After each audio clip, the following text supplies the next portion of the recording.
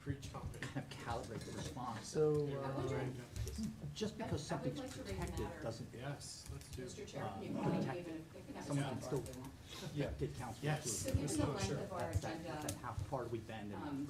in my thwarted Gotcha. effort to put one simple matter on the consent agenda, Sorry. I would like to, I wanted to say two things, and one might just be a personal thing to me that I'm comfortable sharing with applicants, but like with an agenda like this and a day like I'm sure we all had, you know, we're all working, busy people, if somebody sends me something at 10 o'clock or 3 o'clock that day, or even, I know. you know, could be Monday, I may not look at it, and I think Yes. they do so at their own peril, you know, I hate to say that, but I think especially when we have a long agenda, we can be, I mean, I'm not saying we need to set a hard and fast rule, but if Yes. somebody danced in here this evening on an important building that's already been approved, and they have 12 sheets of things that they wanna engage on us for 45 minutes, one, I'm probably just gonna push it aside, you Yeah. know? I mean, I think we need some kind of rules around that. There are two issues. One, how long we take to discuss Right. preliminary stuff that's not been officially submitted. And I know we've had, you know, discussions about this. I know, and everybody here is efficient with comments, I think. It's nothing on us, it's just the length of our agenda and how in-depth this stuff comes. So one, I would say, how long do we give preliminary discussions? And this one that now has grown from, hey, do you wanna talk about it, to maybe something will show up, you know? And then it's, you know, it's 1 o'clock in the morning and we're still talking about this, because this is a very complex building and it's already been approved, and that makes it more thorny. I guess the second one is just like, you know, when's the cutoff time? Right. Or just even, I wish I was your assistant and could send out automatic notices like the day, you know, Monday and Tuesday before the meetings, and just say, if you're an applicant sending something, it may not get distributed or forwarded or reviewed by the BAR members, even if I'm able to distribute it And- or post it or whatever. And we do that, and yet there's still stuff. I guess this week would say, you know, and I'm glad Candy pointed out that we had missed that narrative, so that was my bad, I wanted to get it out. But the, like, comments that were coming in about projects, it's like, I don't know, do I wait until the meeting, because some stuff's just sent to me? Yeah, there's some things we've certainly got some examples we can build off of. I lost my watch in the garden, so I'm kind of messed up, but it's 5:10. And I agree that the random row, it should have been on a consent agenda. Robert and I just were a little bit spun around the axle. And Yeah. it's been gone Well, we 2 can be, weeks now. I think we can be efficient with that. We should, I mean, and I think there are legitimate questions to be asked about it. And yeah. So that one's relatively clean. The other one that, and Ben Wilkes will be here with United Way. The mural would have been consent except for the addition of the butterflies on the side. Yes. And he's like, well, we'll take it off. I'm like, no. I mean, it's not, I think it's relatively safe. My suggestion to him was the BAR may not want as many, they may not want as big, or they may want to say specifically where they go. But that's, so that's why that one's there, to have that conversation. Basically, butterflies are not free to fly Yeah, away, yeah, fly yeah. away, That's butterfly. They're gonna be constrained. They're gonna be constrained by by the our evil guidelines. But it is, you know, Sorry for those that are younger, that was a musical reference from the 70s, I apologize. sorry, Barry, Elton John, you know, we all. The 1301 Wurtland, so just to clarify, that is one of the things we call, when we talked about the large-scale projects and having preliminary discussions and having a whole bunch of them.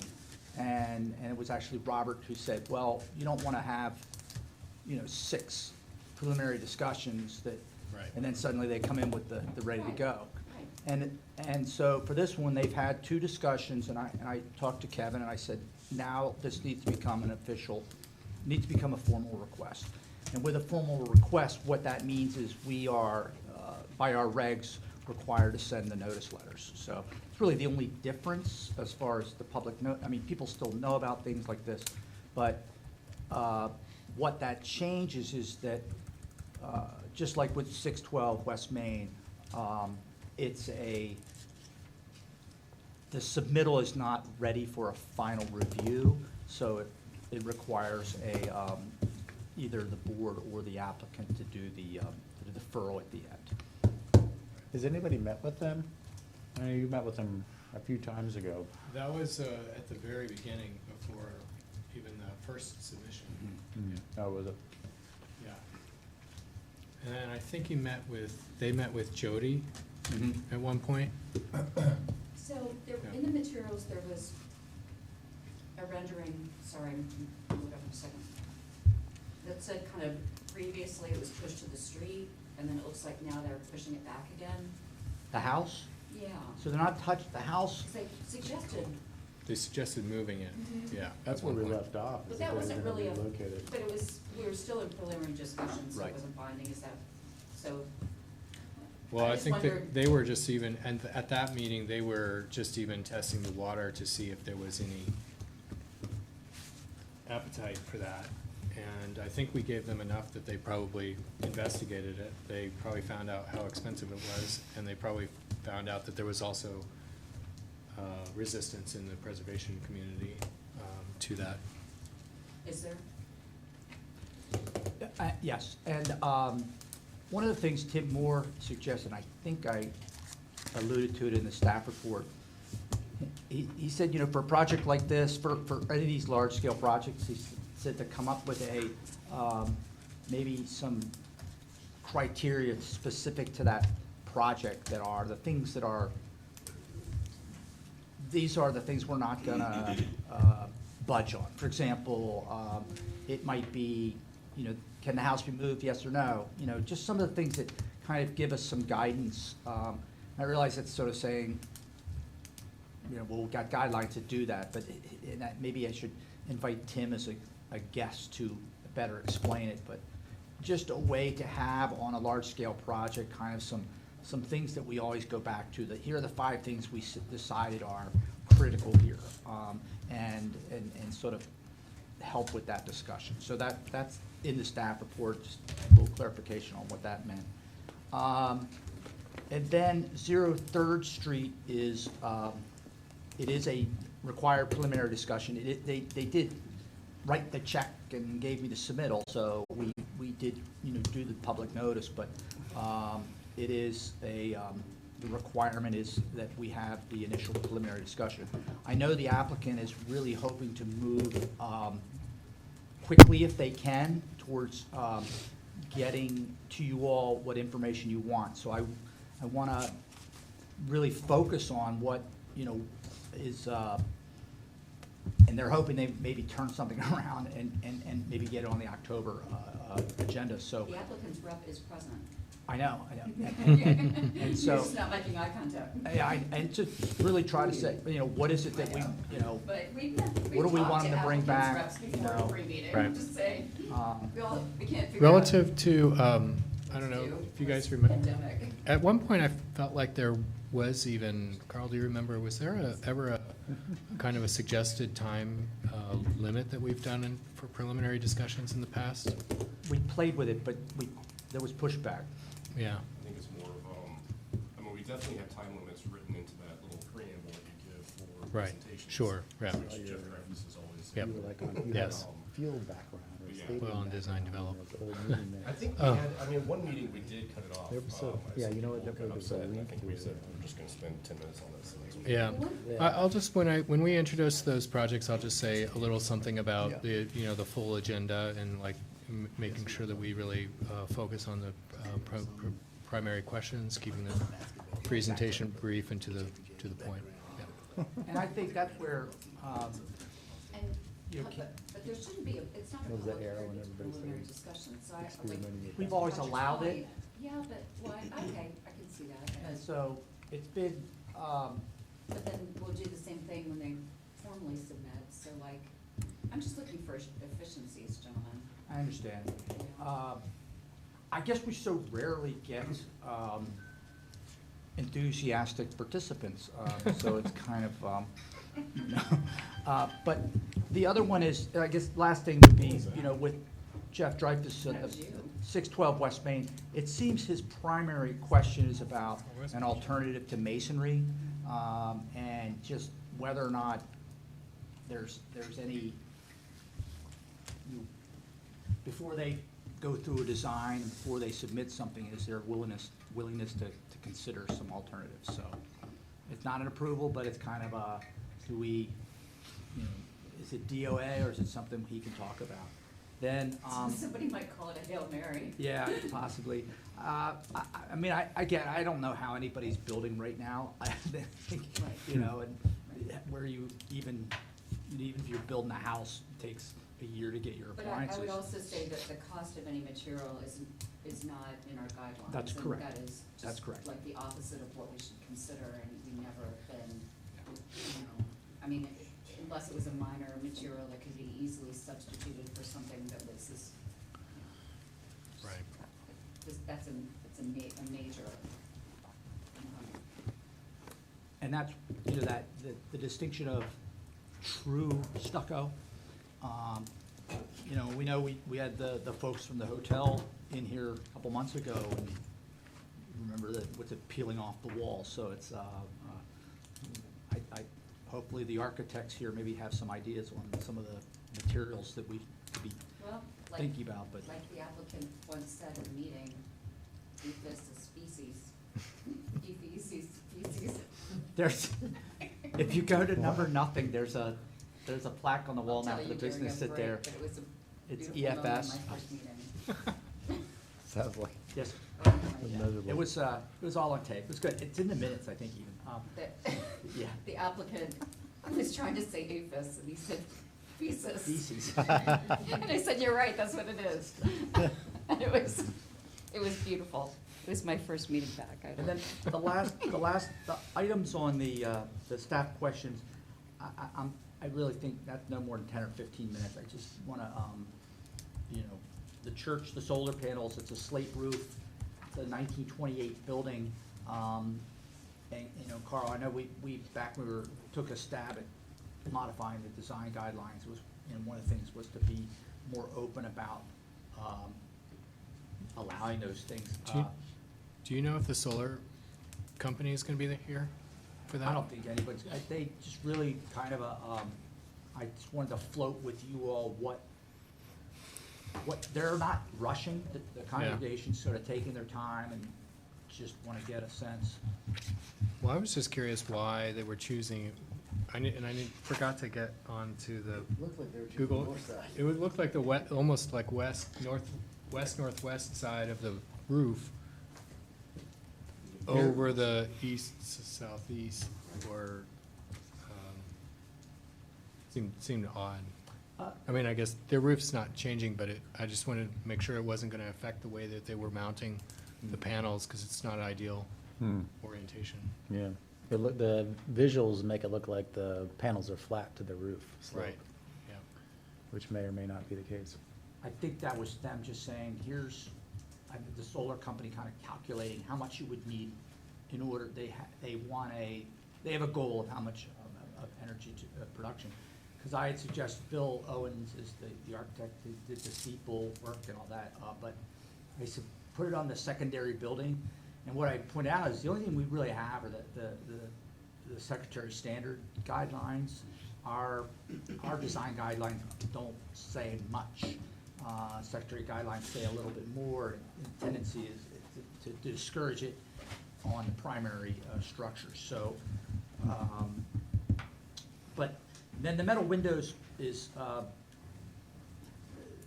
it's a non-contributing building with old metal windows in it. So it's like you could demolish the building without coming to the BAR. So I kind of get some thoughts on, well, what kind of replacement windows would we, we'll just kind of talk through that a little bit, because and then I added something about the bank wants to put in a security camera. We can we can look at the image when we get to that. So what, anything in here that jumps out at you guys, anything? Thoughts on Third Street? For me, it's just seeing the, sorry, go ahead. Do we really want to talk about it now? No, just if there were any questions about what I sent, like I sent pictures of the garage, I don't know, I took my Google car and said, all right, where do you have It garages? may be important for the Yeah. chair to publicly state at the beginning of the meeting that there's no public hearing for that. Sorry, I thought you were talking about Third Street. We were allowed, I thought we were allowing comment, just like we have typically with the, With preliminary discussion? that Okay. historically we have. Okay. Now for like questions and answers, no. That's why I've been trying to break those down now.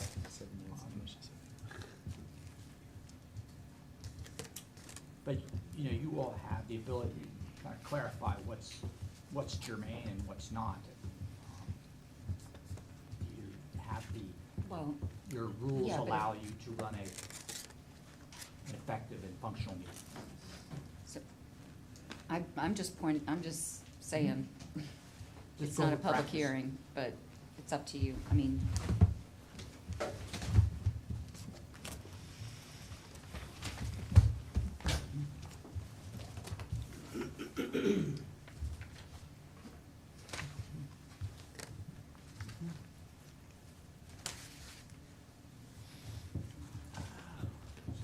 Sorry, I missed that last part. Was it? just uh, on Third Street, that it's not a public hearing, and there Okay. may be members of the, I mean, Jeff says we should allow comments, so are we doing 3 minutes each for public comment during this preliminary discussion of this It's up- agenda? Yeah, that's up to you all.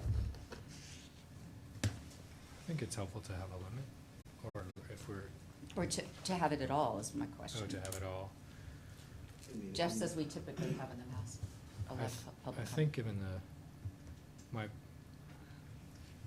I think given the amount of correspondence we received, that we decided we're not gonna read into the record because of how much it was, that having public comment would be But appropriate. but if people are here to comment, that we Yeah. would, That's fair. If not, if we're not gonna go, we should ask who's here to speak on that, so we're not. right, that's what Right. that's what I was trying to handle, expectation. Yeah. And if we didn't have public comment, then they would speak at the beginning of the meeting. They could, Yes.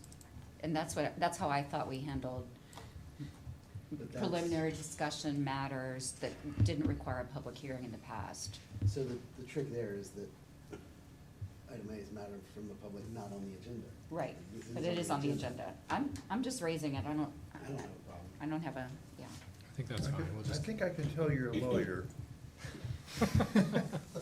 It took you that long? I can, Yeah. I'm just a journalist, I'm a little slow. it's taken Ron 2 years.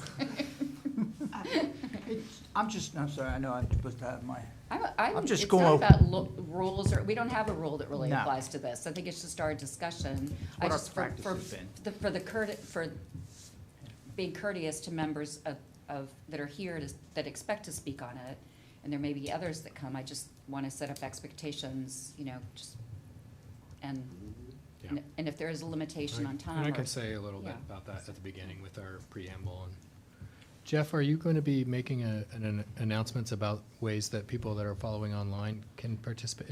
Are you the gatekeeper for that? well, Remy and I are hoping I can. It may, I may end up pushing some buttons erratically, but I'm going to do my best. So. And I'm a, assuming we won't have gonna be anybody ran- calling it's in. gonna be That's right, Randy. but I have, Tonight. I assigned Sherry she has the official capacity to call a timeout if there utter confusion sets in. Oh, no, that's the chairs. Okay. I said I'd be backup if Greg were not here. Yeah. Call it What- to order if right. we need to. Yeah, when I'm Oh, mumbling, James where's likes Robert, that. that's the sign. He's the parliamentarian here. So, You may think I'm, So I have access to, I did. So I can see I have one phone call listener, and if anybody raises their hand, Remy assures me that I'll be able to respond to it. So let's just let the adventure begin and see what happens. What's the command for raising your hand if you're listening in? It's star nine, okay.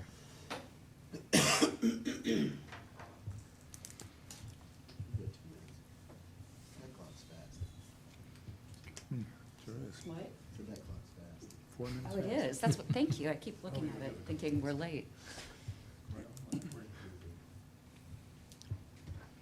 There are no two clocks in this entire town are ever on the same time. It's Except for our, The internet Apple. says 5:28. Apple devices. except for our atomic watches and, Yeah, and wherever my watch is laptops. in my garden, God knows what time that says.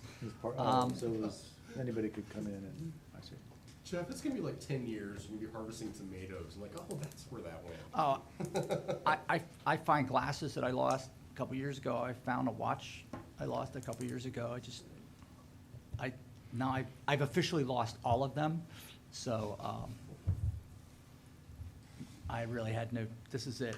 And I'm not one of these teenagers that can look at my phone. So I'm gonna be judging by the shadows how we're doing, but, The second hand on my watch is broken, and it's amazing how much that drives me nuts. But I do want to say, it is so nice to see you in person, and we know that there will be no cat issues. I know. We'll miss the cats having the zoomies. That's right. Oh, my God. Just, that was a long time, so.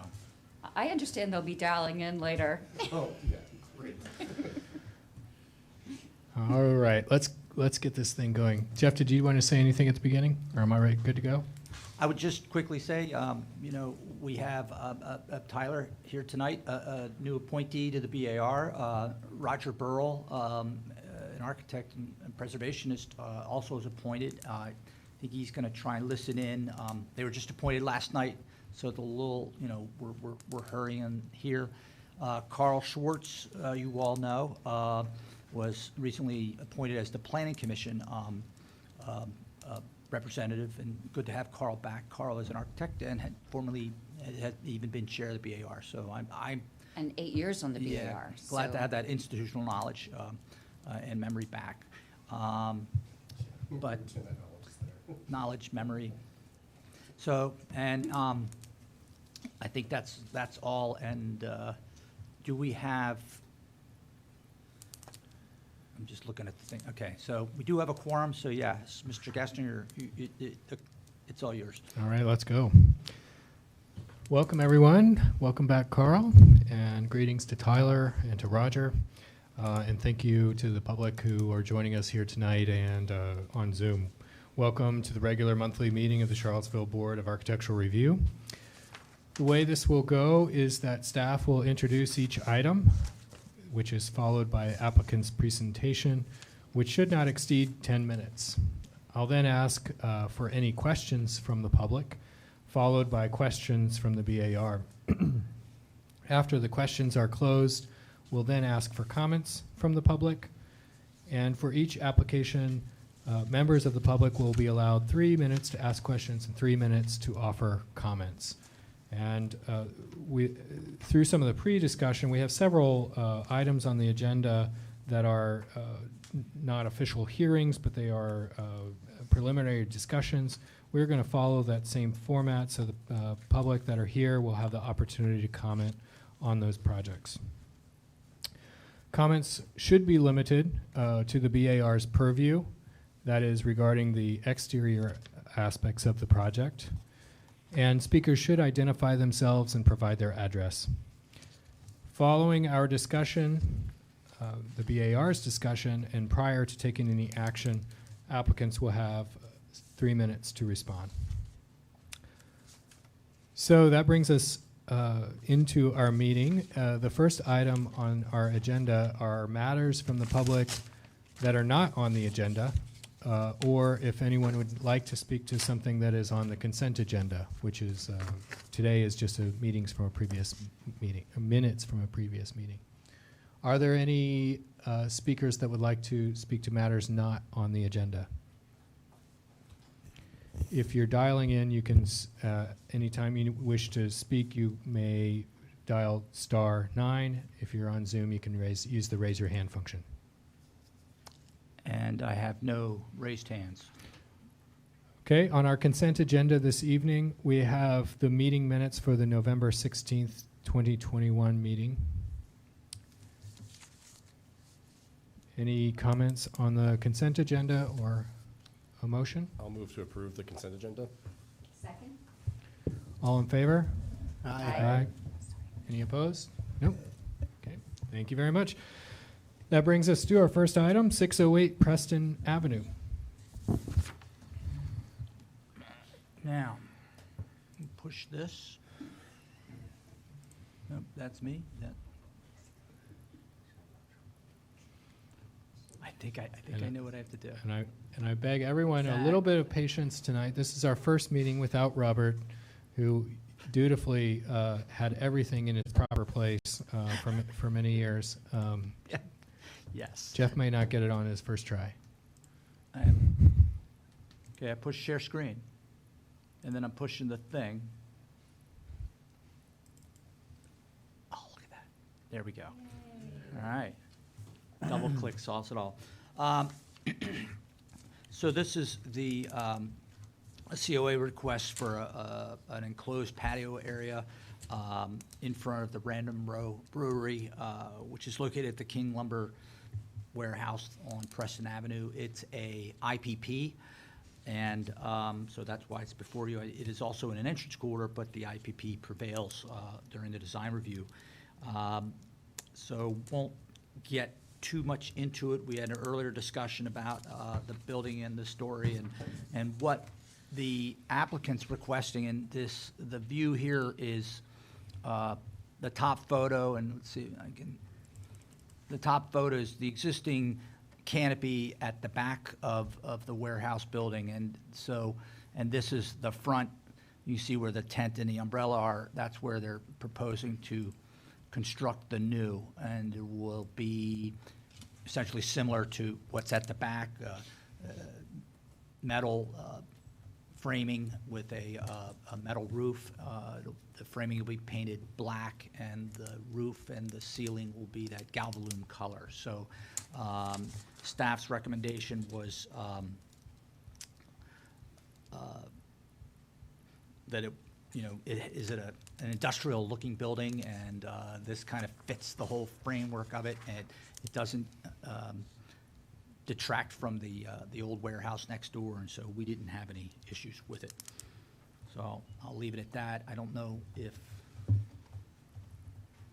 now I have to flick Okay, button. and do we know, is the applicant here to answer any questions or Bradley any further is- information? Can you guys hear me? Yes. So this is Kevin McElroy. I'm one of the business owners at Random Row, and I think Bradley is also available. Yep, I'm here as well. Excellent. Is there any additional information or that you feel we need to present? One thing I'll just clarify, it technically will not be an enclosed patio. It'll be just a covering with open air walls on the sides. Okay, we'll open this up to any questions from the public. None here in the room. Any raising their hands online? If my question for you, Remy, is to switch back to the Zoom screen. Stop share at the top of the screen. Stop share. All right. Thank you, sir. Questions from the board? None. I guess I have one. Are we going to receive any 3D or other visualizations than what we're seeing here in the packet? Jeff, I think I sent you some updated drawings. I don't know if those were shared with the rest of the board members or not.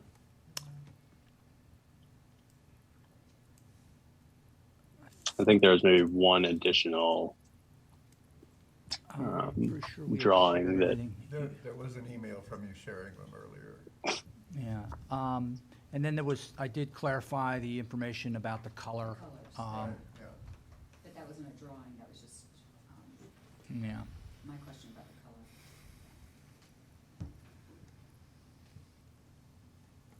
color. Okay, any other questions from the board? Yeah, so you mentioned the colors being, black for the metal and then or black for the structure, and then the galvalume for the roof. The gutter and back, is that just like a white vinyl? Is that what you're gonna put on the front, or is there, you said it would match the one in the back, and I'm just curious what the intention Oh, the is. gutter on the side. Mm-hmm. Yeah, I do see that the one existing is white. I think having it black would probably make it blend in better with the posts. So we hadn't necessarily picked that out yet, but we would be open to recommendations, and I think black to match the posts would probably look the best.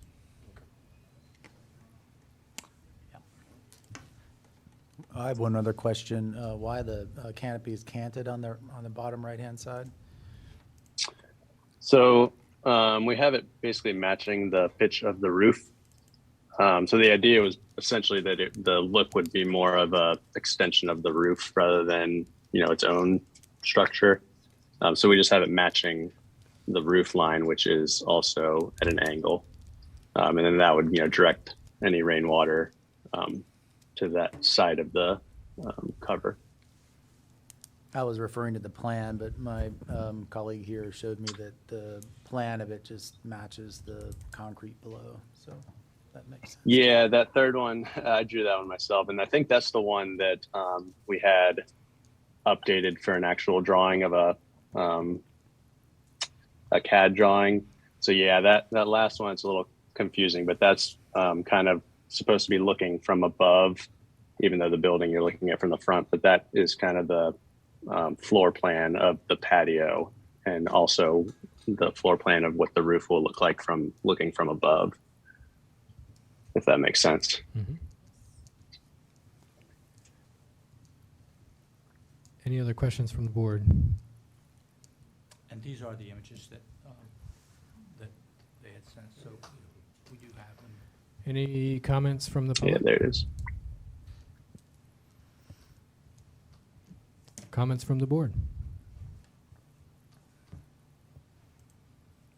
I would just say, and I had an email about this last night. There's a little concern in my mind just because, not because this is a utilitarian building and because the proposal sort of is a reflection of that. I think, and I think first and foremost, this is sitting right next to what I think is a pretty great building on Preston. And so, you have one shot at this. I think it's worthy of discussion to try to make it as best you can. And I'm just feeling like when I look at these images that I don't see enough information to really get a sense of what, for instance, the canopy's tying into in elevation. It doesn't appear to, at least from the first glance, doesn't appear to have a relationship with anything in particular. Not that it has to, but it's a rather deep canopy. And I think just a 3D visualization to sort of better understand the details of the posts. I don't know how big those I-beams are. They could be massive or they could be thin. How thin or how fat the top roof is, the connections maybe, and like I say, how it relates to the existing building, which is a pretty nice little modern interpretation, renovation of the old utility building, which in a way, the way they originally detached it from the historic building, there was some thought put into it. So I would just encourage that same sort of thought to be used with this small addition. and would love to see if that's possible, like I say, a 3D or two. It's hard for me to get a sense of what this is gonna actually look like, based on these drawings, and then also based on the precedent on the back. I don't know if this is gonna end up looking like the cover on the back. Yeah, as far as the details of the posts and such, speaking with our builder, he suggested that we kind of make sure that this is something that, the city is going to allow us to do before he, gets details from the structural engineer on, how big the posts need to be to make the structure, to make it to where it's going to stand well. But the idea is that we're trying to keep it as simple as possible in the design, and using elements that will blend in with the current building. Other discussion with the board? For the board?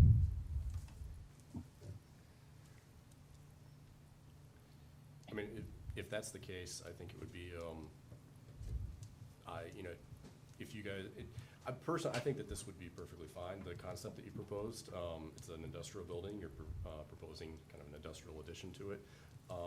So with that knowledge, if the rest of the board agrees, that in concept this is just fine, please proceed, get the details, and then maybe this could come back and go on our consent agenda in the future.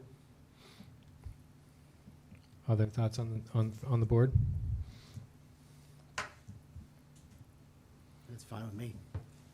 Well, frankly, I think I have enough information to go ahead and approve it. It looks fine to me, and the example on the back actually is sufficient information, I would think, because they're trying to mirror that exact look, and it works there, and I think it would work as well on the front of the building. I concur with Mr. Bailey. I think I do as well, but that has us at, I'm fine. I mean, Yeah. I'm ready with the motion. somebody like to make a motion? Having considered the standards set forth within the city code, including the ADC district design guidelines, I move to find that the proposed patio canopy at 618 Preston Avenue satisfies 608. the BAR's, I'm sorry, 608. 608, I'm sorry. Preston Avenue satisfies the BAR's criteria and is compatible with this property and other individually protected properties, and that the BAR approves the application as submitted. I would say, just with the condition that the colors be what was sent to us in the submittal earlier today, And the gutter is going to be. and that the gutter would be black. Any other downspouts, if there's more than one, would be black. Can I offer a friendly amendment? Always. That perhaps we require that the measured shop drawings be submitted to the city to confirm that they are in accordance with this submission and that we have it for record? Is that good with Mr. Warner? Yeah, because I have to sign off on the building permit anyway, so, but that's fine as a condition.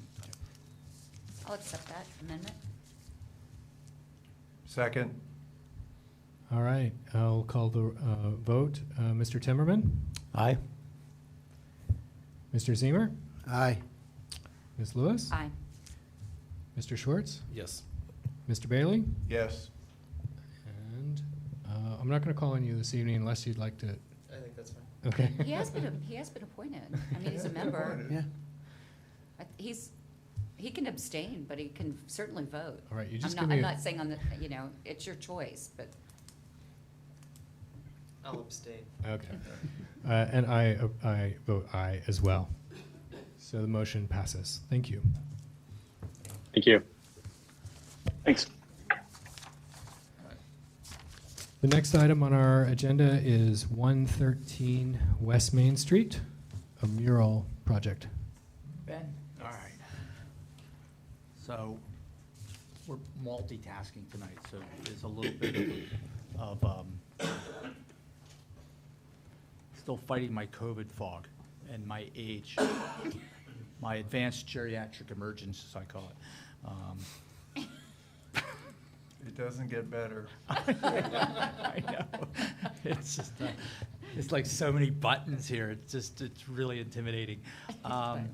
So, I've got the screen. I want to go to, let's stick with this image. Everyone can see it. All right, so this is a COA request for a mural that's to be installed at the rear of 113 West Main Street. So this would be the side facing, visible from Market Street. And the Haven is to the, in that image, to the left-hand side as you come up. This is a 1913 building in the downtown ADC district. It is contributing. The applicant is requesting installation of this mural on the, would be the north wall. And the piece that, I mentioned this earlier, this would otherwise have been a consent agenda item, is the request for the butterflies on the west wall. And typically we discourage the painting of unpainted masonry. This is somewhat different from that. We discourage murals on the primary facade, so we're not dealing with that here. But I thought that maybe, unless you all had absolutely no concerns with that west wall, my comment to Ben was that, maybe less or smaller, or maybe established where the butterflies would go, the extent of them, if there are any concerns. This used to be, for a couple decades, was actually the interior wall with the neighboring buildings. So not really obscuring any architectural elements that original to the building. But we otherwise, staff thinks it's, I think the butterflies sort of complete the mural. It'd be nice to figure out a way to do it. It's a nice visible corner, and again, it's not this is not a primary facade, and this is only a portion of that unpainted wall being painted. So that was our recommendation. If you all had any questions, and Ben decided to come tonight. I really told him he didn't have to, but if we had questions about the butterflies, I thought it'd be helpful to have him in person. So. Thank you. Anything you'd like to add to that, Mr. Wilkes? Or? I think Jeff did a great job of describing it. Okay, great. Do we have any questions from the public? Please use the raise your hand function if you're signed in. I'm just going to continue with questions from the board, and if we get questions from the public that come in later, just let me know. Okay. Any questions from the board? Forgive me, guys, I have to ask. Would it be possible to just quickly describe the symbolism and everything? Yeah, sure. Yeah, if you could use the microphone, that's the only way the people on Zoom will hear you. Can you hear me now? Great, good. I work at the United Way of Charlottesville. One of our key goals is to connect our community in support of some other key goals that we have, which include reducing poverty in greater Charlottesville. So one way that our creative team has envisioned connecting folks is around public art. And we were able to get in contact with the building owner and a local muralist to create this vision for the artwork, which is really centered around community uplift, especially for the target population of our poverty reduction work. So we hope that this sort of conveys that message, and I think the butterflies are a part of that, though, an ancillary part of the image. So yeah, I would just emphasize the collaborative effort between the muralist and the building owner, who's really been a part of it from day one. So that's been really exciting for us, because I don't know how many murals the United Way has done. I've only been around for about a year and a half, but we're excited to kind of step out and do something fun like this. So appreciate your consideration. Thanks. Yeah. Actually, another question. Use it. There was Make some- sure your mic. Sorry. The paint that you guys are gonna use, is there any consideration to like, breathable paint of sorts, or do you know if that's possible? I don't know what kind of paint he intends to use. The muralist's name is Jay Johnson, and he's done several outdoor murals in the past. He did One of the the- Starbucks on West Main. If you guys are- Right, that's right, with Hamilton Glass, who's from Richmond. I think they did it collaboratively. And since Jay has done one outdoor at Ixart Park too, I'm not sure if that went through the same review process, but I imagine that he's considering those sort of things, but I don't know the swatch or exactly what he intends to use. I could find out, though. Okay. Thanks. I think a I just question. shown in the image, the back wall has got paint on it. Yeah. Yeah, Yeah, it has been Sort of. previously painted. Or was it It just? is- It's Or is it peeling, just it's where it all- was? I mean, it's painted, but it's flaking off, and I'm just curious if it's, I'm curious if the side facade has ever been painted. The top portion looks very consistent in color and not like the bottom portion. Do you see that? Yeah. I think it used to have a building up against it, and it looks like Do you it's think been that was it and where that line tuck-pointed is? rather aggressively. Right, okay. The intention is to paint directly on the brick, is that correct? That is the intention. So I had a question, is, just for clarity, is the QR code and the, I guess, pie graph, is that part of the mural too? It is intended to be part of the mural. There's a section between the two doorways.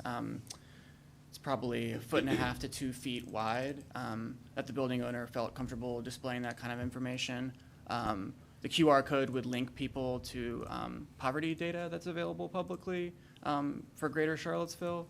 And the pie chart is a sample monthly income of one of the clients that we serve. It's a $30,000 income, and it sort of breaks out which portions of that go to rent and childcare per month, and then what remains, which is that small sliver. Would the code be accessible in that location? I mean, would you be able to snap it or whatever you do? Yeah, it's chest Okay, level, chest so, yeah, and I guess the muralist was intending to use a stencil for that, to ensure that it is usable. How long would that QR code be available? Like, Um, Infinitely? Permanently, I mean, how long do QR codes last, do we know? it's a good Like, question. This is a long as- question I've asked all I guess day. as long as they keep it up. That's deep. But Right. that leads into a comment that I have that I'll wait for the comment section. Any other questions from the board?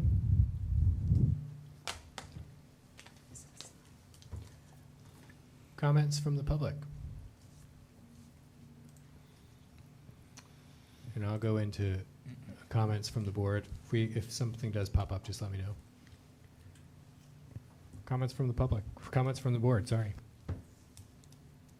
So, I guess I appreciate the message y'all are sending, don't get me wrong. My concern is that the pie graph captures one moment in time. And hopefully, through your work, you'll improve things. My fear is, 5 years down the road, 10 years down the road, that's still up painted on the wall as a message about our community, which hopefully isn't the case in the future, right? So, that gives me concern. And I think maybe the, excuse me, the QR code is a way that, that is just a graphic, right? It's part of the mural as a graphic that then people can link to and get to your website. And perhaps you have an updated pie graph on your website or more information, et Would you cetera. feel better if that information was presented, or maybe not painted, but maybe mounted otherwise to the facade that might provide some interpretation? Sure, I mean, yeah, I think it's something that may not be as permanent as a painted mural would give me more comfort. I think then Sherry brought up, does it become a sign, and then does it need to Yeah. conform to our sign regulations? just, Well, I'll just say, I'm questioning, and I'm not, I would say, I don't have a strength in our sign ordinance, but it does convey information. And a QR code is a very advanced technology for conveying information. But the pie graph and the words also, convey information in the respective rent costs, childcare costs, food costs. I'm not saying I know it's a sign, I'm just raising that issue. That this is not just graphic art with artful representation that is interpreted in a different way. I think the bottom part is a sign. I would lean towards asserting that without looking any further at the sign ordinance. I'm not saying whether that is good or bad, or whether that means you get approval or not. I'm just pointing out what there are different regulations. And I would also say that we've never, and I know this is one of Mr. Schwartz's kind of favorite topics, but we really have not updated our guidelines to address murals. And we have had other murals come before us, and there's a sentiment that they offer a certain beauty and permanence and loveliness to some spaces, and certainly some facades that wouldn't be remarkable otherwise, that they're an opportunity, and maybe even an opportunity to say things, which is what this is trying to do. But our guidelines are not really strong to tell us what should be permissible in these historic districts and what are not. So we're left sort of on sometimes a very subjective decision on these. Would a recommendation then be, a condition of that I review with zoning, and I have talked with zoning about these things, although the QR code is an interesting question I don't think we thought about, but just to, whatever motion you make, if it is to approve it, that I talk to Reed and clarify and resolve any concerns that he have. If it's a sign, then we have to address it. It occurs to me that it's, the information is really only going to be legible to people that are entering that door. It's just not a particularly, it's not a place that probably a lot of people will be able to see or will go all the way up to. Unless you're really down in unless that you're parking right lot, there. I think. And so I wonder if it might even, if it were not part of the mural, but it was presented as information. It's not so much advertising a business, but it's interpretive signage in a way. Maybe if it's intended to be legible from a bigger distance, I would think it almost need to be on that concrete wall below, that more people might have access to it from further away. But Or even out on the sidewalk. Right. Closer, so it's more accessible. I'd even add too, this is subjective, but just, from a aesthetic standpoint, you might argue that those things down below kind of take away from the power of the mural itself. It's just kind of extra stuff that's there. Yep. Could I reply to these comments? Let's continue with our discussion, and then you'll have you'll have a chance to reply. Let's see if there's any additional comments from the board, in particular about the butterflies on the unpainted portion of the building.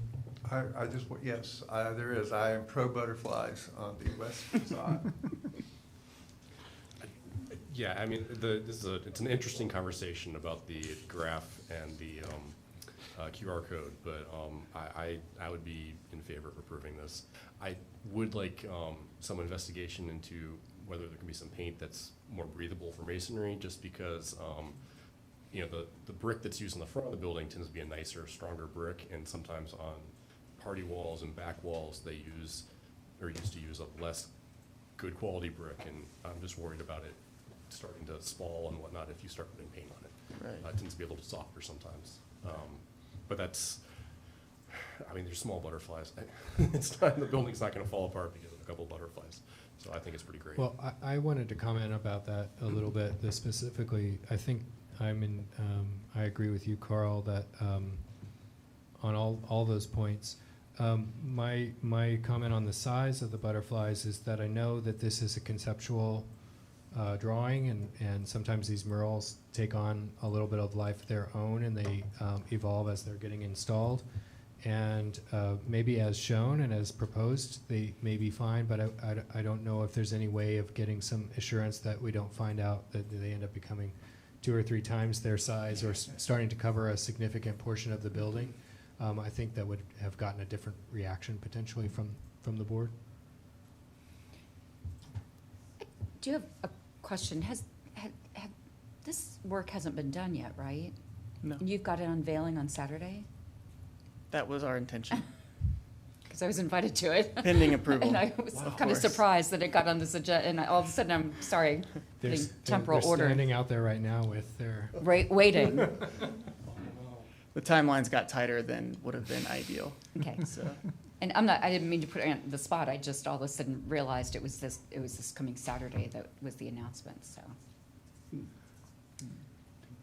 I mean, I guess there, anyway, that doesn't necessarily put pressure on us, but I feel badly for, Jay if we can't. Johnson is my neighbor if this doesn't get approved. But these are not legitimate reasons for us to approve, we just need to say that.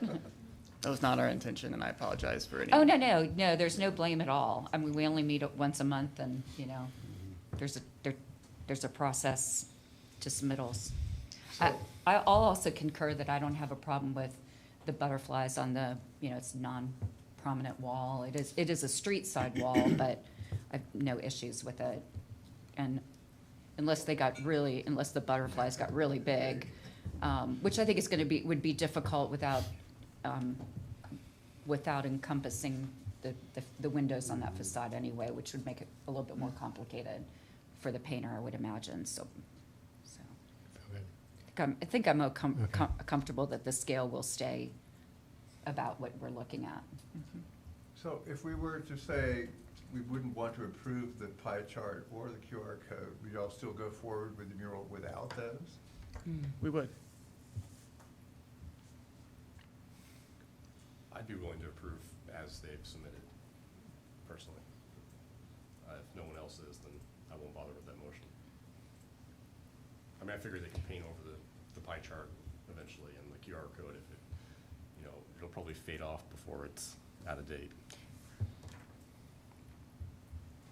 Could we see the elevation again of the doorway? Let me see if I can get back to it.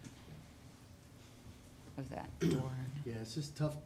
It's kind of hard I to. wonder how you're gonna see it, yeah. Well, it's also just the scale. Because the awning over it. The scale's tough for me to understand the size of the pie chart and the QR code. Really, when you see a vehicle right there, they look on, you know, quarter the size of a vehicle. So that looks pretty big to me, but then if it's where you walk up to it and, you know, QR codes are usually this big, so that's, And, I mean, the lead up to that is private property, so theoretically, if you wanted to scan the VR, that code, you would maybe have to, I mean, that wall is about 4 or 5 feet high at that point, where it meets, you'd have to kind of 6 feet stand high. below it at an angle, or trespass. I mean, I'm just pointing, it's not optimal, if it is supposed to be publicly accessible information, it's just not the best place for it. Is that where the United Way is located? No, No. no, That's just the back door for the businesses that are there? correct. Okay. And that's a residential entrance right there. And I can't imagine you could, even as large as it is, that you could scan a code like from Market Street. I don't think our phones are that good. They're not like right. telegraphic lenses or something. I don't know. Have you guys tested it? or- 14? No. But it's also, I mean, that wall is the wall that was previously painted, and now we're kind of getting into the details of what's in a mural. And they're so, I mean, And whether it's a sign, I have to say. yeah, but again, Because it's it not conveys really- information, which a mural doesn't always. That's more of And we pretty much, Jeff's issue, and yeah, but when we looked at Starbucks, you know, same artist, we were pretty insistent that there be no words like coffee, Starbucks, you know, get your whatever inside, that it not be commercial. And I'm not saying this is commercial, but it is information, which a sign is. I just don't know our sign ordinance well enough. Oh, well. well, if I'm the only person that's okay with the QR code and the graph, then we can end that conversation real fast. Yeah, I don't have a problem with the butterflies. I mean, I would support the mural without the QR code and the pie chart personally. Yeah, I agree. I think I'd agree. In the words of Elton John, butterflies are free to fly. Fly away, butterfly. Someone saved my life tonight. Super Bear. If there's, well, maybe while we're thinking of some motions, would you like to respond to anything that you haven't had a chance to yet? Yeah, I guess I would share that with the pie chart and the QR code, and I appreciate you all considering that aspect of it, and I've learned things from what you've shared. The intention was almost in like a museum or gallery setting where you have a work and then something that provides more context to it. Sure. So that was our intention, and I really like the idea of maybe separating that in a way that's more accessible. And I don't know if this board would approve that sort of aspect, or if we would even need to seek approval for that. But the property owner, to your point about the private property, has, approved the QR element. So I imagine that he thought through that element, but maybe not to the extent that you all might have the perspective to say that could cause some unintended issues. I think there's general support for presenting that information. It's just whether or not it is necessary to be part of the permanent mural that's affixed to the building, which is our purview. Right. And it sounds like there's support for approving it with would anybody like to take a shot at some language without that I can element? try. Having considered the standards set forth within the city code, including the city design guidelines for rehabilitation, public design, and improvements, I move to find the proposed mural at 113 West Main Street satisfies BAR's criteria and is compatible with this property and other properties in the downtown ADC district, and that the BAR approves the application as submitted without the QR code and the pie chart in the, as outlined in the submittal. Second. Any further discussion? No? I hope you guys can find a way to show that information. I think otherwise it's just a pretty mural. The Yeah. information is important, so I'm a little bummed that. I know, we well, can't and I get- was thinking maybe if the code were on the side with the butterflies, or it were freestanding, I don't know, I can't solve it right now, but I would like to just tell the applicant that I think we're generally, it's not that we don't want that information, it's just, we're wondering if it falls into the sign ordinance, what our regulations are. It kind of creates another area of regulation that we're kind of unsure about. So it isn't that we don't want for the United Way to share that information about our community. That's kind of that's Yeah. where a lot of our heartbreak is kind of coming right now. Is that it's just that under our guidelines, it's not something that we can easily deal with like we can the graphic mural. Yeah, I would hope you'd find a way to show that information and show it improving over time. If they talk to the city and the sign ordinance ends up not being an issue with the sign ordinance, would it be okay for them to get something that is just attached to the building for those two things? I think I'd be I okay. think Yeah. so. Yeah, Then Okay. it's not a- but then there would as be a permanent. sign that wouldn't be coming to us, right? It's Yeah. Jeff's problem at that point. Yeah. Okay. Yeah. Sorry. As a sign is a specific term. So, if it's a piece of artwork that zoning determines is not a commercial sign, it would be something that, then could have fabricated and put on as a panel, a flat panel might be a way to do it. So I would suggest, you didn't vote yet, right? No. No. Yeah, just be the condition that, and I know Craig and Reed have been involved in discussions about this, and no issues, they didn't raise anything about a concern for a sign.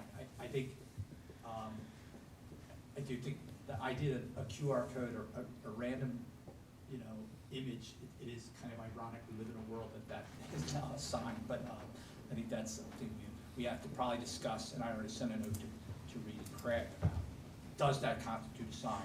I don't believe information, unless it says on there, come and buy this, or come here and you know, exchange money with us, it doesn't constitute a commercial sign. I'm reading, or I'm understanding more about the timeliness of it, that it stays up to date. And so I think that I would say I'll ask for both of them. I will get clarification from zoning. Is either or both of them a sign? And any element that is not a sign can be installed, but preference would be a panel that can be updated. But the same thing, it's something attached to the wall, and who's gonna make sure that gets updated? It's just as easy to paint on the wall as it is to change a panel. I think the kind of blurriness of the sign is, imagine if that QR code were 3 feet square and incorporated into the mural. That's gonna, anytime anybody takes a picture of that sign, it's pointing them to a website, and so it would we be okay with that? Maybe with the United Way, maybe not with every business in the city. That's what I say. I think So- needs to give that I don't think that's been contemplated, but that's a good one. But as far as the maintaining at least an up-to-date message, Right. whether it's painted or it's, you know, put up there in construction paper, someone has to take responsibility for that. But that would not be the BAR taking responsibility at this point. What I'm trying to do is to make sure that, with my proposal, is that this no longer comes back to us, but is handled by other competent authorities in the city. There isn't any, Oh, well. yeah, I mean, it's not a sign, so it's not, it's, well- but the conditions that the BAR would place on it then are, I didn't enforced. place any conditions on it. Yeah, that's what we're, so, Is there any distinction that's drawn between a sign and just an informational? Could I read the definition of a sign from our zoning ordinance? This governs. Go for it. Is Section 34-1200 definitions of our zoning ordinance, which governs the guidelines. Sign means a structure, wall, or other object or portion thereof visible from the public right-of-way, used for the display of any information or message, including without limitation, any device, structure, fixture, or placard using graphics, symbols, or written copy, provided, however, that this definition shall not include works of art or temporary holiday decorations. I'm just reading from our code, gentlemen, and members of the public. I'm not, Well, and I so feel- I'm not sure that the lower portion is not a sign. Seems like it is. I agree. I don't think Yeah. it's part of the mural. I think it's information that's provided about the mural, and it should be. Which I yes. admire. You know, I think we all are supportive of And that, it should but be that's the hard done part. tastefully. It does not necessarily need to be permanent to the structure. I feel comfortable with the motion as presented and seconded. Any further discussion? Okay, I'll call the roll. Mr. Timmerman, Aye. Mr. Zemer, Aye. Ms. Lewis, Aye. Mr. Schwartz, Yes. Mr. Bailey. Yes? Would you like to vote on this one? You abstain? I'll abstain until I have time to Okay. review materials ahead. Thank you, Mr. Whitney. And I will approve, also aye. So the motion passes. Thank you very much. Good luck. Thank you. Thanks to you all. Thank Thank you. you. Appreciate it. thanks. Yeah.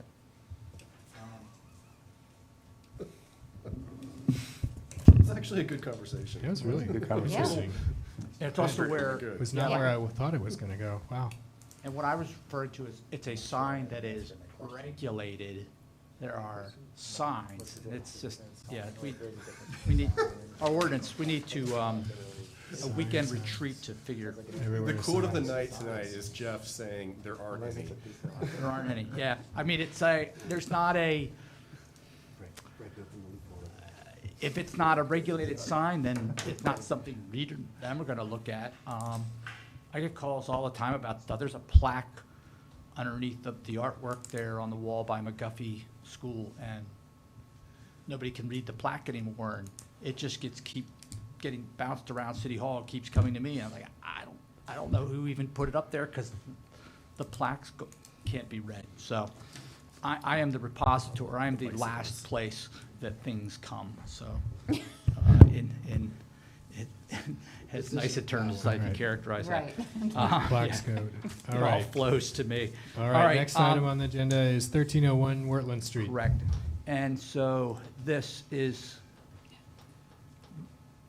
I'm panicking looking at my computer power that I have left. Uh-oh. Yeah, well, that's all right. We'll just have to stop the meeting. Do you have a Dell? You know, if I start crying, will Robert come walk over? He only lives a couple blocks away.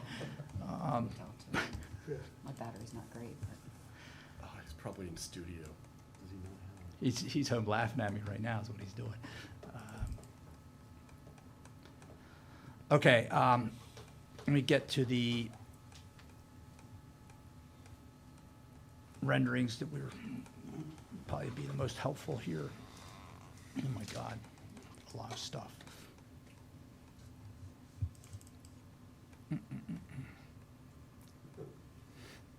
This is why Cammie used to just put one picture up for each project, and that was it. Might have to revisit that. I appreciate your staff reports. Thank you, sir, thank you. Okay, so this is an application for 1301 Wortland Street. This is, it's a request for a new apartment building on the parcel, but it is an existing house, the circa 1830 Wurtenbacher house. And actually, interesting, doing a lot of trying to figure out exactly when it was built. There's some reports it was built in 1816, some put it later, but it is what the Dinsmore owned the land, and but not sure if maybe he built it. But so there's just a lot of differing reports on that, and I tried to, if you look on the last page of the staff report, I kind of tried to track the parcel, how it broke down over the years. So that's why you'll see here 1815, 1830, 1842 for the construction dates. And the request is, again, to construct a student housing apartments on the east side of the existing house on this lot. It is within the Wortland Street ADC district. It is a contributing property, obviously with the existing house as well. You all reviewed this back in February and March, both times rather informal preliminary discussion, just sort of getting a sense of where the BAR might, how it viewed the project. In March, there was a suggestion by the applicant of possibly shifting the house, the historic house, forward, creating some room and adding some prominence to the house. That, in this iteration's been, the house is remaining in place. And as I mentioned in the preliminary meeting earlier tonight, this is a continuation of preliminary discussions. There will be no vote on this, but because of we've had 2 discussions so far, and we think it's important to be able to, by our code, we're required to do the public notice letters for formal applications. So I've had requested that the applicant make this a formal request, and so therefore then we can get the mail out to the adjacent landowners. But that also with the understanding that just like we did with 612 West Main last year, the end of this discussion shouldn't end up in a vote of approval or denial, but you will have to agree on a deferring action until a later date, whether you all make the motion or the applicant requests it. So there's only a couple renderings in here, and it's not a detailed presentation yet, but I'm going to I think Kevin is here. Or no, he's not here. We are half an hour ahead Hey, of hey, schedule. Jeff, we're online. We're through the- There they are. Beautiful. All right, I don't have to do any more. Is it possible to share my screen? We typically don't do that, Kevin, Well, unfortunately. actually, that's what Remy what- was telling me. So, Kevin, do you see that green, Okay. I can do it as long as. You're just Yeah. lucky that Jeff's running the show tonight. something changed last month? I'm not gonna ask, you know. Well, Kevin, we'll allow you to make your presentation. If you could keep it to 10 minutes, that would be beneficial. We have a long agenda tonight. Thank you. Okay, understood. Thank you. Thank you, Jeff, for the thorough staff report. I too appreciate your staff reports. My name's Kevin Schaefer, and I'm the studio director for the Charlottesville branch of Design Develop. I have with me Bob Pinio, who's the principal of Design Develop. Thank you for your time tonight, and we're excited to be back in front of you for this project here at 1301 Wortland Street. We've been grateful for the review of our previous preliminary proposals. We're eager to continue to find creative ways to build consensus and work towards a project that is appropriate and perhaps even more importantly, a holistic benefit to the residents of the city. I think everyone would agree that we have a challenging site, but everyone may not agree on the best path forward here. And as our city grows and evolves, we have to respect the city's historic resources while also providing people a place to live. This tension between the two goals is palpable. There's a balance that is required between preservation and growth, and this balancing act happens at every one of these architectural review meetings, not necessarily just for this project, but for all these projects that endeavor to find the compromise between the old and the new. The city is a better place because of this tension, without a doubt, and the city is a better place because of the board's role, your role in holding that tension in check. But what we have here in this site and what we have to consider that is on the table is such a tremendous opportunity. And you'll hear me use the words opportunity and balance tonight, as those are explicit directives from the 2021 comprehensive plan. At the site, we have an opportunity for students to walk to class, an opportunity for pedestrian and bike-oriented transit to support the services and shops within a designated urban corridor at the corner. There's an opportunity for 40 students per year to live where students are supposed to live, to meet a growing demand for student housing while resisting the sprawl into adjacent neighborhoods at 10th and Page and Fifeville. There's an opportunity to make better use of an existing surface parking lot, to add homes, residences, places for people to live, to facilitate growth in a neighborhood where the zoning ordinance and the current comprehensive plan and the future land use map and all the inputs that we have available to us encourage density and promote pedestrian-oriented transit. We have the opportunity to be better as a city, to serve the owner-occupied residents of single-family homes of the adjacent neighborhoods. We have an opportunity to support our local businesses who have shops and restaurants on the corner and would love more foot traffic from nearby residents. We have an opportunity to encourage mass transit use. We have the opportunity to provide tax revenue to the city to support schools, for affordable housing, for parks and recs, whatever that may be. And once more, consider the fact that from a zoning perspective, this project is by right in all aspects. The project is under the allowable height and meets all required front, rear, and side yard setbacks. The project is significantly under the allowable density.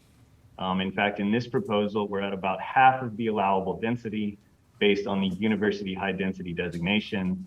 And that proposed allowable density is only going to increase per the future land use map and the zoning rewrite that is shaping up currently.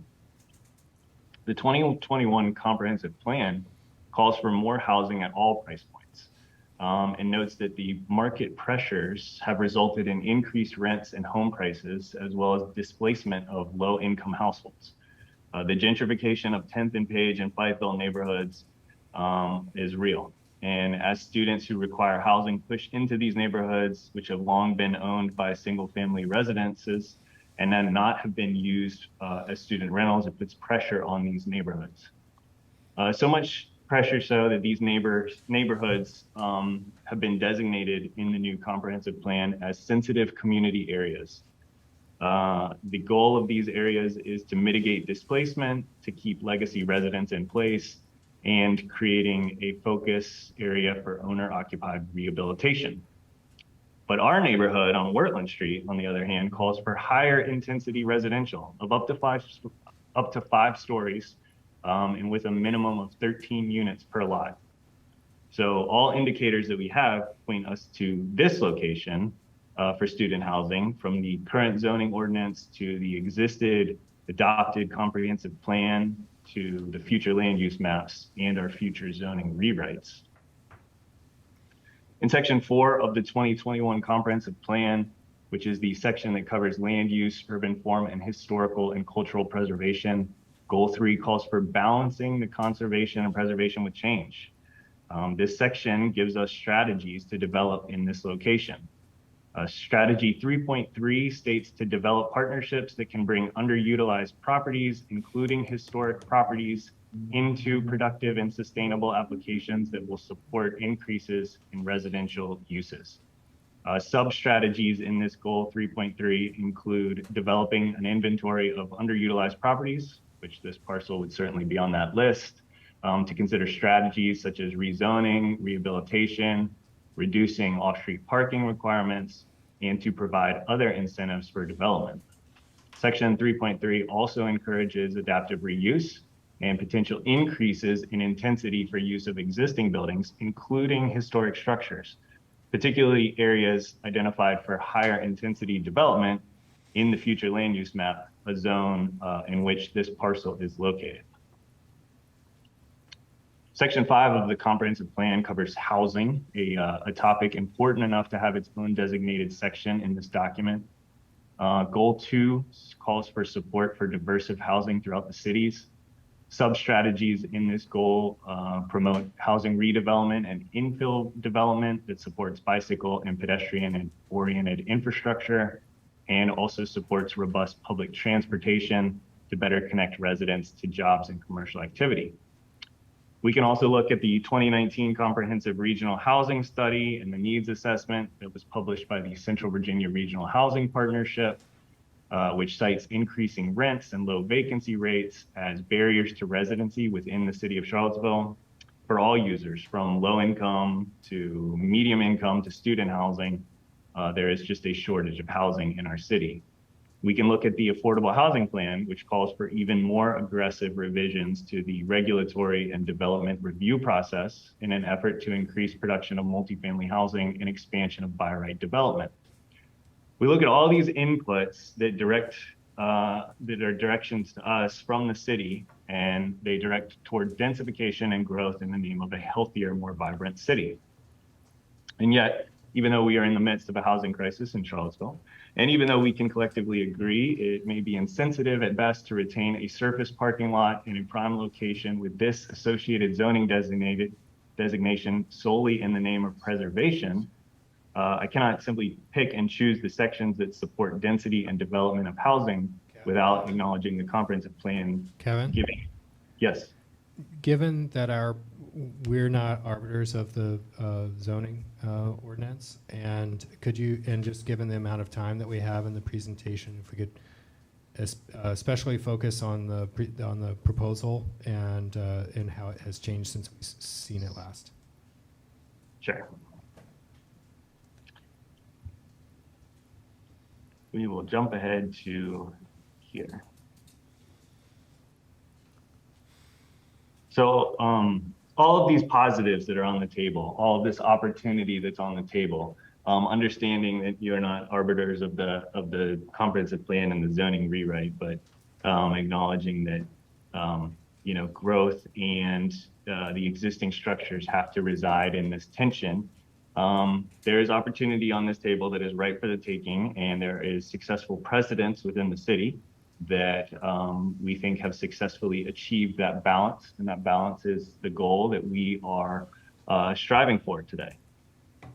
Slide 10 from the booklet that's in front of you articulates some of the lessons that were learned from the previous iterations.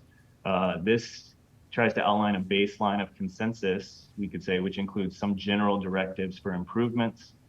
These include identifying the existing surface lot as the only location for development on the site, identifying the need to retain the relationship of the historic structure to the street, and identifying the need to address the deferred maintenance on the existing structure and the existing landscaping. From this baseline of consensus, we gathered great feedback at the 2 preliminary previous submissions. To summarize what we learned in our January submission, we needed to break down the massing through a more sympathetic street wall. We needed to simplify the glazing arrangement and simplify the amount of elements that were on the face of the building, particularly in locations that were adjacent to the historic structure.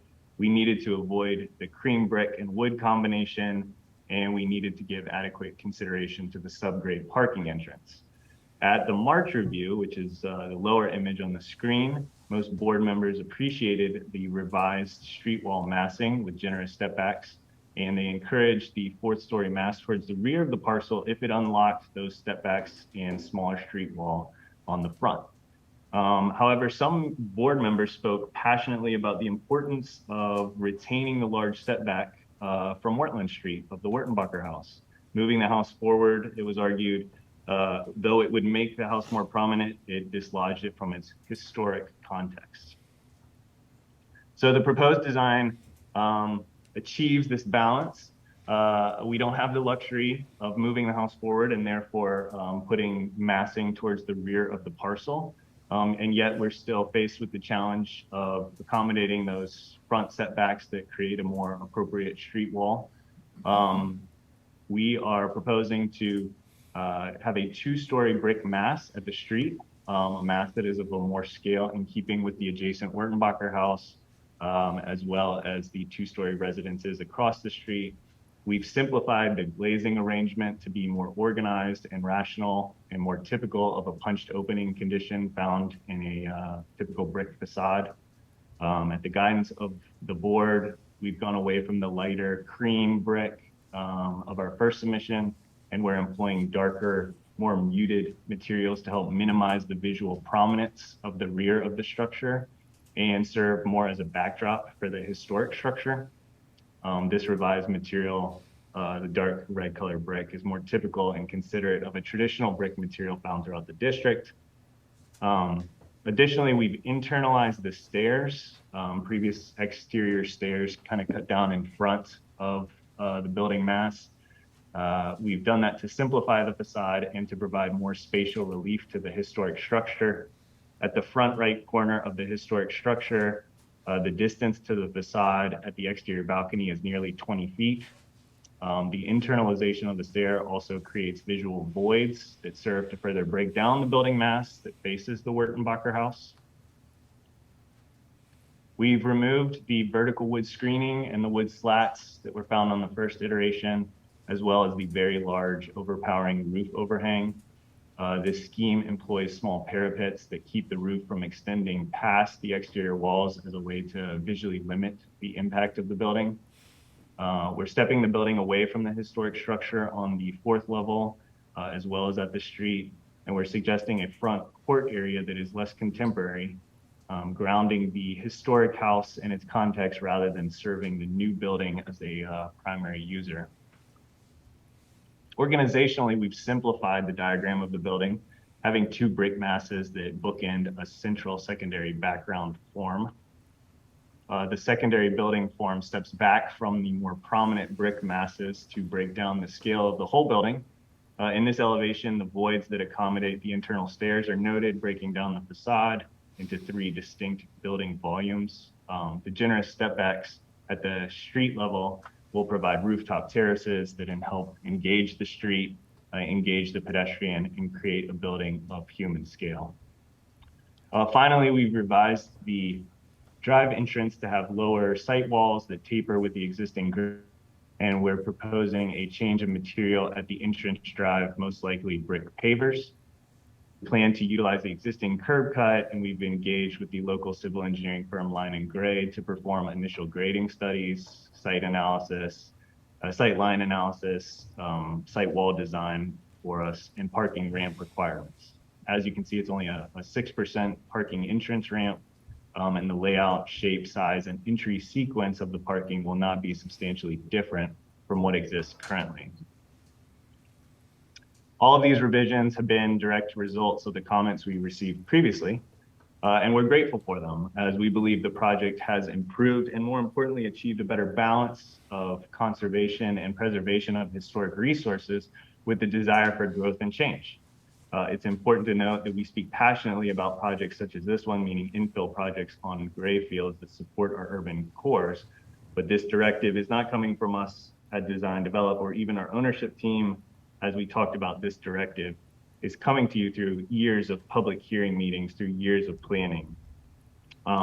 Okay, Kevin, I think we kind of wrap it up, and then we can address further issues through the questions, if that's all right. I would just add one more thing, which is in this proposal, which is not necessarily outlined in this proposal, would be the physical rehabilitation of the existing structure, the stabilization of it. It's in need of some maintenance, and part of the benefit and part of the balance is the ability to unlock the economic means to bring that house back up to structural stability, physically rehabilitated per the Secretary of Interior standards. Thank you, and appreciate the time. Thank you very much. Appreciate that. Do we have any questions from the public, either here in the building or on Zoom? Do we have questions from the board?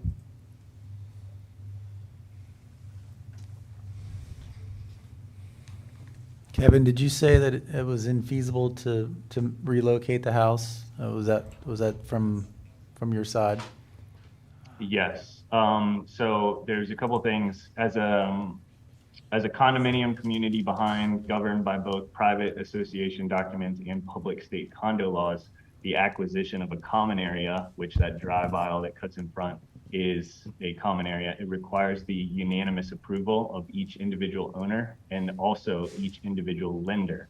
From there, it was tough to provide insurance in light of a requirement for unanimous approval from 75 different parties.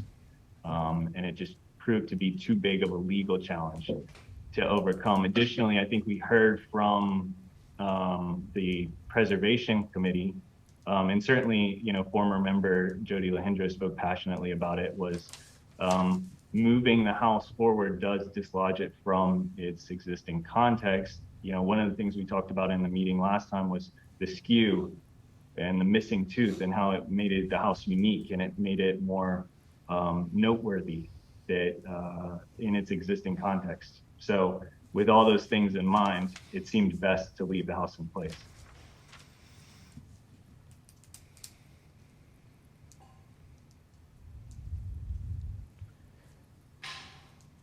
Kevin, I wonder if you or the team has explored whether or not the garage plan could be flipped, placing the vehicle entry to the east, and if that was ever a consideration or if that would be possible.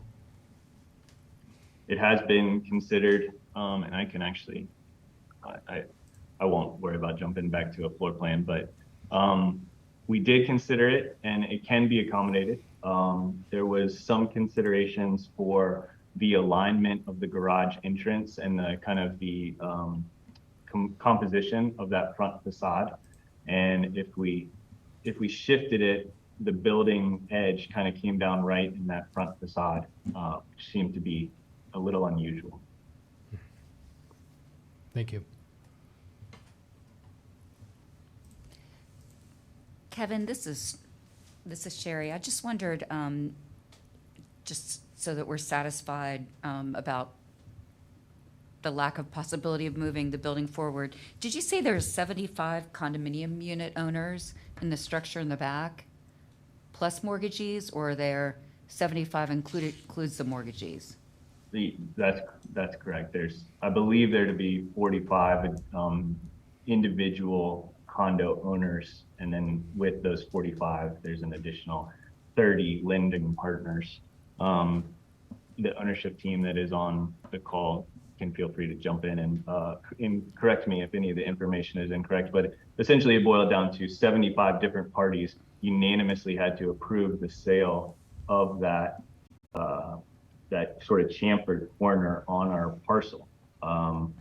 And according coordinating 75 different parties, not just individual owners, but also lenders, was quite a challenge logistically.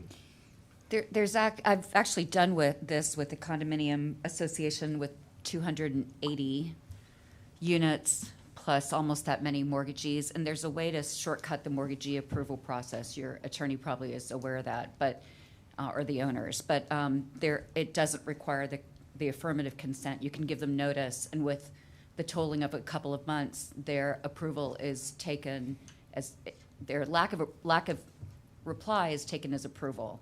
And it's not, I'm not saying it's an easy process, but I've done it once, and it's not impossible.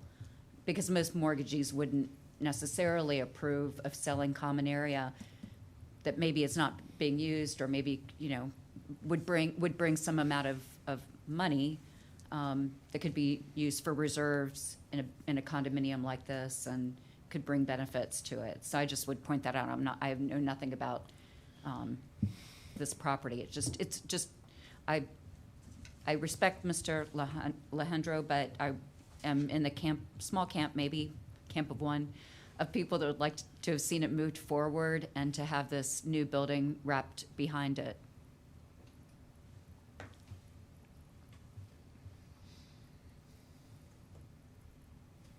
Kevin, I wonder if you could describe the materiality of the central bay, the gray vertical striated material, what you expect that both the cladding and the trim, what materials are we to imagine those being? Yeah, that's a great question. And one of those areas what Jeff has mentioned, we would need to come back with further detail, but currently we're showing like a vertical V-groove wood rain screen system, whether that's a composite product like a Nichiha or a true wood like a cedar, I think is still yet to be determined, but certainly something we would value input on. The trim would be a series of steel I-beam or steel C-channels that are exposed. And then other places where it's like as a parapet cap, that would be like a break metal trim piece to match that. Around the windows, we'd have a dark colored, like aluminum J trim for real minimal kind of contemporary trimming, not unsimilar to the Virginia Ave project. One thing that occurred to me as I was looking through the proposal is that it appears that the volume and the height of the project has grown significantly from the earlier models that we were shown, and I'm curious if the either the square footage or the requirements of the building have changed, but could you describe a little bit about if that's indeed the case, and what's driving the increase in height, especially relative to the Wertenbacher house? The initial concept that we showed, which was that singular bar, and I don't know if Jeff, you're able to go up to those kind of previous massing options on your screen, and if not, that's okay. It's about 2 or 3 pages before It's in the packet. page, what is that? Yeah, there we go. 87, yeah, there you go. The previous submission from January did not employ any setbacks at the wall. We were using that whole volume. It was a 3-story volume that was basically the entire building footprint was extruded up at that point, and that's how we got that 3-story mass on the front. In coming down to the March iteration, we did show 4 stories, and we showed a very similar mass there. The step backs are slightly reduced in our current submission, but the 4 stories was available, was presented at that time, and we were essentially taking some of the mass that we were utilizing for our step backs and incorporating it into a 4th element.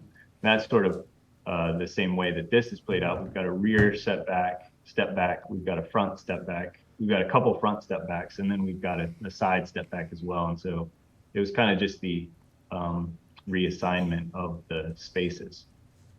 It seemed like from the March hearing that the step backs and presenting a 2-story mass that did rise to 4 stories was pretty favorable. And we looked at, things like the Quirk or 600 West Main as successful precedents of that.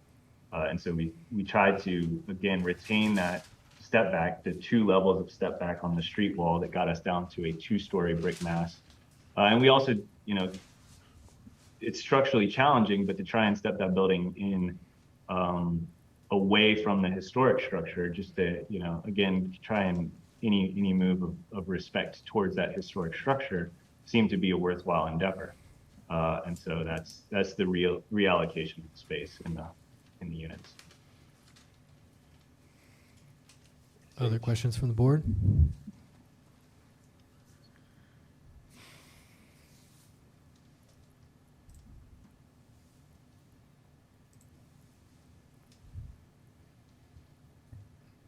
Okay, I'll go to comments from the public. Do we have any comments from the public, either here in person or on Zoom? Nothing, no hands are raised here. Yes, we have one hand raised here. Please come forward. Yeah, please state your name and where you live. I'm Jean Hyatt. Good evening. I live on Meadowbrook Heights Road. This evening, I'm speaking to you as a former resident of Wurtland Street and a former member of the BAR. I moved to Charlottesville on July 10th, 1976, on the same day that Queen Elizabeth paid a visit to Charlottesville. In fact, we walked over to the rotunda to see the Queen as she visited UVA's academic village. This underscores the importance of Wurtland Street because of its proximity to an internationally recognized historic site. I lived directly across from the Wertenbaker House when it was still owned by the Humphreys family, and when Mr. Humphrey, it's M.W. Humphrey's elderly daughter, still lived in the house and rented out rooms to students. Mr. Humphreys was a professor at UVA in the early days of the school. The Wertenbaker House, built around 1830, is the oldest house on Wurtland Street. The owner, William Wertenbaker, and I think it's Wertenbaker, served as Jefferson's second librarian for 50 years, and Wurtland Street is named for him. This gives the house significant importance on the street. When the Humphreys family sold the Wertenbaker property, the new owners built a large set of apartment buildings behind the house, carved a driveway through part of the front lawn, and rehabilitated the house. So owners of the Wertenbaker property have already made use of this land to build a large-scale apartment complex. The Wertenbaker house sits on the north side of the street with a 95-foot setback. Other owners of property along the north side have built large apartment buildings in the back of the main structures. The houses on the north side of the street were built earlier and have extensive front lawns, while the houses on the south side were built later and are considerably closer to the street. According to the staff report, the average setback on the street is 35 feet. However, this is confusing as there's a difference between the properties on the 2 sides of the street. I would like to see the staff actually look at just the average of the contributing houses on the north side of the street. The Wertenbaker house is at the beginning of the ADC district line, and the apartment building to the west at 218 West Wurtland, with a setback of 30 feet, built before the district was designated, is not even in the district. The apartment building just east of the Wertenbaker house, 1215 Wurtland, was also built before the street was designated. It was designated in 1999. It is a non-contributing structure in the district with a setback of 25 feet. Still, these 2 apartment buildings have longer front street setbacks and the plan of a 15-foot setback for the proposed building. The rest of the historic houses on the north side of the street have large front street setbacks. As you can guess, I do not support the approval of this new infill project. Its design is not harmonious with the historic buildings on the street. It doesn't contribute to the human scale of the district, and it lacks a reasonable front street setback. So I urge you to delay this development proposal until there are major changes in the design and its location. Thank you for consideration. Thank you very much. Any other comment from the public? So I'm flipping a lot of buttons. I forgot to push the 3-minute button. Also, does anybody, Patrick, do you know where a thermostat is in the room? Thank you. Okay, if you could turn it up a little bit. Sorry, multitasking. I'm gonna stop the share here. I do not see anyone else additional on the. All right, we'll roll into comments and discussion amongst the board.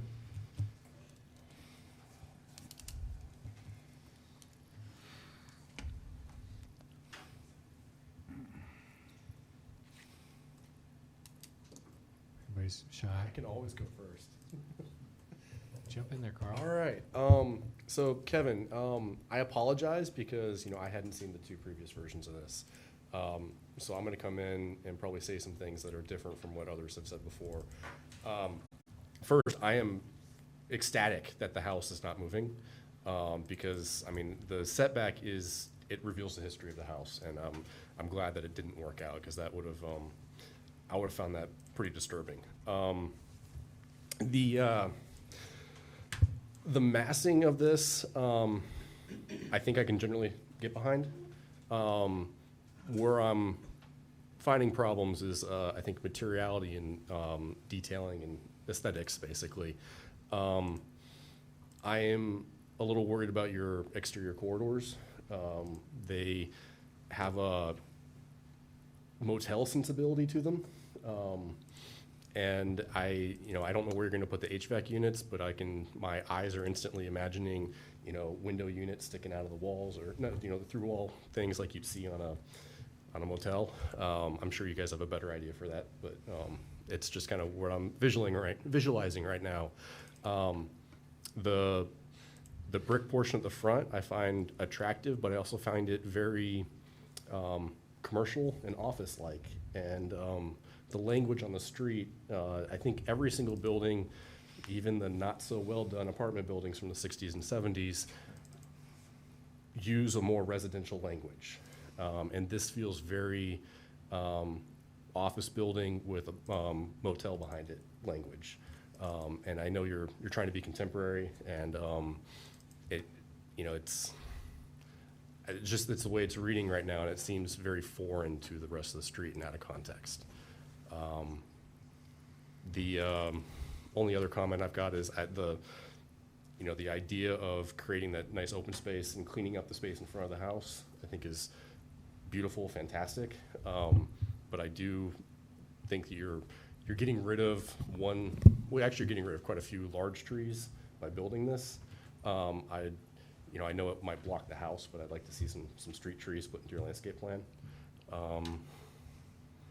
So I'm really not trying to be rude at all with my comments on the aesthetics. It's just that's what I'm seeing right now, and it does concern me.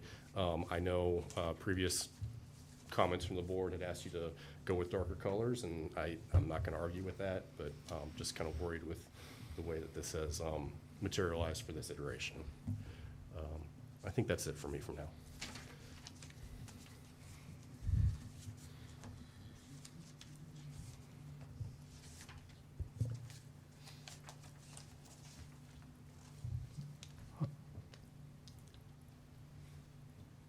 You want to go? I think Brett kind of touched on it in one of his questions, but I think it's unfortunate it's gotten up to 4 stories when the earlier massing was showing 3. I think the challenge with this project is just the fact that it's going to overshadow the historic house no matter what happens, really, which is unfortunate. I think the earlier, as the speaker from the public pointed out, the earlier apartment buildings that have been built in this neighborhood have largely been put behind the historic houses on the street, and or at least at a respectful distance. And I think that's the biggest challenge with this site, is they've only got but so much room on their property. So I think reducing the height would help. I think kind of the setbacks within the building along the side that is adjacent to the historic house is helpful, that break it up. I agree with Carl's sentiment that the brick end on the street is rather boxy and kind of commercial office-like, and it'd be nice if that had a more residential feel to it. Yeah, that might be some of the fenestration, the way that those openings are working within the brick volume. Yeah, I mean, there's the corner windows, Yeah. you know. I think that the two-story volume at the front is probably a good solution and maybe the right height.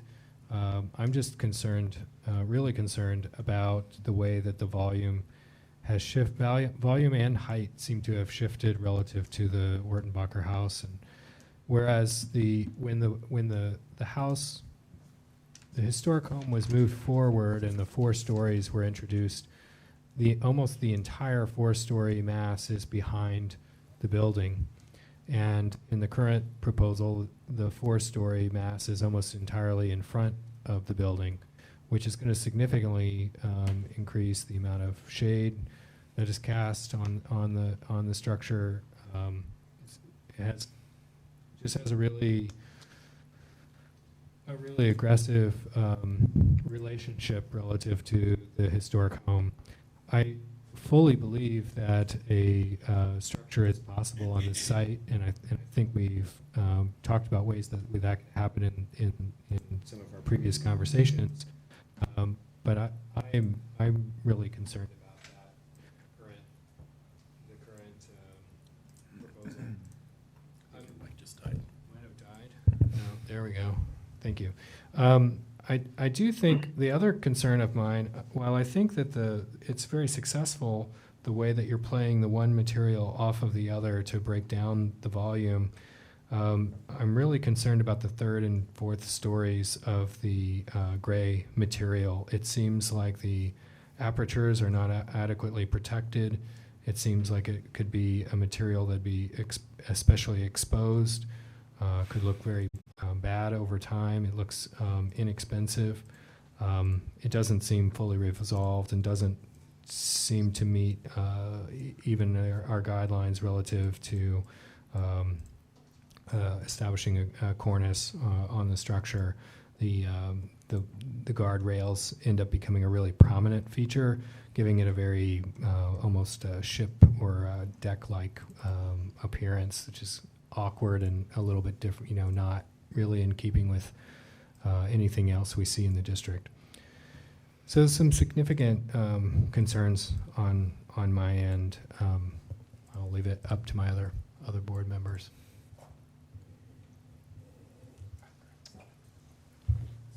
I totally agree with your first 10 minutes about the need for density.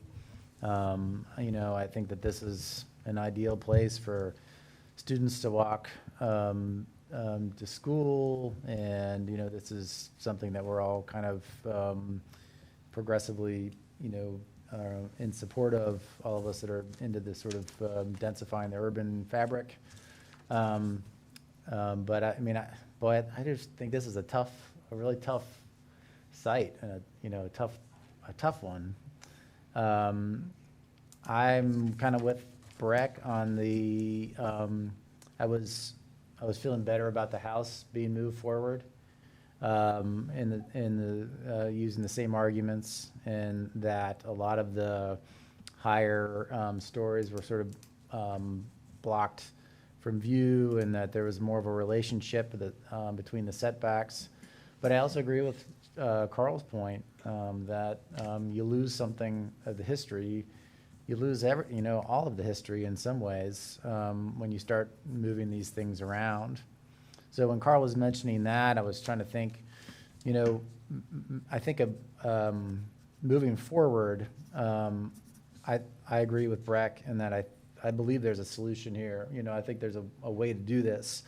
I'm thinking in the back of my head, maybe part of that is somehow relating to that historic, whatever those historic traces, those historic roads, the historic figures, if there's some sort of way to kind of bring those back and relate the landscape that then relates the house somehow then to the building, I'd encourage a deeper dive into that. But at the end of the day, I just feel like looking especially at the 3D where you see the full extended length of the interior portion of the west facade. I just didn't feel like there was a good relationship or a relationship that enhanced the historic structure the way I feel like it needs to be. It's a beautiful house. It's a house that needs to be respected in some way, shape, or form. That doesn't mean that we're looking for a replica of that house. Maybe the solution is to do something that contrasts it. But I felt as if the current design, there's almost like too much going on, which sort of causes some distraction from the main house. And so I was just looking at some of the lines in our guidelines, and a few things struck me in the setbacks. For instance, on number 8, we have a line that says that transitional sites between two distinctive areas of setback, for instance, between new commercial and historic commercial, consider using setbacks in the new construction that reinforce and relate to setbacks of the historic buildings. Well, I think we know what it sounds like the setbacks are what they are, but I'm curious about pushing that in a poetic way or in some way, whether it's landscape or other design features that relate to that a little bit more. In the spacing section, number 4 says multi-buildings should be designed using techniques to incorporate and respect the existing spacing on a residential street. I understand your context photos relate to the project that you're looking at. You've put a lot of multifamily on there. However, I think the public individual is up and speaking brought up a good point, which is there are still a number of single family or older historic buildings on that street, and so in a way, those context photos don't tell the whole story. So I think there's a balance there. I also think that those context photos are not the things we want to be looking at as precedent. I think this site, because of the complexity and because of the difficulty of it, really is looking for a sort of a new, unique solution. And then finally, on the massing and footprint, I just refer you to number 2, new infill construction residential subareas should relate in footprint and massing to the majority of surrounding historic dwellings. So I'm just reiterating those because not that I have an answer, but maybe there's some interpretation of those lines that leads to figuring out what it is we're having issues with, that leads to a design that better enhances and better complements the historic structure. If I can interrupt, this is so that in the guidelines, and I agree, David, what you're saying is because, for example, it says setbacks within 20% of setbacks of a majority of the neighborhood dwellings, spacing within 20% of the average spacing between houses on the block, massing relate to majority of surrounding historic dwellings, and height and width. It talks about prevailing height and width. So this is where, maybe what a decision point that you all could make. So this is the map of the historic district, the local historic district, not National Register district. The black shade indicates the city has designated these contributing. So you can see almost everything there is called contributing. Now, historic or not, I guess that discussion could be had, but this is what the city has established as what we're what we're concerned about within the district. Obviously, there's, and I think that's what the staff report tries to point out, is a whole range of spacing and setbacks, but is there something prevalent? Is it the section of those the larger houses there, the eastern section of the street? Is there because the guidelines give you very broad numbers, so maybe there is something Right. that. Well, and the Right. guidelines Yeah. kind of presume a same age district, and we, I think through earlier conversations, discovered that this was a very unique, quixotic, it was developed in a very syncopated way that led to a lot of different kinds of conditions. And this was not a street that had a common street wall at any one time. It was gradually infilled by a variety of different strategies.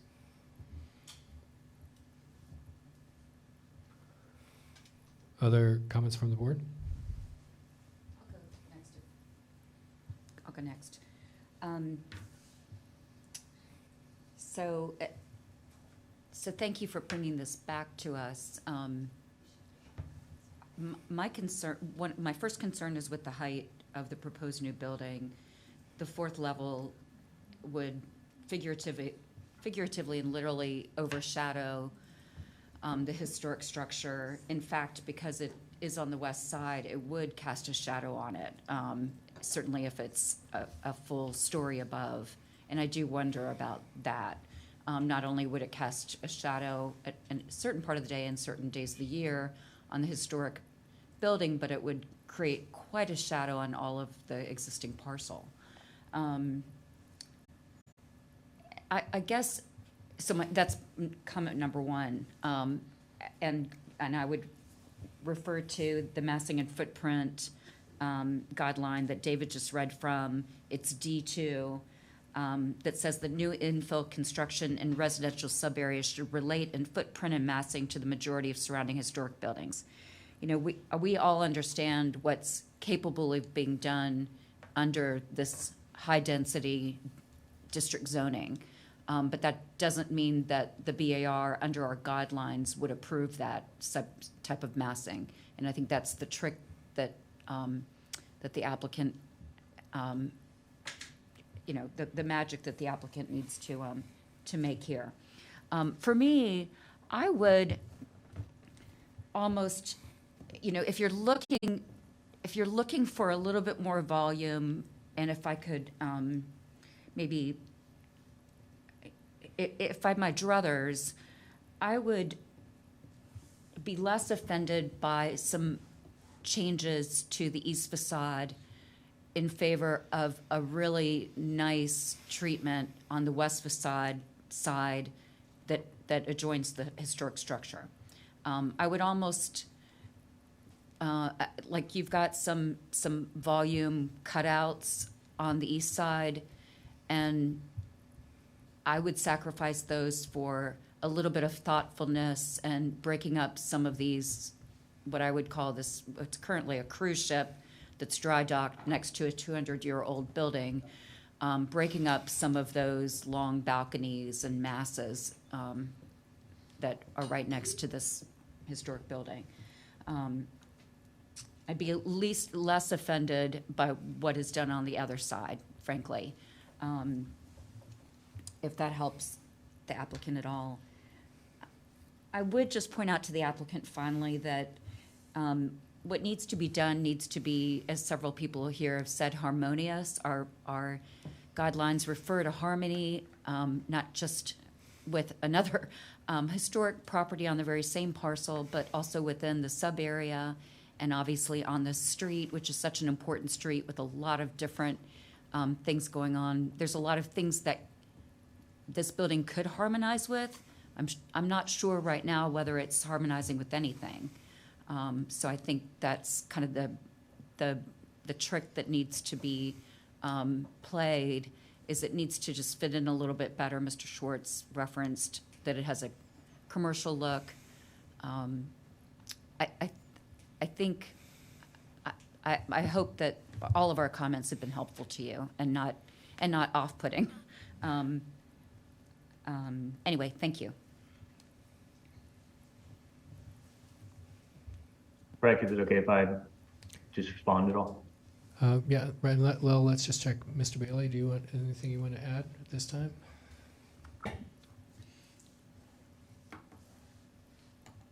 Well, I'm looking at the area, and there are a lot of ugly buildings there already. I mean, the apartment infills that are already there are clearly inferior to the design that we have in front of us at the moment, frankly. And perhaps, and I'm a little puzzled by the notion of somehow turning, if I misunderstood you, Ms. Lewis, you want, what I thought they were trying to do with that particular facade is to, in a certain way, showcase the building to the residents of the new building.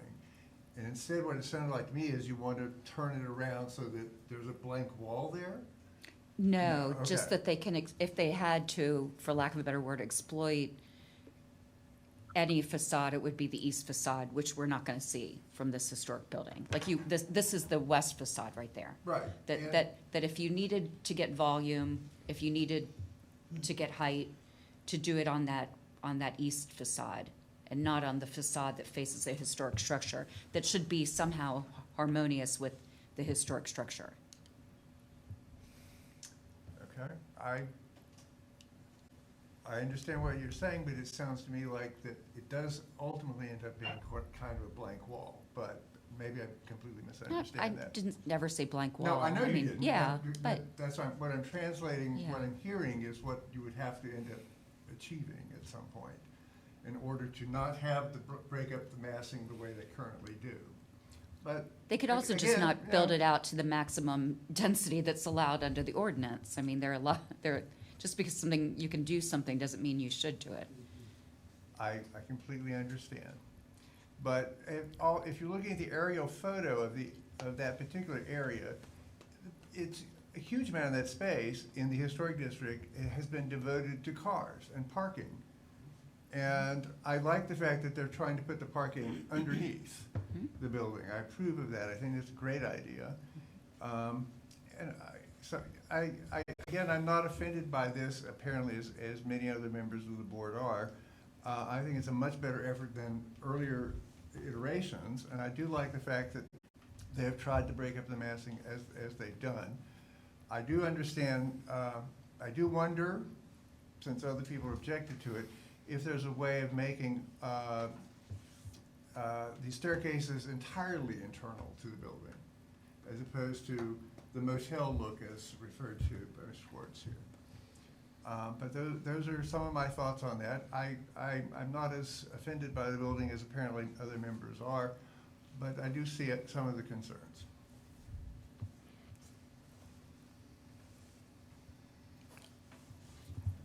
Yes, Kevin, or do you go ahead, I was Mr. just Seymour? gonna kind of respond to that in that the majority, at least to me, the majority of the residences on Wirtland Street still are not necessarily single family, but the scale of a single family home. The large building that's currently just to the east of the Wharton Baker House, which I guess according to their submission was built in 1965, I think. I mean, that's sort of the most regrettable because it breaks the line, so to speak, and brings a large apartment out to Wirtland Street. If it weren't for that, you'd have a pretty continuous block and a half Right. of residential scale houses. And so to plop this cruise ship down right next to the Wharton Baker House just doubles that line, doubles that thickness. So again, I think we've talked about Sherry spoke to literal shadowing. I think it's just also figuratively overshadowing the historic structure. I think pulling the setback off the street line could help it be successful. I really think lopping a story off the top would help a lot too.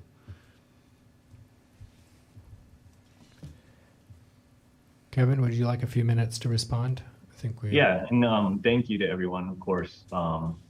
There's no hard feelings or anything like that about. And we appreciate the guidance, and I think we hear a lot about the harmonization. I think those are great comments and things like that. What I would hope that we could discuss and come to grips with are specifics on what's going to be appropriate from a massing, because right now at this point we've gotten kind of back and forth. We did a 3-story massing that got panned, and then we did a 4-story massing that was approved, but we came to you to try and understand the feasibility of moving the house, and kind of much to our regret at this point is everybody's latched on to this idea that legally is infeasible and just isn't an option on the table.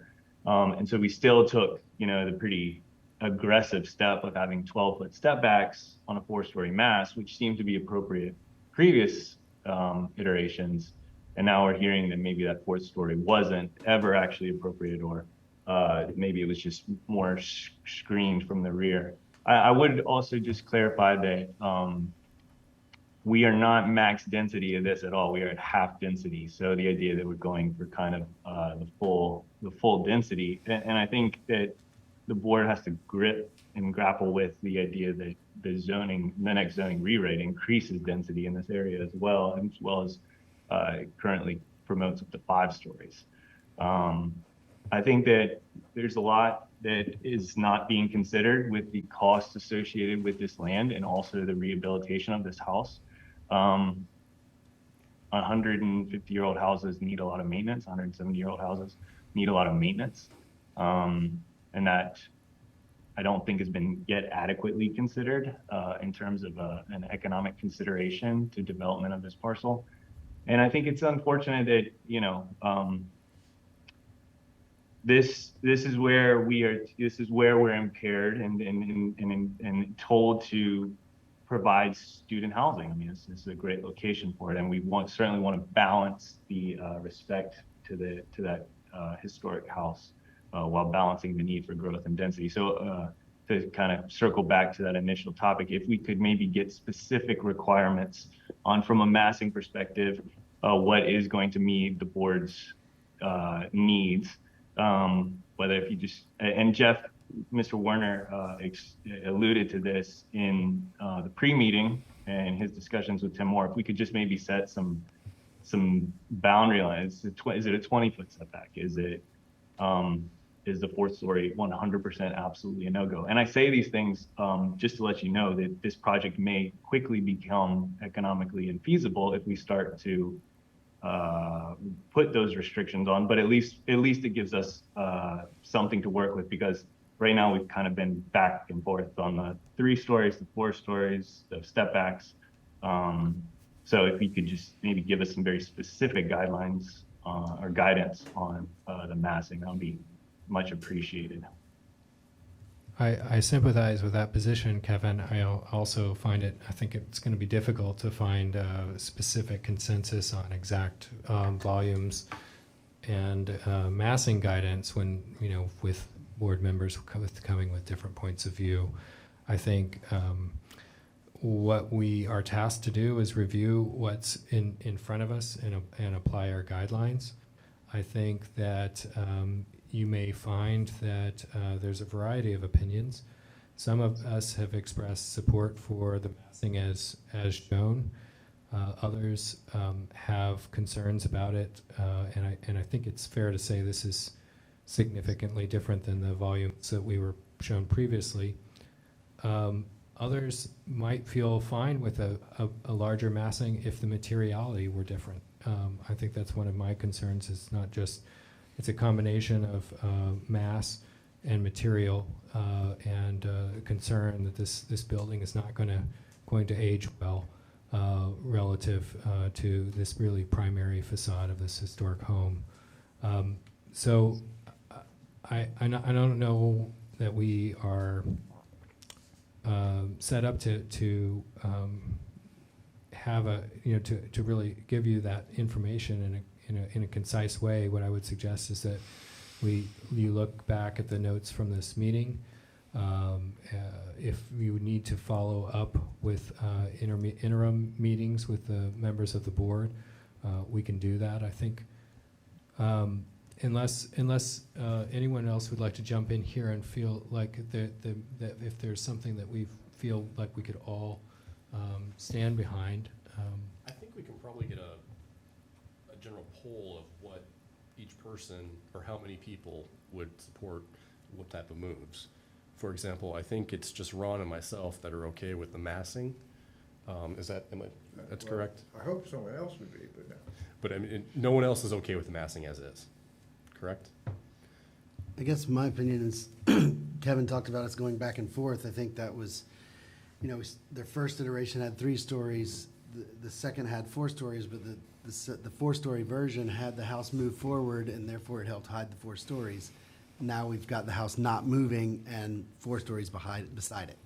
So I think There was there's a But- different story being told that, we have to kind of get adjusted to. But the mass on the 3-story one was much larger than the current one, relatively speaking. It was very Not really. vertical and as it was. it has setbacks, or it didn't have the setbacks that they're showing now, but they're showing setbacks and an additional story. Right. But I guess what I'm trying to parse out is, so massing as is with the house where it is a no-go. It won't pass. It's just got 2 people supporting, 4 against. The setback from the street, how do you guys feel about that? I guess I have an issue with this sort of polling. We have 2 newly appointed members. One is abstaining tonight because he hasn't had a chance to review the materials, having just been appointed yesterday. We have one who was supposed to attend, and then we've got another 3rd member that is still on our roster that is not here. And so I wouldn't want the applicants to hear, only 2 people favor this, and only 3 favor this. We've got 3 people that are not participating, and if you come back next month, or, Right. it could be different. I'm reticent to do that, The 2 that favor the massing could not be here the month that they come back. So I think it might be helpful for them, but I'm afraid of us being held to straw polls. And then they come back and say, well, 3, or, most of you liked this and the rest of you didn't like this, and we moved in this direction and responded to what we thought of at the poll that night. And I think it was a preliminary discussion. We've had a discussion. I mean, I'm sorry, Mr. Chair, but there No, are I think- pitfalls in kind of moving ahead with that sort of thing. I'd like to add one more. Sorry. Could I And have- I just differ with Mr. Schwartz on that. That's okay. Could I add just one more comment to follow up on Brex? You talked about massing and a few other things. I think for me, the biggest issue, other than the detailing, I think that, you've rightly pointed out, Carl, I think the biggest thing for me is scale. I think that, from a footprint standpoint, this kind of has to be, in a way, the way we're looking at it. But I do feel like there are clever ways through design and manipulating the scale that breaks, in a sense, visually breaks that massing down. I think the complexity here is 3-part, though. It's not only creating a great design, but it's addressing the historic building.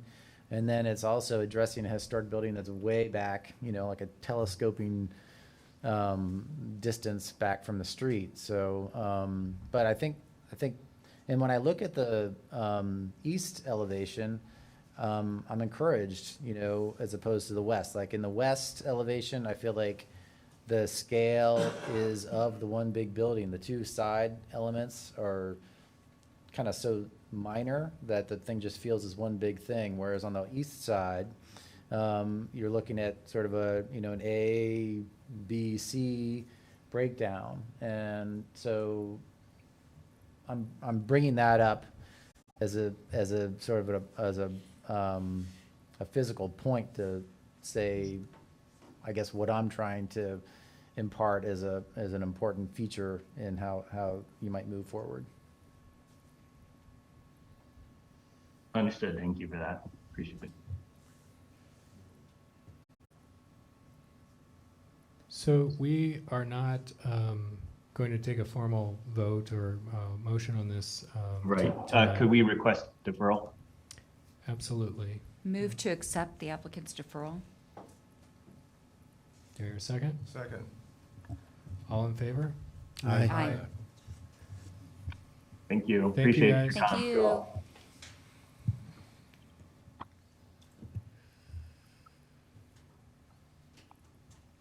Thank you all, and thank you for your patience through listening through all of these applications. I will say, I think that project's a prelude to a lot that's, you know, coming in the city and even in the entrance corridors.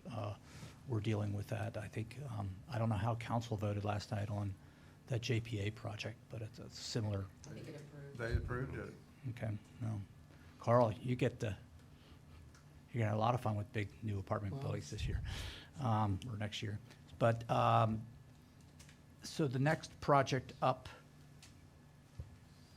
is excuse me, it's a COA request. There is a formal application, but this is a preliminary discussion for a new residence on the vacant parcel at 0 3rd Street Northeast. And I'm sure at some point in time, Molly will assign an address to it, but right now all I have is 0 3rd Street. This is in the North Town ADC district.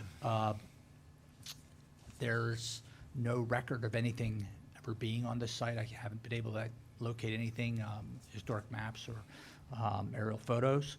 I think it used to be Hedge Street, but the city never built Hedge Street. I said the applicants here tonight, this is a preliminary discussion, and the goal tonight is to discuss, has presented conceptually. I know the neighbors have raised some issues and corresponded with you all and me.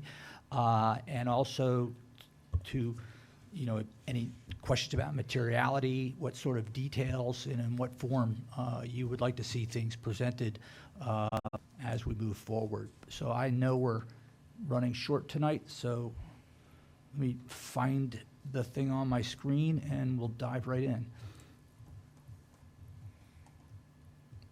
Candy, do you want to? You can tell me which images you want. Probably just stick with the elevation for now. I think if you can pull up your sheet number 13, that's sort of relevant. It's actually a photograph. That one will be helpful, but the Okay. sheet 13 is sort of I think addresses some of the concerns Sheet that 13. the board might have. Yeah. All right, I have too many. Yeah, this one? Yeah, that's good. And then, you know, maybe the elevation Okay. later, but. Are you going first? It's all you. You have 10 minutes. Okay, thank you. My name is Candace Smith. I'm an architect in Charlottesville, helping a client with a new home on this sort of, it's a lot that's been vacant for a long time. It's an infill for the city, an opportunity for additional housing and even maybe an additional ADU. We haven't, you know, we're working toward out a lot of the details. And we do have questions for you. We have coordinated with zoning on requirements for setbacks, heights and widths, you know, are trying to respond to not only certainly the architectural design guidelines, but the thing that you should sort of know about this site, if you haven't walked it, is that I'm guessing that it was a borrow site, that the soil that was there was dug out and pushed down the hill for the house that's, you know, was built at least in the 20s down. I'm calling that the downhill neighbor on the right that you can't quite see in this picture, and then the uphill neighbor on the left. So you'll hear me using those two terminologies quite a bit. But the site is challenging because about a quarter of the property is easements and driveway. So we are left with 3/4 of the property to build the house on. It slopes approximately 12 feet from the road up to the back left corner. It slopes downhill across the front of the property about 7.5 to 8 feet. And we're trying to find a level way to, you know, bring up a finished floor height. And if actually maximally slopes from the back left corner to the front right corner almost 18 feet. So there are some issues with grading that we really have been trying to work with. This picture, I think, is relevant because it shows the downhill slope, and the property on the left has its finished well, has its home set up on the property and set at the back property line, and it has its finished floor elevated above that level. We're proposing something similar where we want our walkout, we want to be able to walk out of the first floor at some closer to grade if we can. So we've elevated the first floor to be closer to the back property line, although we're thinking we may have to even put a little retaining wall and drop that down a couple feet so we don't have as much height in the house going on. But this house on the left, its first floor will be at our, probably close to our second floor height, because it's higher than us and its first floor is higher. So its its first floor will be at our second floor height. We haven't shot the grades of the downhill neighbor, but our first floor height will be at the next house's down second floor level. So there's sort of a continuity of the finished floors basically stepping down almost a whole story as the hill, as you drive down the driveway, as you drive down 3rd Street that transitions to Park Plaza. So that's, I think, helps you understand a little bit of the grades that we're having to deal with. I do think that we've been trying to work with setbacks because there's going to be this driveway on the left that's mandated, and the property on the right has a porch that runs along the left side. And we have been working very hard to try to make sure they have enough daylight. So the structure on the ground level allows for a driveway, a small 10-foot driveway at the front to go into a courtyard. And it's a courtyard that allows you to turn tight left and get into a garage or go forward into a little one-car, small garage. That face of that garage on the right, the front of the house is at 21 feet from setback, which is by zoning, with a 10-foot porch allowed to project into that space. The garage that you see that's set back is almost 60 feet back from the road, so it's at a pretty considerable distance.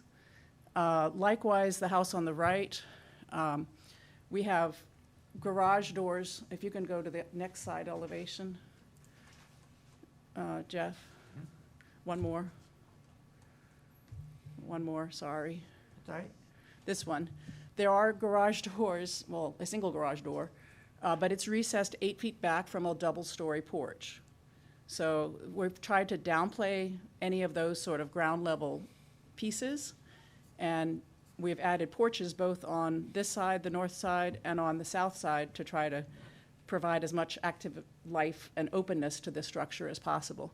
And from this elevation, you can also see the right side of the main house has the lower ground level and then the first floor level, and it's stopped at that point so that we don't just bring that full story of the house out to this edge to try to give a little bit more distance from the downhill neighbor. Let's see. The footprint of the house, including the porches, is around 1,900 square feet. The neighbors uphill and downhill, based on the GIS square footage, a real quick takeoff, is 1,830. So we're about 1,900 square foot, including porches. Without the porches, we're at 1,600 square feet. So we're at or very equal to or very, very comparable to the footprints of the neighbors on the uphill side and the downhill side. And let's see, I had one more point. Talked about those garage doors trying to be as far set back and hidden, actually, as possible.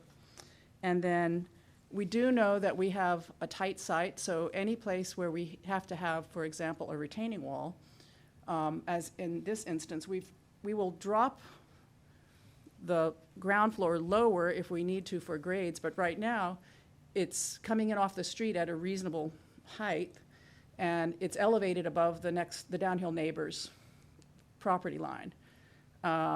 So we will need a little bit of a retaining wall there with a railing or a fence so you don't fall over into the neighbor's yard.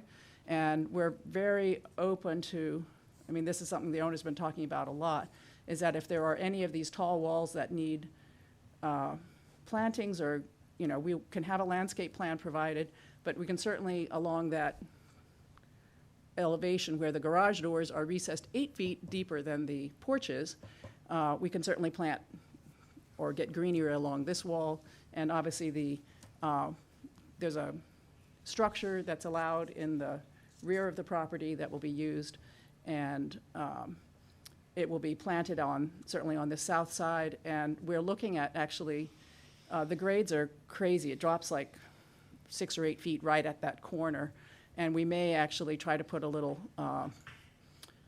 occupiable space underneath there, so it isn't just a giant amount of backfill. So there'll be some windows and things on that rear structure, accessory unit. And I think that's good. Thank you. Okay? So this is a preliminary discussion. Yes. So we will have a brief period for questions, and then for those of for anyone that would like to comment on this from the public, we'll also have a comment period. So initially, I would like to ask anyone that has questions for the applicant. So should I wait here or go sit? If you could stay close by. Okay. I have a quick question.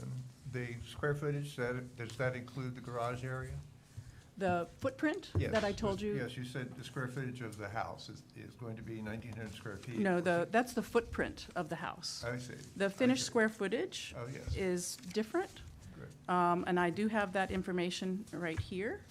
I don't know if that's relevant to the ARBs. I'm not sure it's relevant either. I misunderstood, sorry. Yeah, so I'm comparing the footprint of this house to the adjacent properties. So. Right, but I did bring up finished square footage. I said without the porches, it was only about 1,600 square feet. So with the porches, it was a little bit more. You had mentioned, I think you mentioned at some point, potential retaining walls on the southwest side. Actually, if the narrative was sent out before I edited it, it said south, but let me get you oriented. On this road, on this plan, Go to the, thank you. 3rd Street is to your left, and Park Plaza continues to your right across the bottom of the drawing. The right side is pointing north, and the driveway and the uphill neighbor are on the south.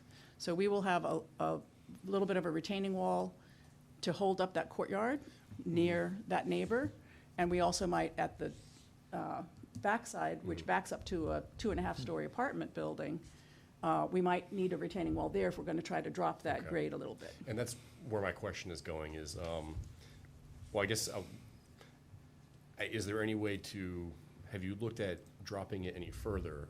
I noticed that it looks like the slope up for the driveway is a decent slope, and I know you're trying to. We have no choice but to maintain that access. There's an easement required that has to maintain that driveway. Right, but the house itself, sinking it a little bit relative to that driveway. Right, so we don't want to have the first main living floor embedded and below grade. So if we look at, Jeff, I'm sorry, do you mind pulling up the elevation that does look at the Hedge Street driveway easement side?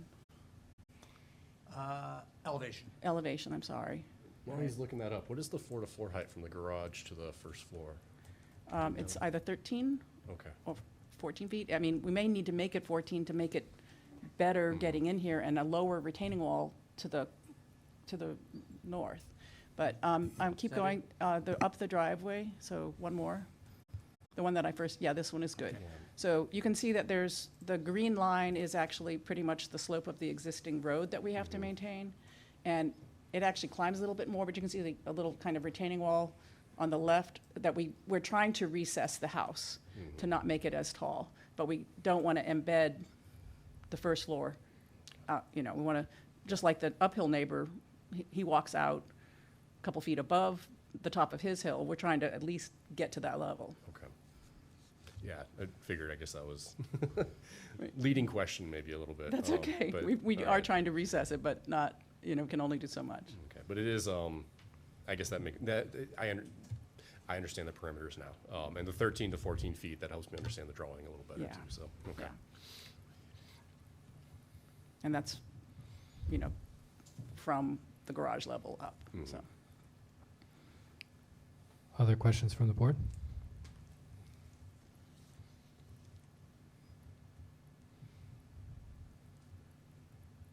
Where do I'm looking at the house to the right, Where did the windows, I don't know if we can go to the plan, but I'm just curious where the windows, they have two windows on the second story that. I'm sorry, are you talking about towards the downhill neighbor to the north?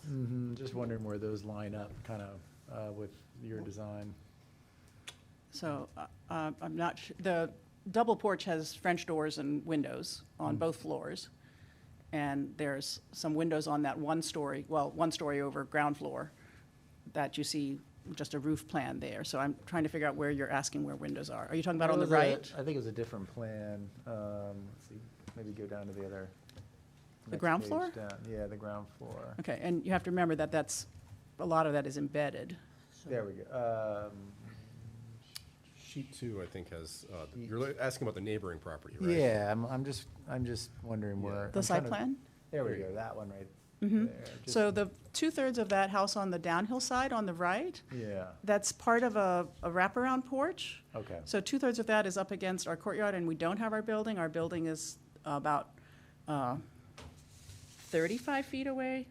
Let me see, the garage doors are 31 feet away, and the property, two-story porches are 22.5 or 23 feet from that neighbor's house, even though we're allowed to have a 5-foot setback. We're trying to get as far away from that house as possible. Okay. And that's why the back right corner of the house is 1 story instead of, continuing and adding some more square footage to the house up And that's above. and along the right-hand side, is that a brick wall up a certain height that Yes, defines enough the- to, I think the best thing would be to bring it up to catch the courtyard and then have a wrought iron railing that we can grow things on that would, allow for some porosity. Although I'll be honest, between where the current property is and that house, there's a dense privet fence, which is at the front, and our property line actually bifurcates that.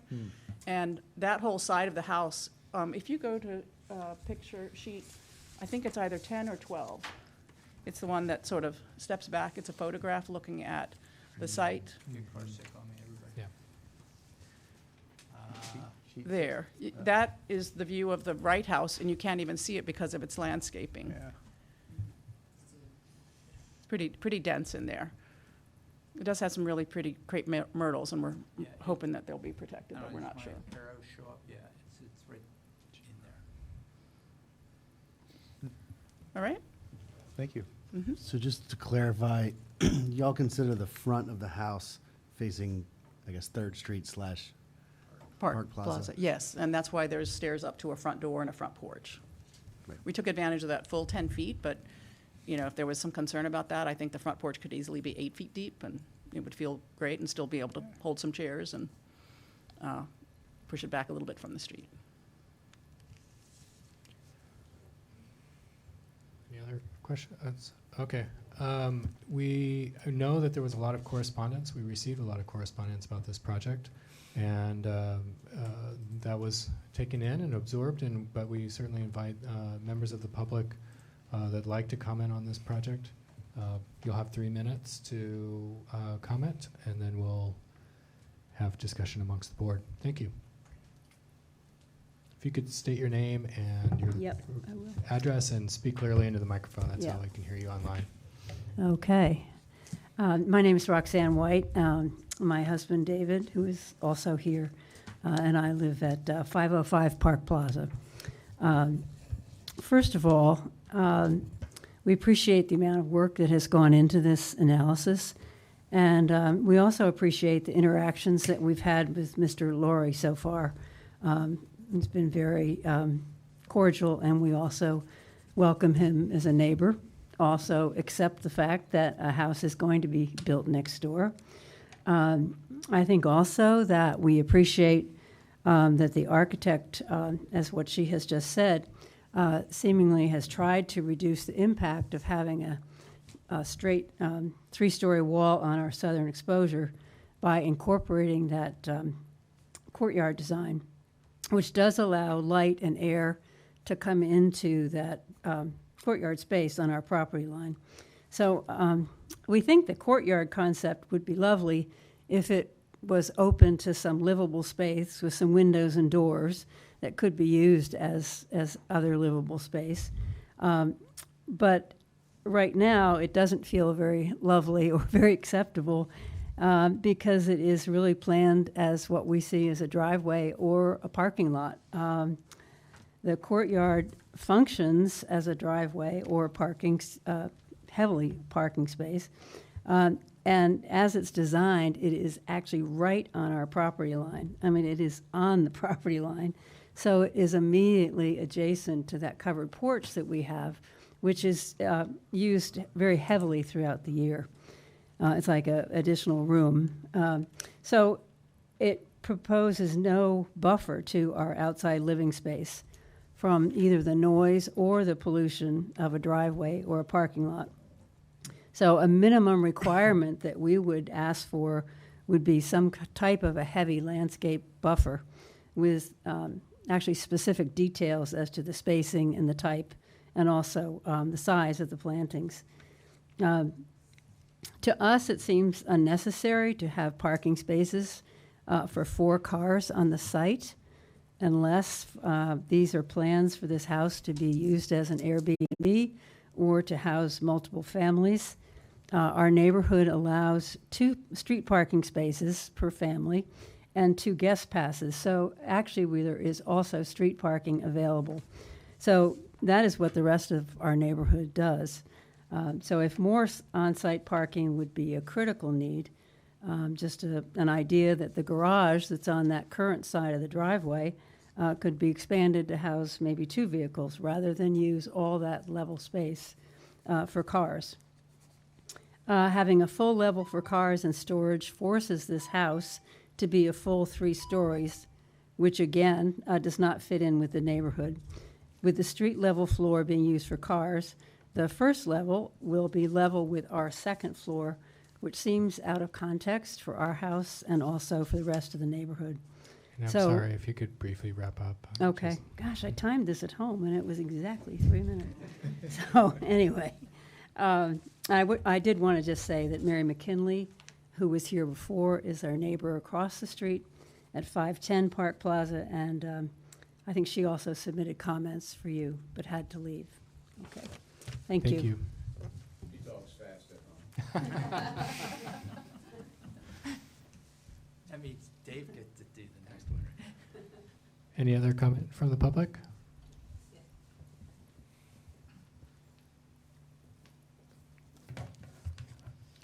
My name is Sarah Johnson. For the past 6 years, I've been the owner-occupant of 500 Park Plaza, which is the home that is directly across the street from the subject property. It's on the corner of Hedge and Park Plaza. I previously submitted written comments and a letter from architect Andy Orban, who's been assisting me in evaluating the proposed house. I ask that this material be included in any record of this meeting. I will just cover 2 or 3 key points in my oral presentation tonight. Overall, I believe the design submitted is fundamentally in conflict with the scale and character of the historic district properties and the homes on Hedge and Park Plaza that are outside of the boundaries but in close proximity to 03rd Street Northeast. The owner proposes a large structure for a small upward sloping lot. For 3rd Street, people will see 1 or more garage doors and steps leading up to the 2nd floor living quarters. If there are windows on the ground floor, I didn't see them. I believe I heard tonight from the architect that there is one. I don't see any meaningful relationship of the structure to the street. I don't see the proposed design as harmonious with the neighborhood context. The rest of my comments focus on 2 design modifications for which your consideration is requested. Number 1, a deeper front setback. Number 2, the elimination of one of the 2 proposed driveways, specifically the one through the front on 3rd Street. The 21-foot front setback for the proposed residence with 10 feet setback for the porch is inadequate. The staff method should be reconsidered insofar as it is based in large part on dissimilar lots, that is, level lots and downhill sloping lots. I am requesting the comparison of apples to apples. If you combine, if you take the 7 historic district properties listed in the appendix that have a similar upward sloping lot, and you average those setbacks, the result is a 43-foot setback. What's important here are not just the numbers, but the street relationship. That is what we are trying to solve for. What is the street relationship of this structure? And we receive insight by looking to similar lots. On driveways, I request, as noted, the elimination of the 3rd Street front. And finally, in conclusion, I request more information from the applicant. The city code calls for the submission of a 3D model, including all buildings to be constructed on the site. I respectfully request that BAR direct the owner to submit this exhibit, which will help the neighbors understand what the owner is proposing, the impact of massing, and how it will affect their living environment. Thank you. Thank you very much. Is there any other comment from the public, either here or anyone raising their hand online? I see, yeah, Mary, Ms. McKinley is Okay, we have. now, and I can, Thank you. she's there. Thank you. Thank you, Mary. You have 3 minutes. Thank you. My name is Mary McKinley. I've lived at 510 Park Plaza for 45 years. I'm a retired professor from the University of Virginia, and I welcome the possibility of having a residence, especially an architect-designed residence, put up on that vacant lot that's been there as long as I've lived here. But I really feel that this house is much too large for the lot and for the surrounding houses. It will really dwarf the house that Roxanne and David live in. And I realize that that lot is challenging to build on, but I think calling it a 2.5-story house, as if you would look as you have this evening at the elevation that I would see from across Park Plaza, it's really a 3.5-story house. And no other house in this neighborhood, the material that accompanied the drawing referred to several homes in the larger neighborhood, but none of them are within view of this immediate neighborhood. All of the other houses are much smaller and on larger lots.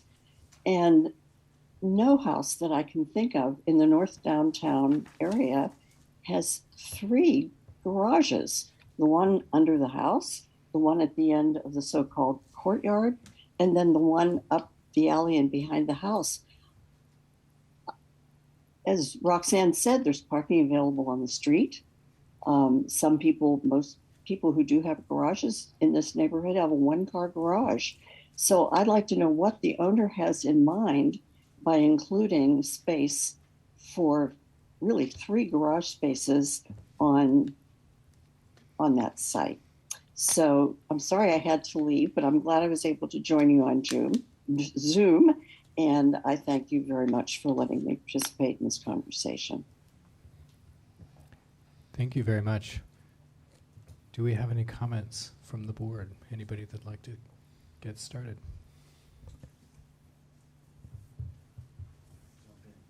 Go for it. So I drove over to this site before the meeting this afternoon, and I would like to echo a lot of what the neighbors have said, both here and on Zoom and in their written correspondence.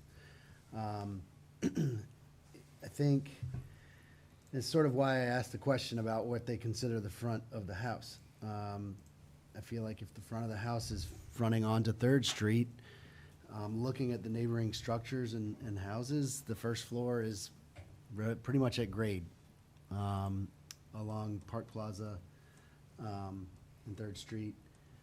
I think the map that's submitted in the application, they're using properties that, for comparison, that whereas a couple are sort of adjacent, the majority of them are over on Second Street, which is over the top of the hill and behind this site, and really I feel don't have a good relationship to the site.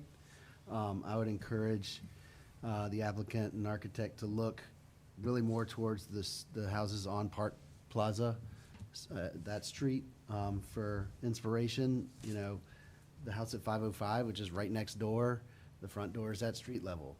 And I think that the argument that they want to be able to walk out onto the private driveway that's, you know, could kind of be where Head Street may have used to or should have gone over the hill, is still achievable. It would just be from the second floor if you were to sink this house down.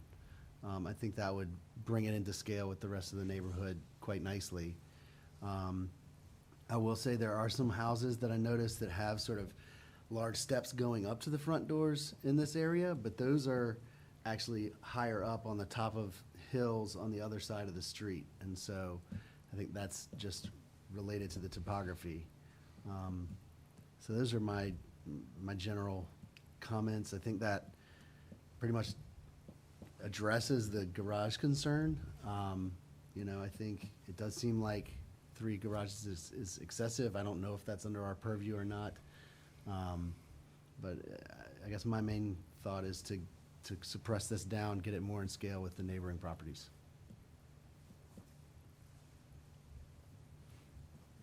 Thank you. Other thoughts? Anybody? Ms. Lewis? Like some of us, we live in this neighborhood. Like several of us, I also live in this neighborhood, and I'd just like to address the garages, and I want to tell a story that maybe some people here might remember, and maybe it's good history for some of us. But there was at one point actually 4 garage structure planned for Second Street that's near Mr. Bailey's house. And I represent neighbors who opposed that. There was also going to be a dog run on, and it had a little bit of the programming that was similar to this. I believe there was supposed to be a ground floor garages and then the house, and that was a very different, deep lot, very large lot, had other conditions. It's terraced, but the neighbors were able to convince the BAR that 4, which we would concede is excessive, and then I think they might have proffered it down to 3 at one point or 2, was excessive because you don't want to look at garage doors right at street level, only a few feet set back. And so the BAR actually ended up disapproving the application and agreeing with the neighbors. It was appealed to council, and council agreed with the neighbors and again denied the certificate of appropriateness, and the house was never built, and the lot sits there to this day. I appreciated the pictures that staff gave us about garage conditions throughout the neighborhood. A lot of those are really super modest and are have some historic aspects. They could well be sheds currently, really. They may not even garage automobiles. I'm not sure some of our SUVs could fit in them any longer. But it was good to sort of have a good inventory that staff provided. But my comment is that most of us in this neighborhood actually park on the street. And I just don't know why anybody would need that many garages. It's just not the style of North Downtown. And in fact, sort of pulling into a suburban style garage where you don't have to look at your neighbors when you emerge from your car, don't have to greet the person who's walking down the street with their dog or their child, is anathema to what downtown life is like. So I'm really bothered by the approach of 2 garages from 2 separate streets for this project. And I'll limit my comments to that much, but that's the most objectionable thing that I'm seeing with this plan of development. Yeah, I'm going to jump in there because I 100% agree, and I also live nearby and have walked by this site thousands of times, and I'm so excited that something is going to happen there. I know it's a difficult site, and I think the architect and the applicant have done a lot of really nifty things to try and be responsive to this. It is a boundary, kind of a transitional lot, topographically, stylistically. It is not an easy task, that's for certain. But one of the things I think that one of the joys of living in North Downtown, and this house in particular, is that this is an incredibly walkable neighborhood. It's one of the more walkable places than probably 98% of the United States. And to have a house that is grounded by parking areas, I do appreciate that there is a steep slope on the backside, but I would think, looking at it again today, it seems like there's really good solar access to both the east and to the north, and that there could be a lot done even with parking at the rear and a second story access. It seems like it's possible. I appreciate a lot of the concerns from the neighbors. Some of them I agree with, some of them I don't agree with. I think actually the height is not my biggest concern. I think that it is stepping down the hill, and there are a number of houses that sit very high on the lot due to the topography. I don't think it would feel as planned that out of scale. I think actually in this case, pulling the narrow front setback would probably be a good thing to encouraging parking at the rear rather than in a courtyard at the street level. So I think there's a few things that might be a little bit of push and pull, but the combination of the tall elevation of the ground floor and the slope essentially leads to about a 16-foot piano nobile that's parking, and it does feel out of place with the neighborhood. If I may join in, to finish up the story that Ms. Lewis was telling, my wife and I live at 517 2nd Street Northeast. And part of the reason I sought to join the BAR was because I came to that meeting where the Freed home was being discussed, going to be built two lots further up from us. Interesting thing about that terrace lot is that people forget is that lot used to be nothing but parking. Every building, they had these old buildings there that were garages. Mm-hmm. And now people are going, well, we don't want new garages there. And I found that a little odd. And I actually came to the BAR meeting, basically my wife and I did, to say that we liked the design. We lost. But one of the things that came out of that meeting was when it was being defeated, one of the members of the BAR, our house was pointed out as being only 2 lots away, and one of the members of the BAR said, and you know, if I'd been on the BAR, that house would never have been built. We love our house, it's lovely, and I think it fits in the neighborhood very well. I am a little concerned about, I will also point out, our parking is directly in front of our house on gravel. We don't have a garage. You can look at our cars. I don't know if people like that or not, but that was the design that we have. Also, our porch is not accessible to anyone unless you go into the house. On the other hand, we've been known to sit up there for, during the pandemic, have cocktails and wave at our neighbors as they walk their dogs. It's a fairly friendly neighborhood. I am a little concerned about why all the parking, why all the garage, but I'd like to see another design. And, frankly, my preferences would be something perhaps a little more modern. Our house, I'm not giving anyone design directions, but our house is actually built into the side of a hill. Mm-hmm. And there's lots of borrowed light that you can bring into a house in that kind of design. But that's just a thought.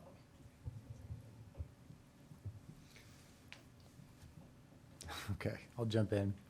What a great precedent in my mind. The fact that the neighborhood really doesn't have garages. That's a wonderful precedent to have. My neighborhood's the same way over in Fry Springs. There's a house there that has a large garage off to the side, forefront of the house, and it sticks out like a sore thumb. So go with that. I think that's a great observation that didn't even occur to me. Taking the next step, if the garages were not there or they were significantly diminished, I think the pros you find are, obviously less cost in a lower structure, and in the current design towards the east elevation, I find the stair a little intimidating. That would certainly help that situation, as well as relate, the front porch to the rest of the street, which is always a good thing to have that connection. I will say that in the design, I think the side courtyard is really has a lot of potential. It's the massing of how it sits on the site, I think is very good. I appreciated the neighbors, your comment about how wonderful, envisioning a potential garden there. I think that's a wonderful opportunity, not only for the people that are going to be in this house, but for the gracious neighbors next door. Obviously, you're going to have a lot to deal with while this is under construction. But at the end of the day, seeing the value in that is really encouraging. And I love that idea of walking down the street and having this sort of wonderful little pocket garden in between the two houses. Something that relates to both, that gives both houses relief, and something that both neighbors can share in. Do you know it used to be a community garden? I didn't know. I don't know anything about it. Yeah, this lot was a community garden for a long time. Yeah, so that's another great precedent. The one thing I would say, I don't know if the height is, I don't know where the height is.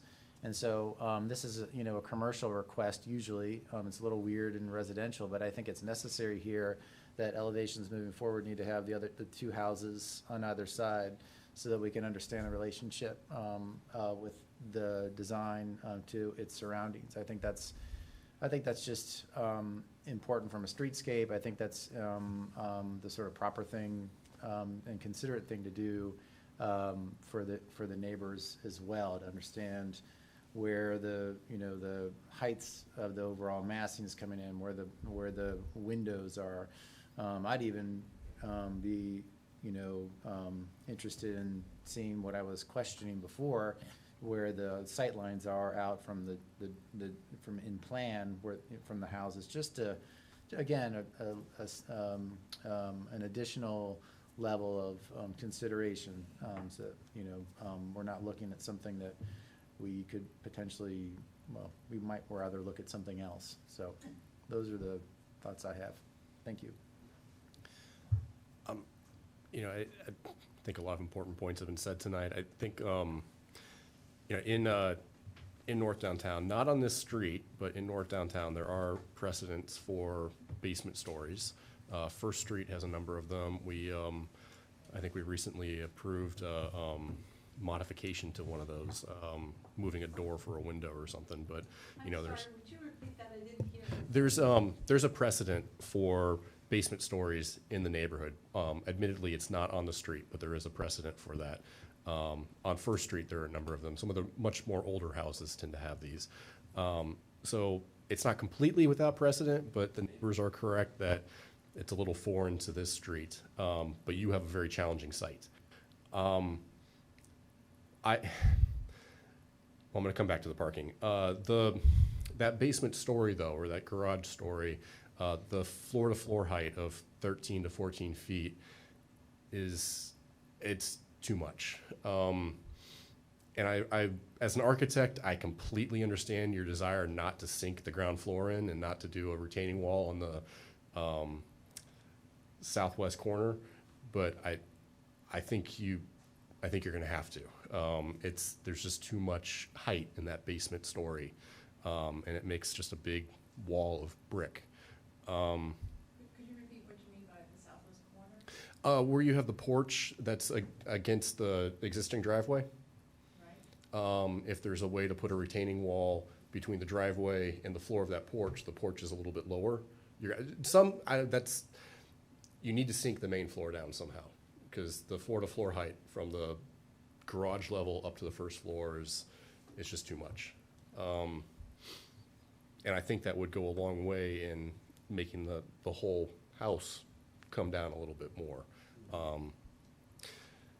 As for garages, I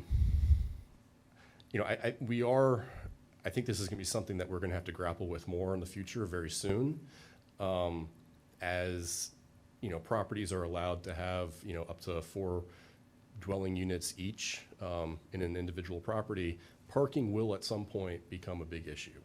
So clever ways of providing parking that's not on the street will become a necessity at some point. I think Park Plaza benefits from being able to have parking on both sides, so there is ample parking for this particular location, but it is something that we are going to have to grapple with very soon, because a lot of neighborhoods don't have enough parking as it is currently. So that's little aside, little soapbox, but that's, yeah. I want to clarify my comments about the garages, to say that I wasn't opposed to on-site parking, but it seems like a lot of the programming and space of the small lot is taken with the approach of 2 short driveways and the garages themselves. And I think that's more of my objection. Lots of houses in North Downtown do have on-site parking. That wasn't my point at all. To have an entire story basically dedicated to one garage, it looks like. We know there's living space under there, but it looks like about half of your buildable lot is going towards that garage on the 3rd Street Park Plaza side, with the approach to relegate it to the back, but still, so. Any other comments? Any other comments from the board? So, Just ask for clarification. yes. On the Brief. 3D model, is that something that is going to be done? Guess I had some Well- requests for that, but. Well, there is language for that in the, sorry. Well, this is preliminary. This is a preliminary discussion. I presume she's asking about future presentations. It's our understanding is that it's written in the code, but that we also we don't always think about it, because many times it's provided as a part of the design process, and generally the way that it comes to us is in the form of a rendered either a rendered perspective. We don't actually receive 3D models ourselves. We don't get the actual 3D model so that we fly around, but we do see 2-dimensional renderings of a 3-dimensional model, if that makes sense. And that's the question, because we're going to, this is visually a 3D image. Is this sufficient? Is this? Correct. Yeah. Exactly. Yeah, Yes. Not a physical built model. Right. Correct. And I guess I forgot to add, when you do provide drawings for the actual COA, I completely appreciate the fuzzy line drawings that show that it's still a conceptual design. But when we do get a COA document, I'd like to see hard line drawings with some dimensions on them so we can. Okay. We have had some applicants bring in, just keep it really conceptual through the whole process. So I just wanted to. I know, it's Yeah, that is not how I operate. okay. Will I have a chance to respond, or just ask some questions? Yes, actually, if, I would like to just double check with you if there's, because it's preliminary discussion, if there's anything that you heard tonight that you have questions about or clarification, or if you'd like to, briefly respond. Just a few items. I know that the BAR's purview is to look at the exterior look of the building and the style and the materials. And I believe it's out of your purview to discuss how the house functions, what the plans are, and that's why we've been informed to mask the plans, because it's not part of what needs to be a focus.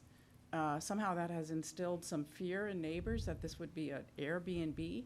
This is absolutely a single-family house. There's absolutely no question about that.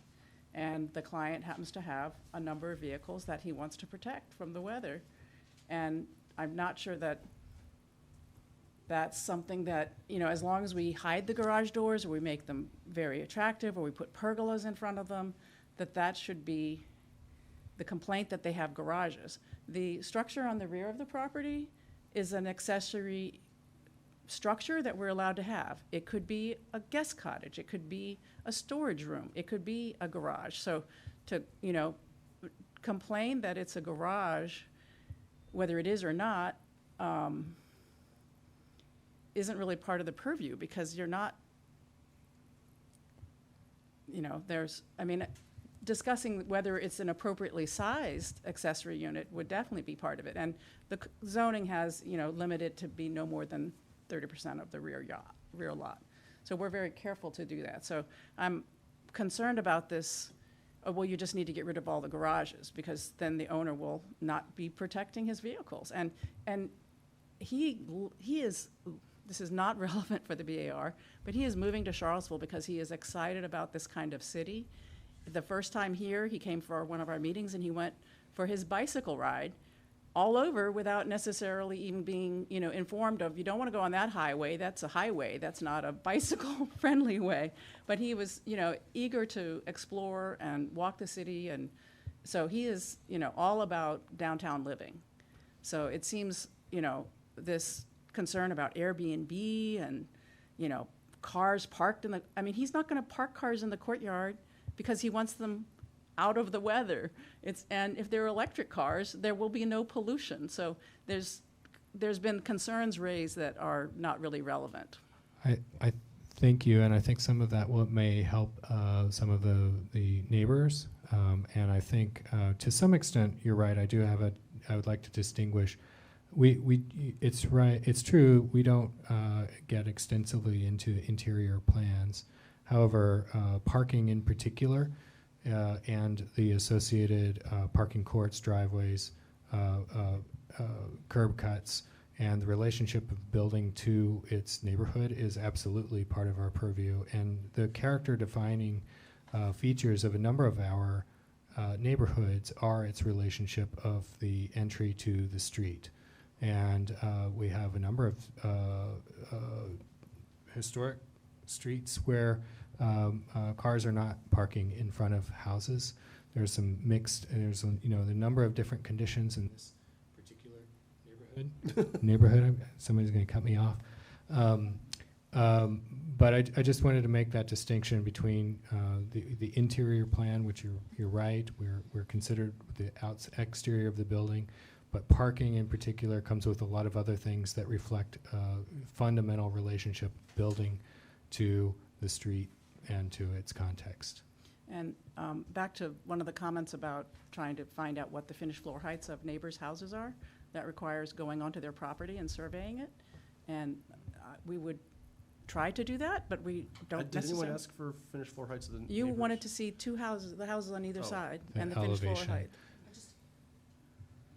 So, We've had people do that, and obviously we wouldn't be able to require like a survey of adjacent properties, but I think a reasonable estimation of floor-to-floor heights or the heights of a building, just to see them in a right. And that's why I started with that first picture, because the house next door, not a house on another street, is up a hill with stairs up to it, and its finished first floor will be well above our first floor. It'll be at Yeah. our second floor. I think that elevational drawing would help your case actually Yeah. significantly. The photographs are always a little misleading because of the perspective. And Yeah. depth, right. And also the fact that this house will be very close to the front of where those houses are. Correct.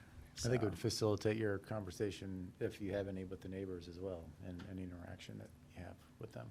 Right, but it's not just the neighbors I'm concerned about. I'm concerned about you guys. So, that's what so we will certainly bring back a 3D model, and, but I think turning this courtyard into a garden, unless it's a garden we can drive over with permeable pavers, is gonna be very, complicated, because otherwise we're gonna have a first floor with a garage sitting on top of it. Because if we drive in from the top, that's where that finished floor level is. So we've worked really hard on this site to make the front of the house be thin and in scale. It's only like 30 feet, whatever it is, wide. And put the garage doors around the bend so you can't see them, or one of them, and set one 60 feet back, and the other one's also like 45 or 60 feet back from the edge of the property, even though part of it is this required driveway easement that we have no control over. So we'll certainly take your comments into consideration and do what we can, but it's going to be complicated with the owner's program. So, Was the gate any help to any of you guys? I mean, it looked like you had a gate in front of the driveway. that was actually one of the questions I had. I had 3 questions. The 3D model was one of them. The front of the house is to have a wrought iron gate and brick piers, and a gate across the driveway, and then a retaining wall that then continues around the courtyard, so that the front of the house is defined as that with plantings or whatever. So once you go through that, you're behind the front of the house, and that's where those garages are hidden or located. So, I'm sorry. My initial reaction to the gate is that it's, while it's not in keeping with the neighborhood, there are wrought iron gates that are in some portions of North Downtown that delineate the property line and the edge of a garden. But I can't think of, especially with a vehicular entrance, it seems a little bit foreign to this part of North Downtown, and maybe makes even more of the driveway access than needs be. There are a number of examples where that parking access is provided, but it's maybe, kind of like in front of Ron's house, where it's actually not. It's a multi-use space and not demonstrably a drive. Right. So where is this? I'm sorry? On Second Street. 517 Second Street, and I wouldn't describe it as multi-use, honestly. Okay, I'll take a peek at that. We had talked originally that the owner had really wanted a porte cochere where you drove under the building to get back. So, I mean, we thought about making the building full width of the front of the property, but then it would be twice as wide and twice as big, and we didn't think that was in keeping with the neighborhood. So we could still do that and go under it to get to our back courtyard, but I'm not sure that you will like that. No, And I'm certain that the neighbors won't like that, because we'll be right up against their property, so. And let me see, I had one more question. Paint colors, we have some pretty fun ideas for what the colors could be. Brick, but with, maybe some richer dusty blues or olives or something. And, but we don't know what your response is gonna be if we come for a We final, typically so- don't review paint colors. It's approved administratively. Sometimes if it's something that's particularly unusual, then it will come in front of us. Do I have that right, Jeff?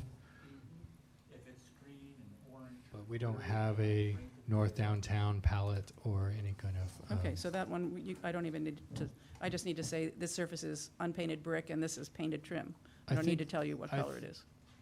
We do need to know what color it is. Is that correct?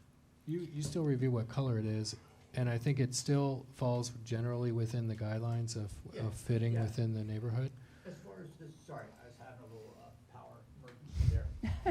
And I went to the young side of the room because they were talking.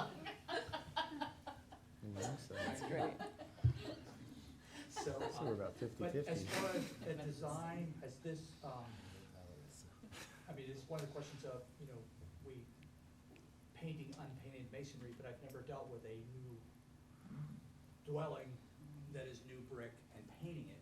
We weren't gonna paint the brick, it was the color of the trim. Okay, I'm That, sorry. do we need to, we know what color the windows will probably be, but if they're wood, they're gonna end up being painted, so that'll be a color. It's So- it's somewhat like signs, you know, we still have, you know, when a new hotel's got signage, you look at it, but it still has the signage review, but it's part of the design, it's certainly something we would want to know. Yes, if we, But yeah. The next day, wanted to go from, you know, tan to white, that's not a problem. It's when it goes to something that's really over the top. If I'm not comfortable with it, then I bring it to the BAR. But it's nice to have that as part of this initial. I mean, we'd certainly, if, to the extent that you have ideas about what that would be and it helps us understand the fuller intention with the design, then please do, that you should include it with the design materials. Mhm. So just one last comment. I know that we had included these double-story porches facing the downhill neighbor and the double-story porches facing the uphill neighbor to try to open up the house as much as possible to the neighbors, and a front porch, which again, it could have just been a stoop and not a front porch. So those were all efforts to soften the building next to neighbors, but I didn't hear any comments on pros or cons of that, and all I heard about was garage doors. So I'm just making sure that we should continue that, or we could eliminate that for cost purposes, and, I mean, it just How many seems, thoughts? just any comments on porches? I guess I'm curious, and I don't know if this gets into the whole setback thing, but for the front porch, would making it actually full width help make the height of the building not feel so tall and narrow? Well, the thing is, the road is dropping 8 feet, so if we make it full width, it's gonna be a super tall porch on the right side. Right. So I think it might actually emphasize that instead of de-emphasize. By keeping it small, we stayed away from that next 10 feet that needed to drop another 2.5 feet. So our porch would be 2.5 feet, up here, 2.5 feet taller.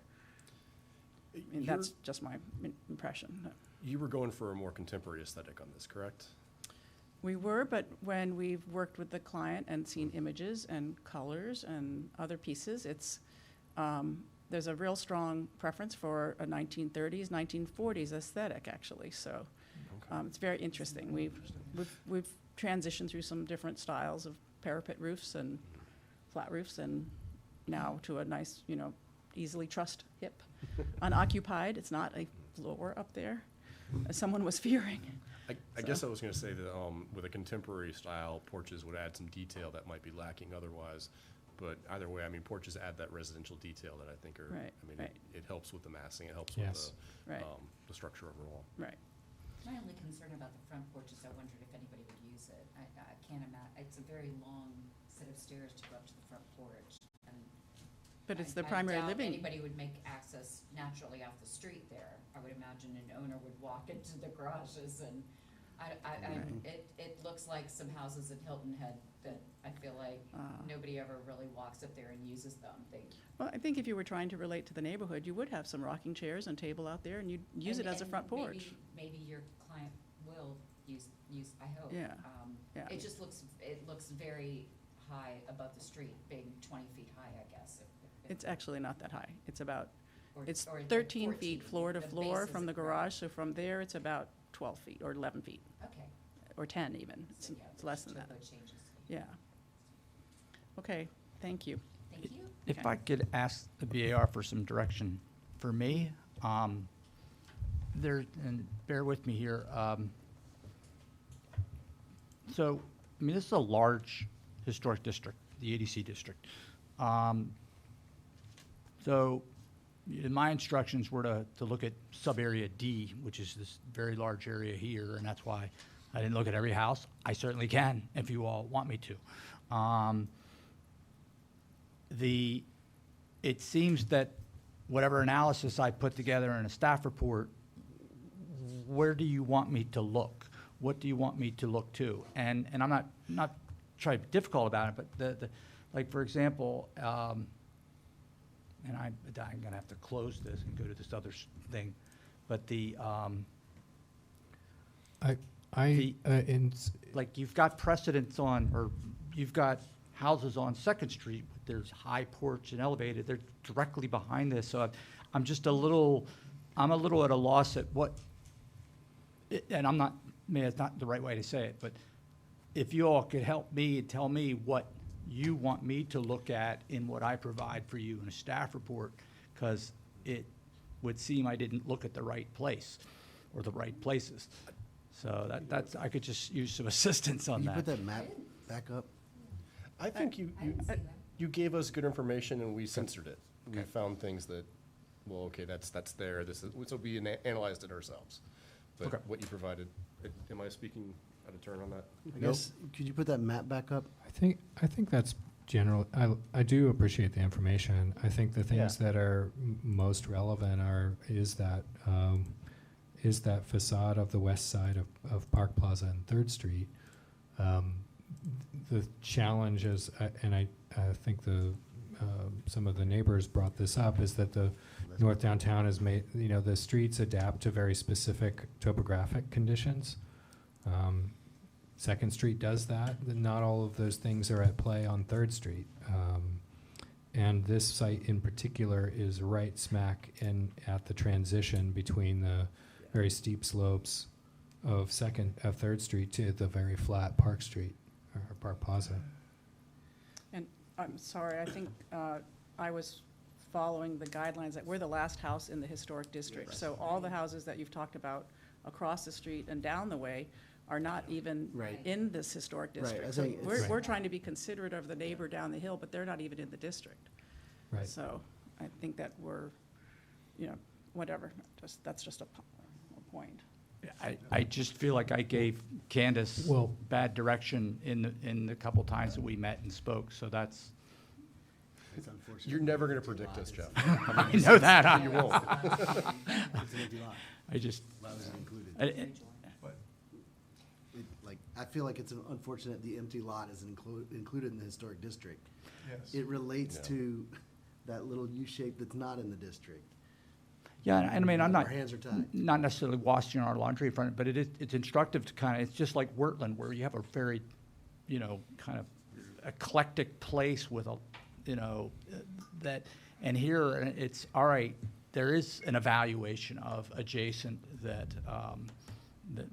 and that's why we have the preliminary discussions, so. Right, but I would note that our guidelines and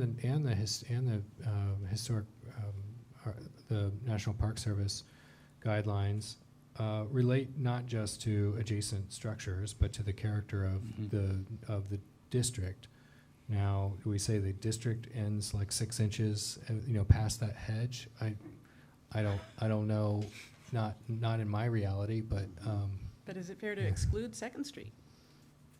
No. I mean, we're the same No, neighborhood. it's not. I mean, it's just, I you guys think- have sort of said, well, that's someplace else, but No. it's part of the district we're in. And Third Street has a lot of missing teeth, so it's kind of hard to build a context out of Third Street. That's a good way of phrasing. Well, that's why I shared this picture so that's Park Plaza, 1929.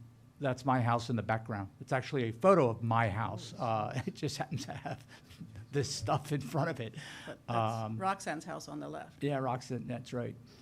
And so it is interesting when you look at context. So I wanted to throw that in there, sort of get my history moment in there. And the big slopes on the right. Those hills. Interesting stuff. So sorry to interrupt. I'm trying to.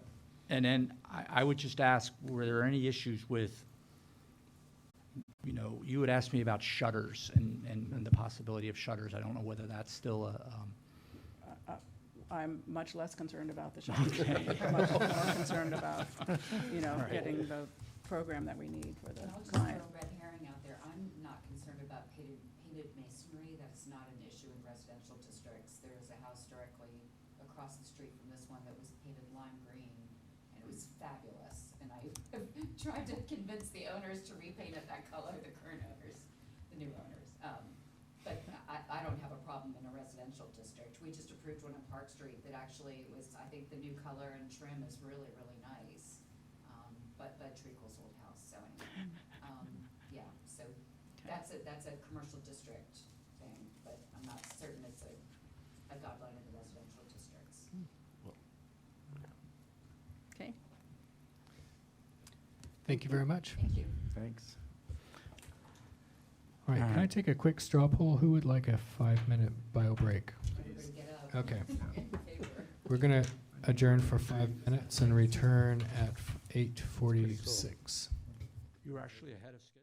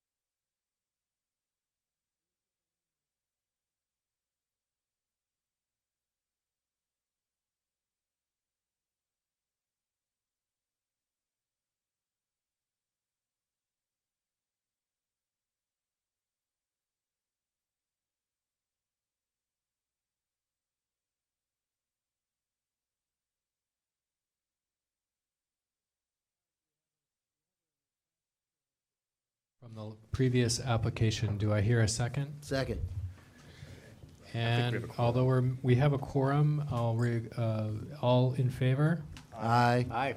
Any opposed? No. Motion passes. Thank you. Thank you. We really appreciate it. Thank you. Thank you Thank for your you. input. Thanks for your patience with our long meetings. Oh, I figured it I out. like that you went to the young side of it. You must have brushed it. Yeah. I muted myself.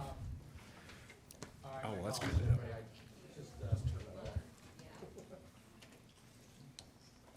Ran out of juice there, and I thought like the whole meeting would crash and we'd have to start over. No worries. We have a couple of members returning to their seats. Thank you to those that are waiting online. And I think we can go ahead and get started. Our next item of business is a discussion relative to 612 West Main Street. Yeah, and yeah, apologize about the missing the deferral request there at the end, but thank you for taking care of that. I won't belabor this one. This is a request, not a request. This was a discussion that was requested by Bushman Dreyfus, and this is on the regards to 612 West Main Street, which you all approved back last December, a COA for a mixed-use building on West Main.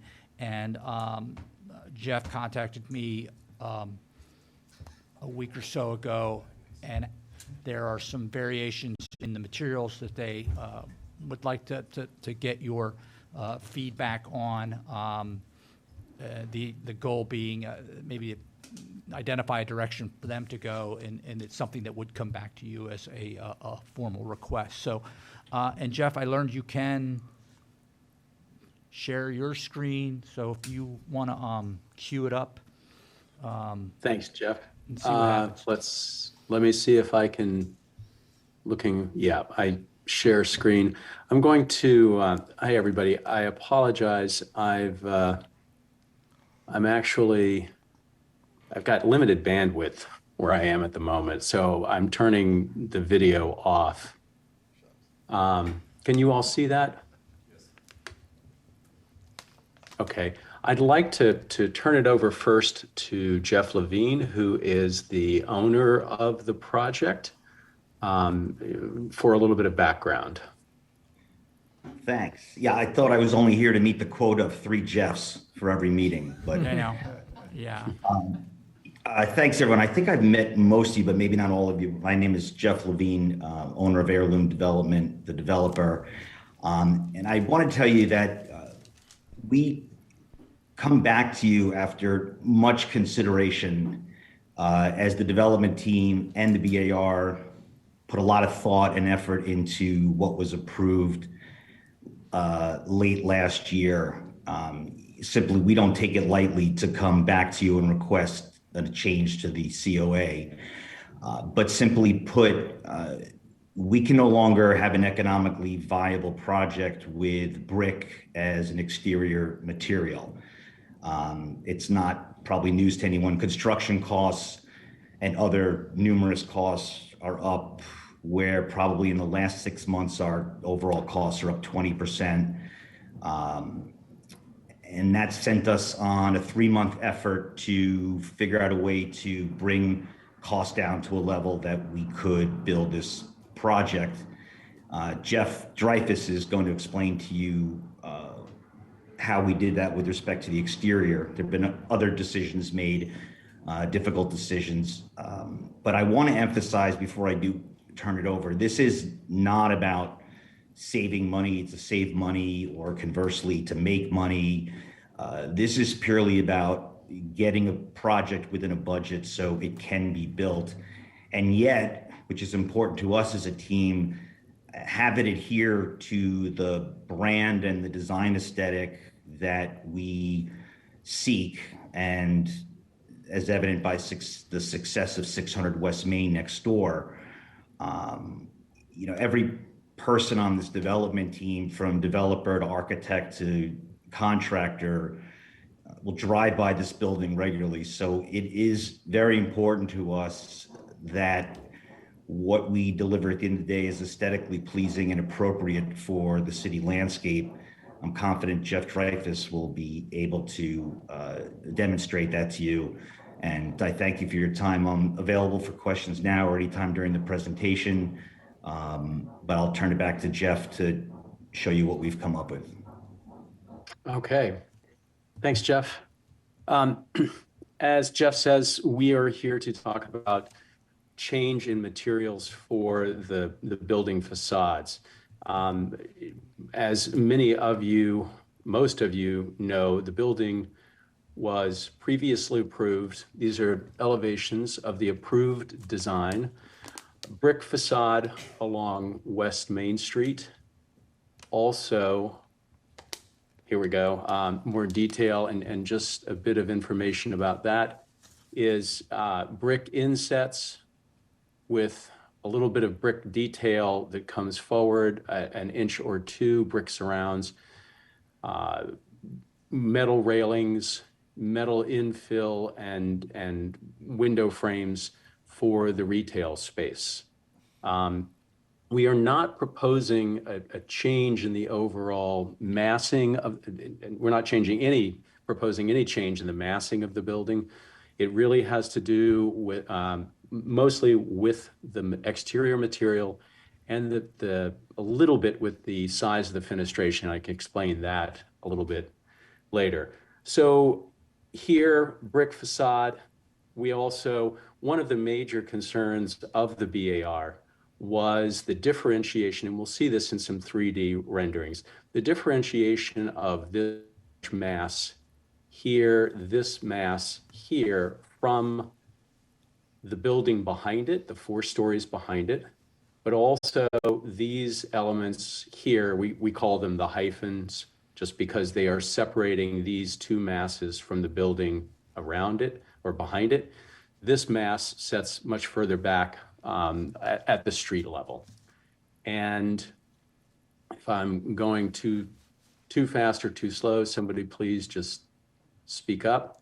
Let me see if I can get this. Here we go. This is the facade facing 600 West Main Street. So this is the facade in the courtyard. That was proposed to be brick, as was on the far right is the main facade that reaches closest to West Main Street. The piece you see here on the left is really the facade that is up against 600 West Main Street, which is outlined right here. So that is not a facade that will ever be seen. It's party wall, essentially. The rear facade that was approved here was EIFS.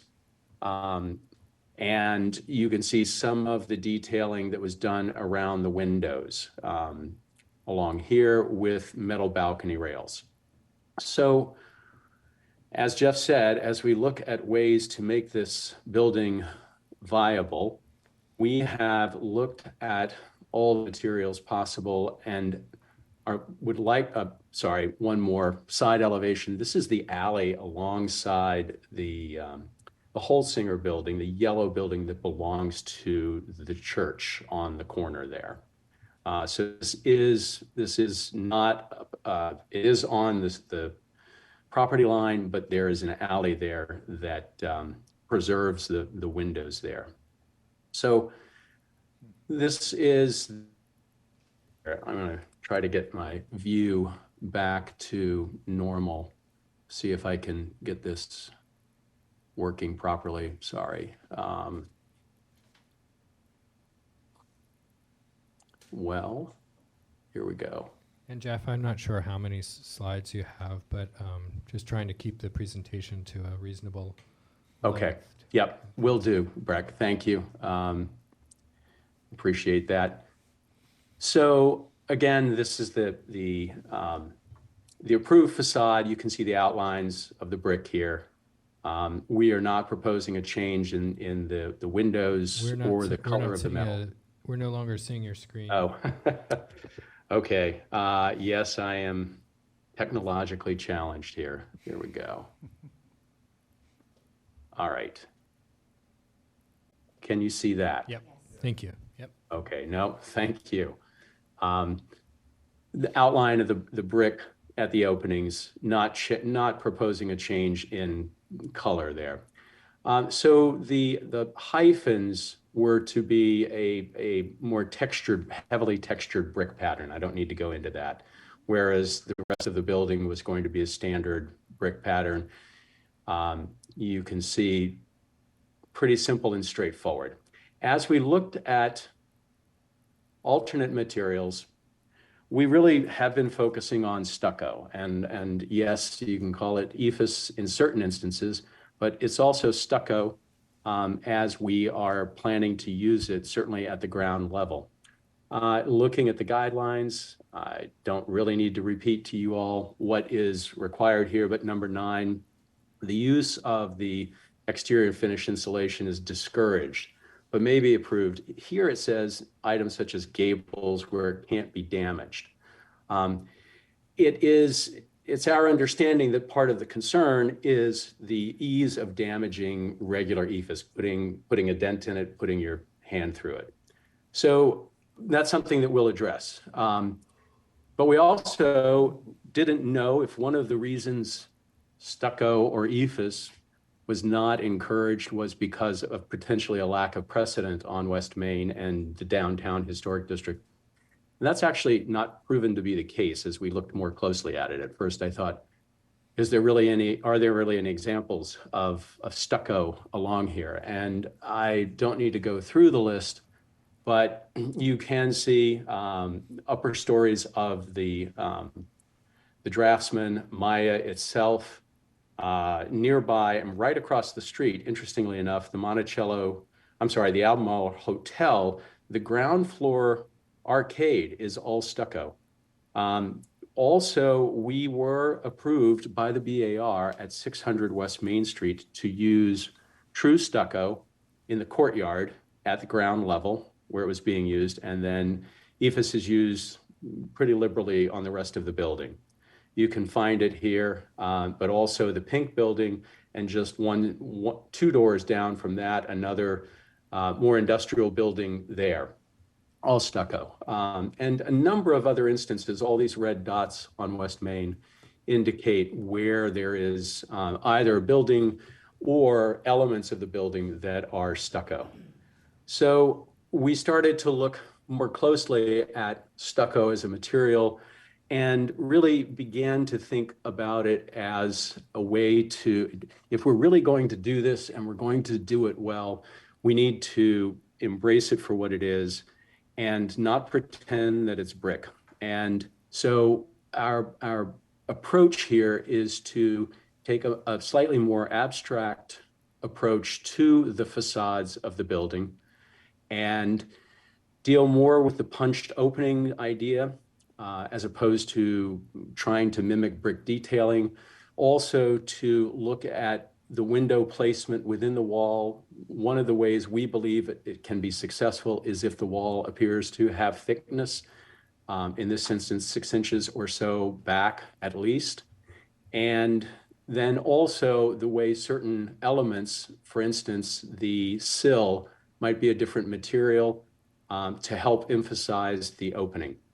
The other thing that we are cognizant of is the BAR's concern about the hyphens and how they differentiate from the two pieces of the facade that come forward. And we did have conversations previously with the BAR about doing them as a different color. And that is definitely an option on the table. We'll got some images to show that. But also we'd like to put out there another possibility that we're thinking about is actually having them as green walls.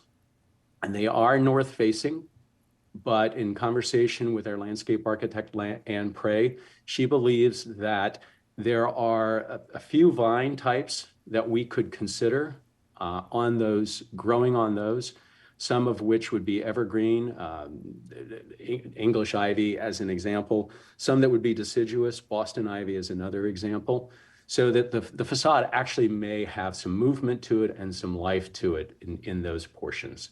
So these are just examples of ways that we're beginning to think about it. So new elevations, I can run through these, but in context, you see it here. Again, we are not proposing a change at all in any of the massing itself. We are still very much interested in preserving the verticality of the facade, how it was done. And frankly, the number of openings haven't changed. The widths of the openings have all changed by about 6 inches. In part, that was helping us emphasize the verticality as we looked to abstract the building from what it previously was. You can see here and up close. One other element that we've done here is we've actually taken an asymmetrical approach to the infill in the glass. That slight change in rhythm seems to be, to us, seems to provide a little bit more life and interest to the facade. And then as we go on, looking at all the other facades, these are all preliminary. We've still got more study to do, but how they would be rendered as stucco. The rear facade, we were looking at it, and the rhythm of the windows themselves seemed to add enough life that we didn't really want to get into the play of solid void that we were previously. Allow this facade to be what it really is, and that's just a pattern of the windows on the back side of the building facing the railroad tracks. This is that side elevation along the alley that faces the Holtzinger building. So some views of the building. We are thinking of here the color is rendering more as gray. We are still thinking a white or off-white. Clearly, we'd need to come to you all with what that is. So these are views that you had seen before of the building. So as we go around, in this instance, you are seeing the hyphens are a different color. Can't tell you exactly what that would be right now. This is rendering a bit darker than these two pieces as they come forward, which may relate a little bit more to what's happening at 600 West Main. But that's not a given at this point. I think we're going to have a lot of color studies that we need to do. As we look at the building from the other direction, you can see where we've tightened these openings just a little bit and simplified them. Still not the same color scheme as was previously thought of before. Again, not great color rendering, so I apologize for that. This is looking more purple or gray. This more close up as we go to the entrance to the residences, but you can start to see the simplification of the openings. And I guess this is a good opportunity for me to talk right here about the material. Yeah, and Jeff, if you could, we can take a little more time when we go through questions, but if you could go ahead and wrap up, just. Okay. Thank you. Stucco, we are planning to use 3-coat, 3/4 inch stucco on the lower portion of the building, probably up to the sill of these windows, so that we have as durable material as we can get. Here you can see details. And then as we come here, you can start to see if this were to be a green wall, how that might affect the facade. Nothing really different there.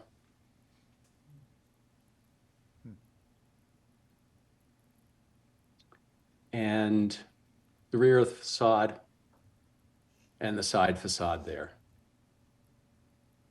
So that's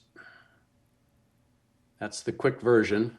And we are here to get your input, your thoughts, your ideas, concerns, because we will be coming hopefully next month with a formal request.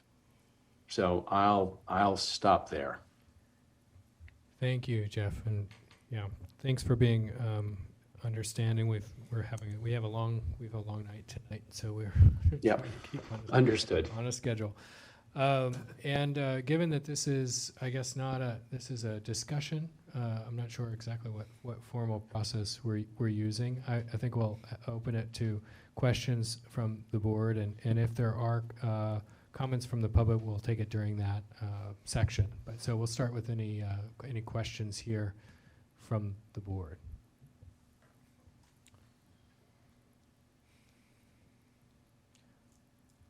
I might start, Jeff, and ask if you describe a little bit more about what, if any, the joint or the difference between the two stucco materials might look like. Thanks, Breck. Actually, they're going to look exactly the same. If, for instance, we draw the line between hard coat stucco, either here or here, it may be at best at the floor line. We will have control joints, and that is something that we will have to consider and present to you all as part of a design. But the material between, I'll just call it between the ground floor and the upper floor, will have the same exact coating on the outside face of it. What happens is that down below, it is 3-coat stucco on metal lath, so it's essentially concrete, and its final coating is an acrylic that goes on top of it that gives the color and any final texture that we might put on it. That same final coat is what goes on the upper part of the facade as well. So behind, on the upper part, it is a styrofoam with the mesh, a heavy-duty mesh in this instance. We are planning to use heavy-duty mesh, certainly around the balconies and the like, so that damage doesn't occur there. That heavy-duty mesh is usually used in hurricane zones, actually, because of flying debris. So to answer your question, Breck, it will be the final coat between upper and lower materials will be exactly the same. We will have some control joint that will need to separate the two, but that's it. There won't be any other difference. Thank you. I think my question is about the control joints. The rendering is making the whole building look fairly monumental. From floor to roof, this is looking like one solid object, which is what I imagine the intent was for the brick, that kind of monumentality. But as we all know, with stucco, probably multiple control joints are going to be needed. And so I'm just curious about where those go and how that affects the overall design.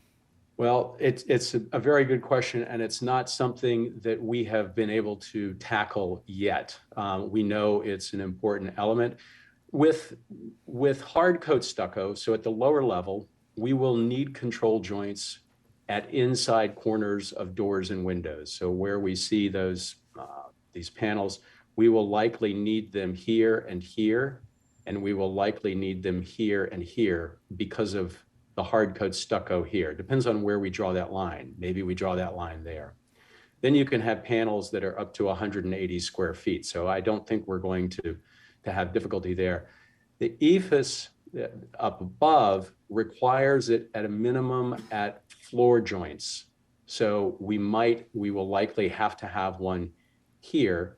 But beyond that, because the material is quite flexible and the coating on it is flexible, it's not required except where you have a change of material. So the requirements are going to be less on that upper part than below. So to answer your question, that is a concern of ours, and we just have not yet had time to dive into that, and that will be a part of the next presentation. Thank you. And just one other follow-up question. Was there a specific finish that you were thinking, or a specialty finish that you were maybe looking into? We're looking into a variety. And what we don't want is for it to look popcorny. We do want this to look more scale-wise, we're more abstract. So, but I can't tell you yet. What was approved previously had a little bit of texture to it, and that may very well be, and that was on the south side of the building, that may very well be what we propose here, but I'd like to come back to you with those. and show you what the options are and why we chose what we would propose at that time. If there is a thought or a preliminary idea that anyone has about that, we're all ears.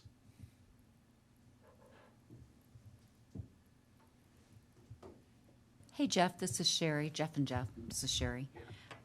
I'm wondering why you aren't doing the entire building in stucco. You're asking us to modify or approve a new certificate of appropriateness, taking a brick facade away. Can you just give us some insight besides the obvious cost?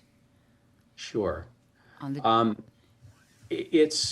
Well, the obvious cost is the reason we're asking for the change to begin with. We don't feel that changing from ephes to stucco is going to be something that's discernible by anybody on the street. In fact, the interesting part is stucco does require more control joints than ephes. So if we were to do that, I know there will be discussion of control joints, we would be required to have more. And the nice thing about the ephes in this particular instance is it's not required to have as many control joints as we will have to have with the hard coat stucco. The stucco is frankly 40 to 50% more expensive than the heavy duty ephes that we are proposing on the rest of the building. And to tell you the truth, Sherry, we're looking with construction costs rising unbelievably in the last 9 months since this was approved. We're looking to save can. Hey, Jeff, the line just broke up. You said looking to save something, and I don't know if others didn't hear it, but you said in the last 8 to 9 months, costs have gone up. You're looking to save, and then you cut out. Uh-oh. Yeah, more than that. I think you just save said costs. save what we can. What we can. what I Thank heard. you. Okay, I heard can or something at the end. Okay. Jeff, are you still with us? Did we lose? I Tim? am. Oh, there I we go. am. Okay. Oh, good.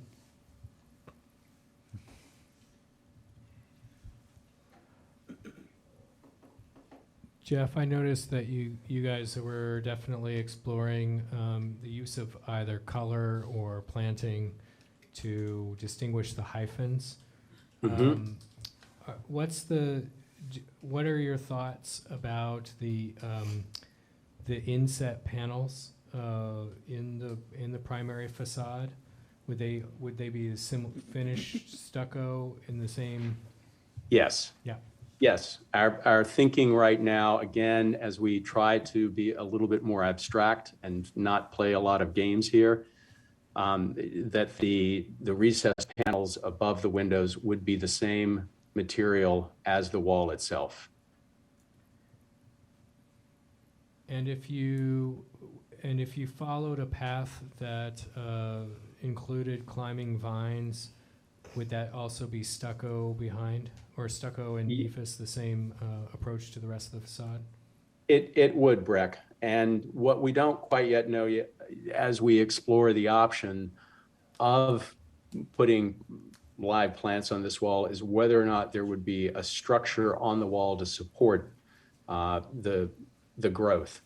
There seems to be a fair amount of debate about whether or not it's a bad thing to have plants that actually attach themselves to the wall, whether or not that's a terrible thing. And some theories are that it actually protects the surface more long term. This is going to be a brand new facade. It will not have cracks, which is where a lot of problems come in with plants growing on walls. But it may be that we need a secondary structure for the plants to grow on. We're not there yet. I'd be curious to know, just in terms of the BAR's thoughts, whether color would be enough of a differentiation, or if there's something more that we need to do. But at the moment, those hyphens, those surfaces are intended to be the same material as the rest of the building. But we do believe that differentiation between them and the adjacent masses is important. So, I don't think we could achieve that with a different texture in the stucco. There's just not that much textural difference, regardless of what you choose. Right. To really make the difference would address the BAR's earlier concerns, and I share them. Jeff, is there any, was there any exploration or even any thought about maybe doing a hybrid? Like for instance, the two pairs in the front, the main elements, keeping those as brick and then reverting back to stucco on the recessed and the more kind of secondary volumes behind? We talked about that. It just felt like we were playing a game of a pastiche game. It just didn't, we looked at it and it felt totally disingenuous, which is why we thought we just need to lean into this idea of stucco and make it a good stucco building.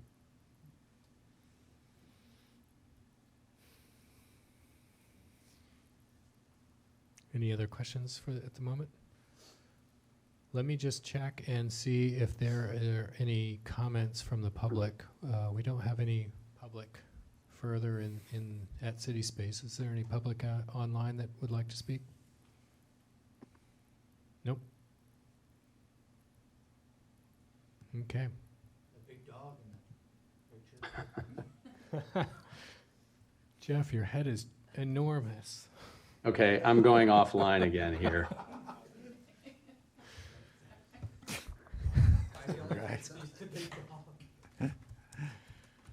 All right, any comments from the board? Yes, I'd support the hyphens either being a darker color or the vegetation. I think that would give really nice, differentiate the two, the 4-bay and the 5-bay projections. I guess relative to the vegetation, I would encourage us to imagine the solution has to work without vegetation there. I would defer to the expertise of our chair certainly and his landscape architect asking profession. vines to climb, 3 stories and to perform as, it's not a slam dunk. Perform on command. And it's not going to be immediate, and it may not be forever. So I think, it needs to be a solution that works without it. If we still feel like that's worth pursuing and that brings value to the project, we could encourage that. When I was on the BAR 20 years ago, we approved the beautiful addition to Temple Beth Israel with the glass facade on the south side. And there's still wires that come down the building where we were assured by the architect, who I'm not going to name, that the vines would climb up the 3 stories like this, and on the south side of on the hot side, ivy doesn't climb the way it's supposed to be or the way we wish it would. So, since I've got the floor, I think I would agree with Mr. Ziemer that all of a sudden when you gave us that sort of carpeted dark green hyphen, it got me thinking. I liked that color. I think I agree. I liked the kind of forest green color there, and wondered, would you consider doing those hyphens in brick? And maybe a dark forest green brick, which would maybe look nice with the brass and metal surrounds and, I don't know, this sort of austere look if this panel goes for the stucco transition, and maybe something in that same dark color. I'm not saying it has to be green, but it's kind of remarkable that what it did for the building, just in this. And that adjacent mural has a dark green in it as well. Yeah, and that beautiful bowed entrance. I'm not certain. I'm not saying that should be a dark green color, but maybe the recessed part could have the dark green or trim or something. You could carry that over there. But I I wondered if we could preserve a little bit of brick. Maybe just in the hyphens, so.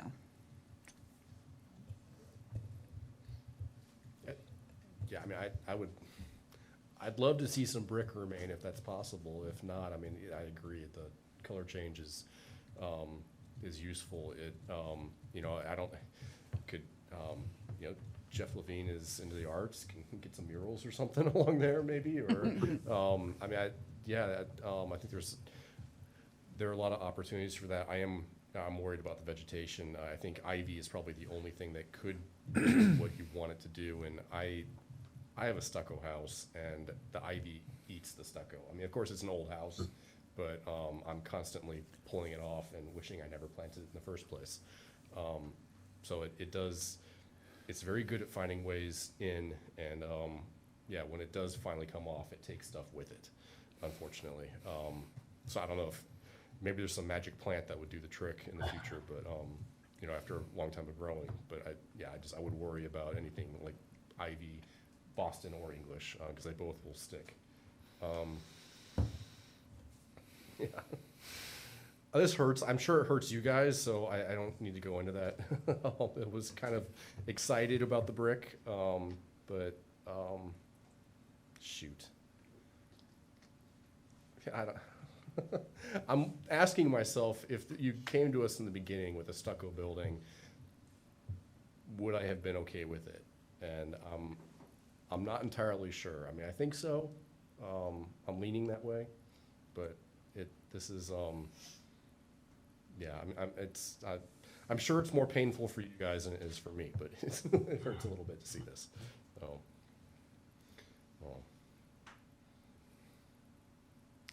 Yeah, I mean, I won't lie either. I mean, even though I haven't been on any other reviews of this building, it's disappointing to see the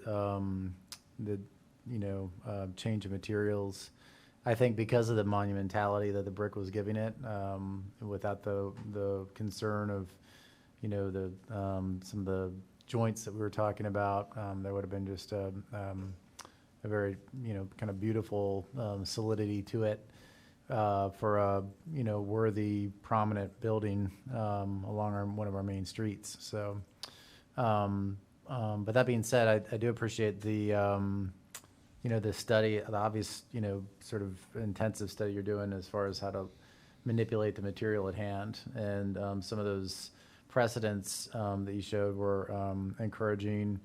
I wonder if there's a little bit more thought about the form, I dare say it, but ways of sort of playing with that form, where it's less about the afterthought of a brick building and more about enhancing the sort of the play that can happen using different thicknesses and just slight details. There was the one building on the right-hand side, the sort of really abstract geometric design that I found interesting in the way that there was the sort of abstractness of the white elevation, and then there was sort of a recessed material in the back that it kind of played off of. But I appreciate that. I think that the green screen is an interesting idea. For the hyphen as well, and I do like the entry. That seemed to be a great little spot to enter the building. Again, I haven't had much history on this, but those are my thoughts on what I'm seeing right now.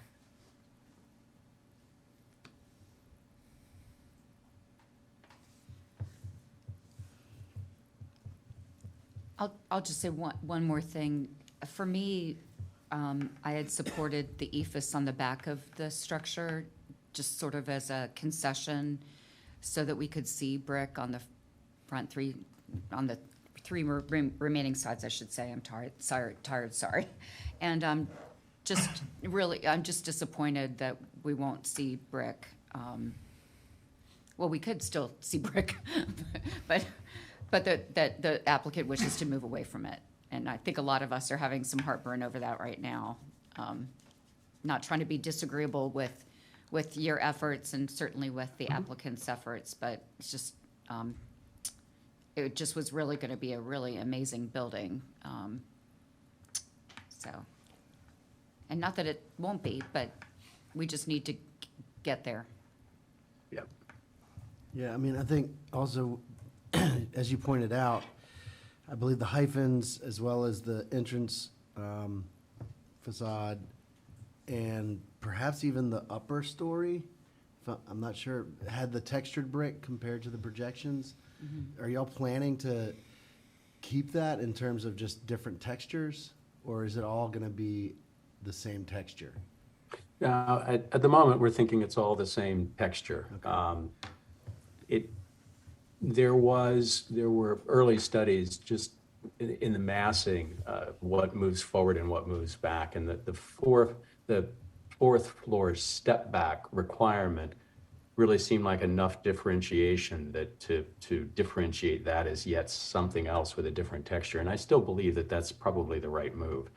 And when we come to you, what we didn't do this time was to give you sort of a 3D, an actual walk around. I think you'll see that fourth floor is, and the way it connects with the rest of the building, I think that there's not a need for it to be a different texture. I think those 3-story masses that come forward really have a presence of their own. And what we don't want to do is, again, in this idea of sort of an abstract, almost minimalism, try to make the play of forms what's really going here, as opposed to forms and textural differences and color. So, but in the previously approved version, the hyphens were texturalized, right? Yes, And so, that's right. Are you still going to texturalize the hyphens, setting aside the fourth floor?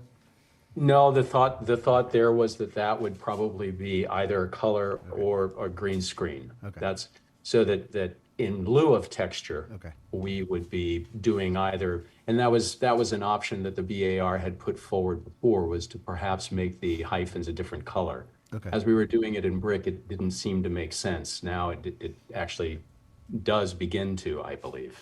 Gotcha. Thank you. That was something that I commented on frequently. I think my concern going all the way back to the SUP was we were sufficiently breaking down the volume of this pretty large facade for West Main Street. And I had concerns throughout about whether or not the brick would do that sufficiently. I liked the approach with the texture. But that being said, the initial brick studies were kind of scary. They were very uniform and cold. So I guess I'm not, the only thing that the brick did do, I think, was provide a smaller scale level of detail that feels in keeping with West Main. I am concerned that we'll lose that a little bit with this at the ground level. It's just not going to have that scale of texture. I do think, and I'm glad to hear that there's some willingness to consider the use of some color to differentiate those volumes. I don't think it has to be contrasty or over the top, but I think that will help. I think what will also really be useful, given that this is a north-facing facade and that the light upon it is going to be often glancing, is the foreground shadow of the street trees. And I think this puts even more emphasis on getting those in and right. And I know there's been a lot of back and forth. I don't know if there's any, I know that's not what you're putting forward in front of us now, Jeff, but if there's any further update on that as part of the project. They are in the project, Breck. And I don't recall what species they are, but the approved site plan has those 4 trees in them, and they are part of the certificate of occupancy. And when we come back to you, I'll make sure to have the species that we've specified, that Yeah. are in the plan. I mean, the play of the shadows of those trees against that facade and those long, when the long raking light comes down the street will be important. Mm-hmm. Agreed. I'm just curious, and the architects will explain to me why this wouldn't work, but is it possible to use brick as the hyphens in the material and have a material difference?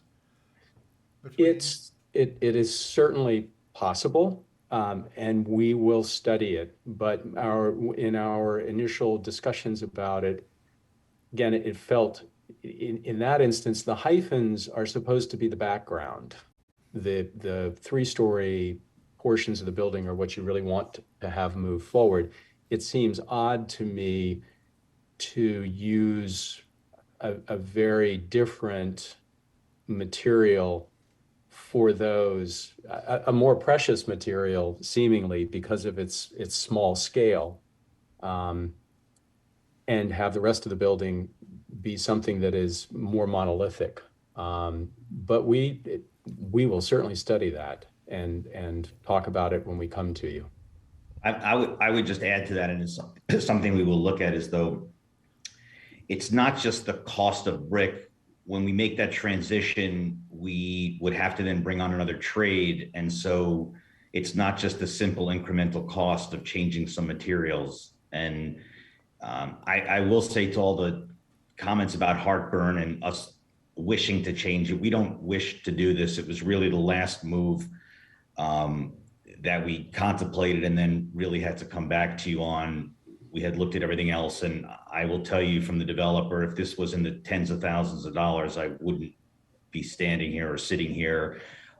It's make or break to this project. So it is a little soul crushing to some extent, because we take a lot of pride, and we did work, like I said, with you on a lot of it, but it's really not a choice. And we can look at adding in some of that brick, but again, we start bringing in other trades, you have a disproportionate incremental cost other than just materials. But I'd also like to add to that we are intent on making this a good building. It will be a stucco building. It will be good. And everything we are proposing in this vein is to make it a coherent building that really stands on its own, that we're all proud of. We do all have heartburn, but I've had to leave the brick facade behind, learn what we all gained from that, and that had to do with the verticality, it had to do with color. It did have to do with contrast, whether that was in brick material or in color, as we might be proposing it now. So it feels right to me that if we're going to go all out for this, then we do it in stucco. The hyphens are stucco, but the differentiation, how can we achieve that differentiation so that, and I don't disagree that even in this image with the dark green, suddenly things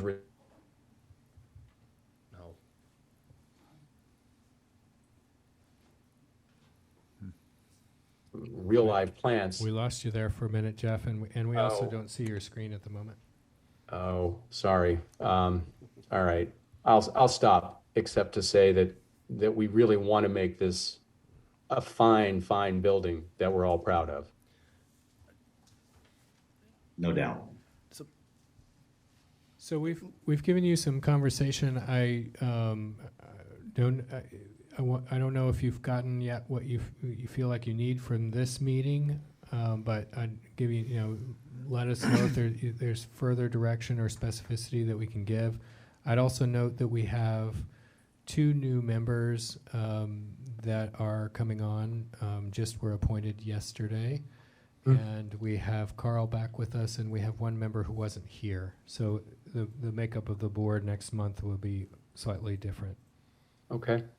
Well, I do believe we received what we needed. And also we were able to at least explain to you why and what will be coming your way. So we really appreciate that. I know that it's a packed agenda, but I didn't really want to just send this package in and say, oh, and we'll talk to you next month. thinking it through and talking it through is really helpful to us. And I can't tell you how grateful I am for everyone's input this evening. Thanks, everyone. Thank you very much. Thank you. Thank you all. All right, that brings us, and do I understand that we are not speaking to 218 West Market this evening? Excuse me, correct, that was scratched. All I have are a couple of, I hope, two relatively quick questions and one discussion item. I will say, I think, I know, clearly I need to be a lot less flexible when people have things that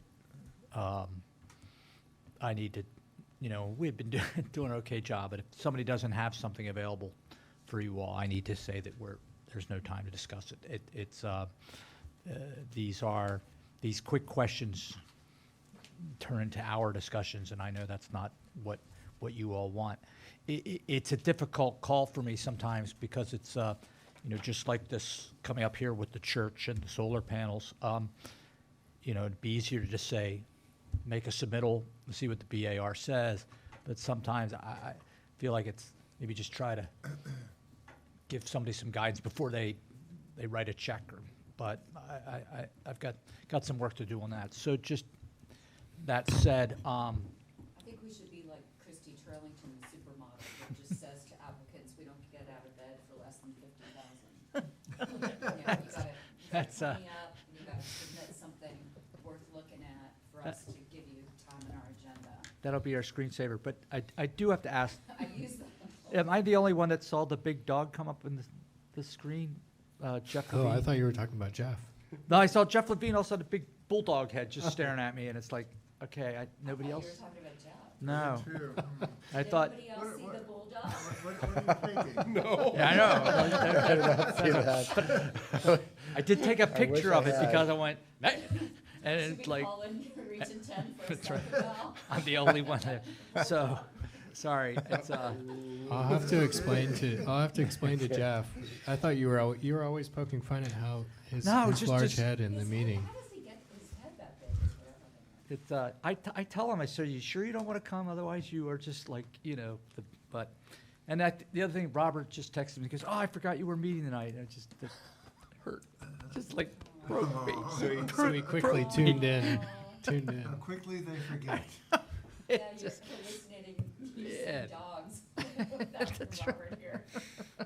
So, let me just, this one I hope is a relatively easy one because of some of what you all said earlier. And this is the First Methodist on East Jefferson, and they are interested in installing as many solar panels as necessary to kind of get negative.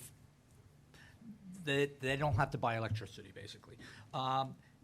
What I know is it's a Buckingham slate roof. We know the building's about 100 years old, so it's probably life cycle wise, maybe another 50 years on this roof. One of the questions Carl had asked me about was, well, how are these things attached to slate roofs? I would also ask the applicant, how often do they have to get up there and work on those panels? Because I think, I don't know, James and I have been on plenty of slate roofs, and that's not a place you send people unless they're supposed to be on those things.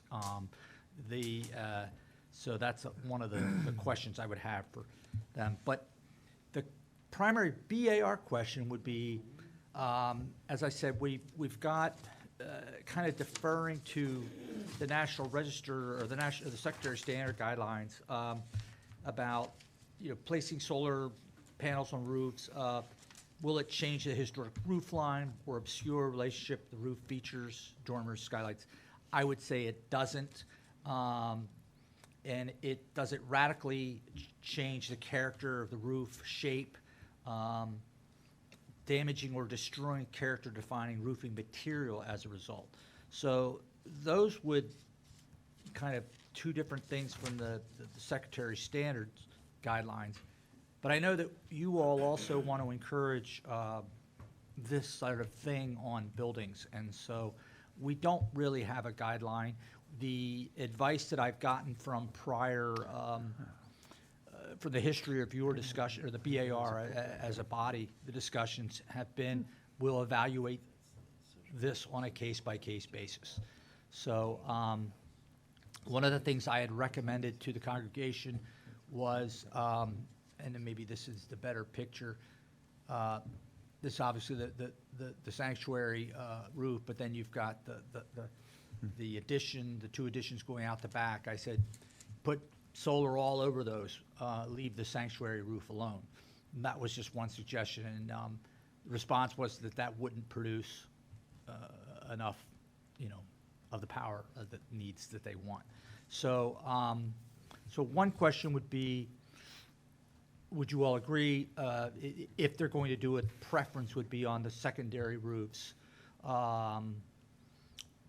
Or do you have any strong feelings about, allowing it on the primary building? So give me your thoughts. I'm just curious why, that roof faces west-northwest. Northwest, right. And why, maybe it's a timing of day and when they want the power, but why the southeast facing roof, which is not on an adjacent road, wouldn't be preferable? That'd be one question. It might be more visible to the park. It could, maybe. Not really, but I'm just guessing. Possibly.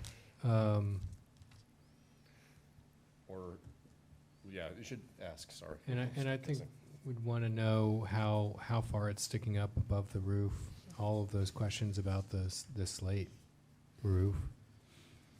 They could put Tesla tiles on here and sell their slate to the city. Wait, does the city need slate? Did I miss something? Yes. Oh, no. Those are killing me. For the gym, they need slate for the gym. That's right. No, I can't believe you guys pushed for them to stay on the gym, and now we're selling it. Yeah, I would say, it seems ironic, you've got, those Tesla shingles were awfully expensive, and what, technology's good for a couple of years, and you put something on your roof that is essentially obsolete, and that's, well. So maybe that's part of, maybe that's a comment, is that it's a historic character defining feature of this building, and you're sort of selling it with something where, are they gonna rip it off in a couple of years because the panels are antiquated? And I'm really curious about how it's mounted. How do you go through slate? Do you go in between under? Have we ever had a request? You would have to For remove, solar? you'd have to remove select slates to Right. mount to the deck and then flash around them, and it'd be it's a flashing nightmare, but I don't know how It often sounds like a they- leak nightmare. Right, I don't know how often they have to have the armature mounted to the deck. Wouldn't you have to have boots sort of all over, and then they'd have to sit Jeff, on did you top not of other email- slate? Was it just me that you emailed that link to? Oh, whoops. It's, as James described, you remove each tile and slip in a piece of metal flashing that you attach to, probably at But every it single displaces support, some, but it doesn't go back, the slate doesn't go back in the exact same place. You would be removing a piece of slate every 10 feet or And something. then, like I said, is it like 8 a feet. roof vent, like it's, and then whatever, you cover that up, you do flashing, and then It's pretty tough. They would need to submit that detail with their application. I think the ones on the south roof would definitely be visible. Also, if you go down, if you take a stroll down that, what street is that? Is that First Street North? Yeah. You would see it. Yeah, there's places it's, Yeah, but it's. You'd see it right on, yeah. I'm on First, if you go to First Street North, Yeah. like right along where that arcade is, if you go to the Google, you can, Right. you'll see it. Well, the intention is not necessarily you don't see it. I think we've run into that on other solar installations, but we've tried to avoid them on primary facades, firstly, and character defining facades. I guess, Secondly. looking at the aerial call it plan view, it seemed to me like the additions had close to enough roof space to, I don't know. It's hard when they start breaking it up into smaller installations Yeah. and it's not facing south anyway, so I'm sure that they're having to have a lot more just because of the Right. inefficiency of it. I guess, to answer Jeff's question, personally, I'd prefer that they focus them all on the additions as opposed to the main sanctuary, but I think so too, me too. it's a Are question of, the additions also have slate? Yeah. they are, but they're not the main part of the building. And I agree, I think, I mean, it's one thing, you can go run all day on an asphalt shingle roof, but a slate roof is just not where you send people, but that's the question for them. I think, you know, not that I have a dog in this decision or a dog on my screen, but I find when I talk to folks about solar panels a lot, they're just thinking about the solar panels and are not thinking about their roof, or they're not thinking, oh, well, how old's your roof now? You know, you're gonna put these things on it, what happens if you have to replace your roof 2 years from now? So, and there's cost associated with that, particularly a roof of this scale. So I'm very respectful that people wanna do this. I just don't know if in the long run, but that's my private feeling. Is it possible once that they actually price it out and discover that how much it costs to put it on a slate roof, they might go, well, maybe we'll stay with Dominion? I don't think, I think Jeff's point is that they need to cost out the potential of having to replace the Right. slate. Right. if it- Mhm. you know, and people that's start normally walking not on. part of the, and that's really not our, you know, sort of where we go. But I just, from my builder days and an old house owner guy, I'm just, I'm not convinced that, and a slate roof in particular is just, I mean, that's just money. And, I mean, you heard the guy last month, what did he say, that they might salvage 40, you know, if they remove those slates, they might save 40%. Actually, I thought it would be higher, so it just shows you what happens when there's activity on the roof. All right, well, I'm gonna ask them to put some, you know, bring us something, or bring you all something, and we'll look at it. Well, just for some guidance, just, suppose they do their research and they decide, okay, we can do this, we don't think we're gonna damage the slate, we think we can come up with a good argument that we won't. It sounds like a lot of people are thinking that the solar panel should go on the addition as opposed to the main sanctuary. Personally, I think they can go anywhere. That's just my own, but I'm alone in that, I think. Am I? You're not allowed. Okay. If they told me that, you know, if they convinced me that the installation was really tight to the roof, then I might be okay with it, but I'm not positive that that's gonna be actually Okay. the case. So is that some additional guidance, Jeff? It's very helpful. Random thought, and it's probably more expensive and not possible, but they have a parking lot that, you know, could they put a little canopy over part of it if they need some extra solar? I don't, just throwing that out there. Carport with an array on Yeah. That's a good idea. Shade the asphalt? Yeah. I don't have a problem with wherever. I mean, I think because you can't see it on the main sanctuary, I don't believe anywhere, unless you're up on an airplane. It's really too bad that there's only one southern, you know, exposure of all those roofs. It's kind of weird. It's, well, this is helpful. That's good. Let me ask you the easy one, and then I'm gonna, Who says it's easy? it's an easy one. Oh, that's the death knell, that we're gonna be talking about this for 20 minutes. No. Did I Be send? reasonable people. I know I sent, the picture that I sent of the bank that I put on there, Wells Fargo Bank. Oh, yeah. You know, Oh, Wells, okay. you know the bank, it's on Central Place, near where the Halpern garbage can is hiding as a tree. There's the night deposit box there. They want to put one of those, you know, fisheye security cameras above the night deposit box. I've said I would consider it if there's no exposed wires, no nothing. It's just and it's flush mounted onto the wall. But because I think there's a reality to those at banks these days, and just, or is that there's nothing really in our guidelines about not putting things on walls, but, You sent a picture of Yeah. the location. didn't Yeah, you? you did. By email, right? Yeah. so, Let's see if I can- and I think the young woman I work with, I'm sure she's an intern that I just feel like they've said, oh, go figure this out. She's been great to work with, but I've been asking a lot of questions. And for example, I've said, I don't want something on a bracket, you know, that's why there's the two, the thing that's mounted flush to the wall with no visible wires, conduits, cables, et cetera, et cetera, et cetera. And, unless you all have any significant, You're not talking about the spider arm one, but right, that's kind of a more like the no, top one. right. Oh, wait, you actually sent us images? Although, you know, I was trying to find, right I was trying there. to find it. Second page of the three that he sent us. What was Yeah, I the didn't get a picture chance of to the look at building? this. So don't, I mean, don't, What was Earlier. the subject of the email? what's that? I don't, You know I the don't love the subject of the fact that it's email. on such a, you know, such a prominent corner and such a, you know, great, that's. It's a pretty such significant nice- building. Nice material, the Same stone today. siding, I mean, I don't know, it's just, It's a pretty significant building, you know, in my head, it was like a, I didn't see the email earlier. Sorry, I'm trying to If this find was like it a and- brick building, I probably wouldn't be as concerned, but yeah, it's like the most prominent corner on the mall.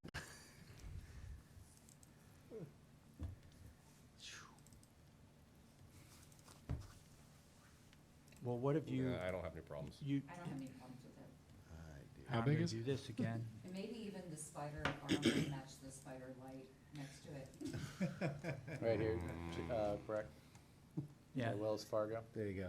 so Oh, there's, okay. Yeah, there it is. He's got up on the big I screen. put a little dot there Oh, to I sort of see, go. it's a- Imagine it being there. I mean, it's a stone building. Oh, that's gonna be awful. Yeah. Yeah, I don't like it. I kind of agree. That is one of the best Just corners of the entire downtown mall. Who uses night deposits anyway? Oh, restaurants do on the mall. Yeah, so how do you, I don't know how to solve it.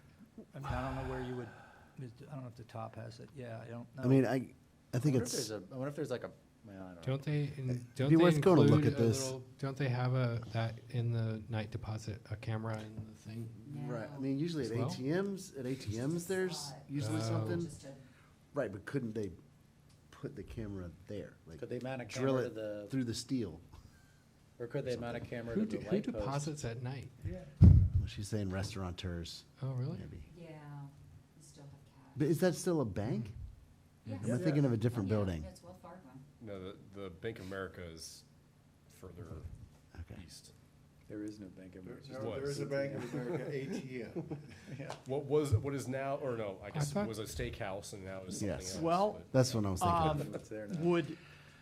would something on an armature at the brick level? I mean, I don't know how far these things can see, but, I mean, can you mount something to the light, well, I guess you can't mount to the light pole, because that's No. oh, public. God, no, you don't touch city stuff. Now, you got the brick up here. I guess, I don't know, maybe my opinion is I'd like to see this come to us as opposed to just What if, answering it right now. yeah, Like, you've got this planter that's blocking the view of the night drop box, like I can't tell Up at the cornice. what's there. Right. Where the 1914 is, in that corner. Oh, but up in the brick. Like right, On the well, brick. right there. Kind of tuck it under there. You're messing with nice historic fabric. what Like, if it was in the window? I'm not disagreeing, but in order for historic things to stay around, they have to get updated. I agree with that. It's utilitarian. I liked your idea of on an armature up in the brick, like above the stone base of the building. And it'll be way up and no one will notice. Right. it. That way you catch more criminals. I mean, we're slapping them Or up all messes over them UVA, and I hate them. Why don't they just get a drone and just have it hovering there all the time? I mean, I think at least someone's asking us, 'cause Yeah. these things pop up all over. Instead of the Joe Geek, do it and ask for forgiveness later. Move. It happens a lot, and then we just, yeah. So I actually, An old chair of the BAR used to counsel applicants who would talk to that person informally. That BAR chairman said, do it on a Sunday, nobody's around. You'd be That was not surprised me, the by the way. conversations I had. James Lux, look at that, James Lux. So now, I will also, it's, my dot's a little big, the thing's only like, 4.5, 5 inches. That's what they're telling you. Nah, they sent me a spec. It's been a cut sheet. We gotta have it come before us, I guess, in order to get past James. I think it's gonna, well, I'm hoping I my could just say, yeah, let Give me you, an you all outline. can do it and do it this way, but let me ask them if the brick idea,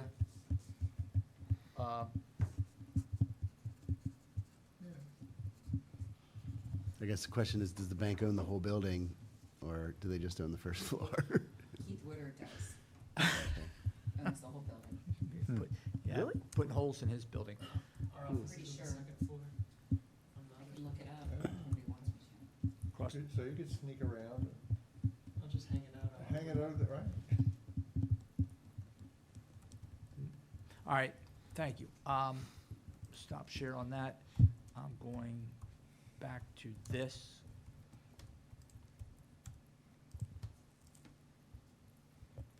Look at this, I'm learning technology. This is just ridiculous. So I had asked you all about this building, I mean, late one night when we thought we would have a short evening, and, but this is 32 University Circle. It is a non-contributing building, and don't get me wrong, I agree, there's architectural merit to it, and probably would be, we reevaluated it and be contributing, but the maps that we have, it's non-contributing, and has metal windows in it that have, and I think, I put them in, I don't know how many, if you all looked at the images that I sent, but, Yep. and it's, the old metal casements, looks like Arlington, Virginia, all over, doesn't it? But the windows don't operate, the cranks don't work, the double hungs aren't functioning. I have suggested strongly that they renovate them. I think that there's cost efficiency in renovating what you have. They had gotten a quote from someone to replace all the windows, and it was obviously, I think, just a vinyl window, slap them in thing. So, but then I started looking at the fact that it's non-contributing. Does that change how we look at the window replacements? And it would still have to be, you can't put vinyl windows in, but being non-contributing, does it alter the type of window that they would put in there? Or, could we look at something that has similar lights, casement windows? Maybe they're not the industrial metal windows, but the difficult thing we have is these are rental units, and now for all buildings there are the safety things, but our property inspection folks get a lot of calls for this sort of thing. You get it all at the university, those rentals. The kids will call the city and complain about it, and the city comes and says, this window doesn't work, those windows, you've got to, it has to be an operable window. You can't screw a window shut. You have to be able to flick the latch and open it easily. So if there are no sash weights, you have to fix them. So there's a regulatory piece to this, but It looks like that one is working on the middle left. Yeah, they're- Most of them are glued shut, is that what the? Yeah, it was really interesting. Some of them, they're really, neat old windows. I think, I told them that the reason sometimes they don't latch is because you've just painted and painted and painted and on the inside, and then they won't. And then they said, well, we can't strip the paint because it's, lead paint. I said, well, but you're going to tear them all out. What's the difference? So you've got a lot of these old, the metal windows that are just in bad shape, and, you know, the old cranks can't seem to, I don't know, unless, you know, James, the people you would work with, but I looked up, they didn't do the kind of, like, the new hardware and things like that, so. So what do y'all think? If it's a contributing structure, does it matter, or non-contributing structure, does it matter what kind of windows it's replaced with? As long as they meet our standards, they're not vinyl, they're not trashy. No.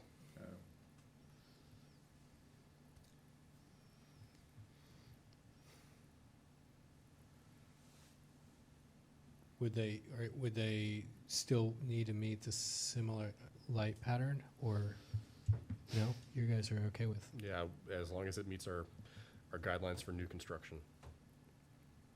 So if they want to put double hungs in there so they can put a proper AC unit in, then, you know, so be it.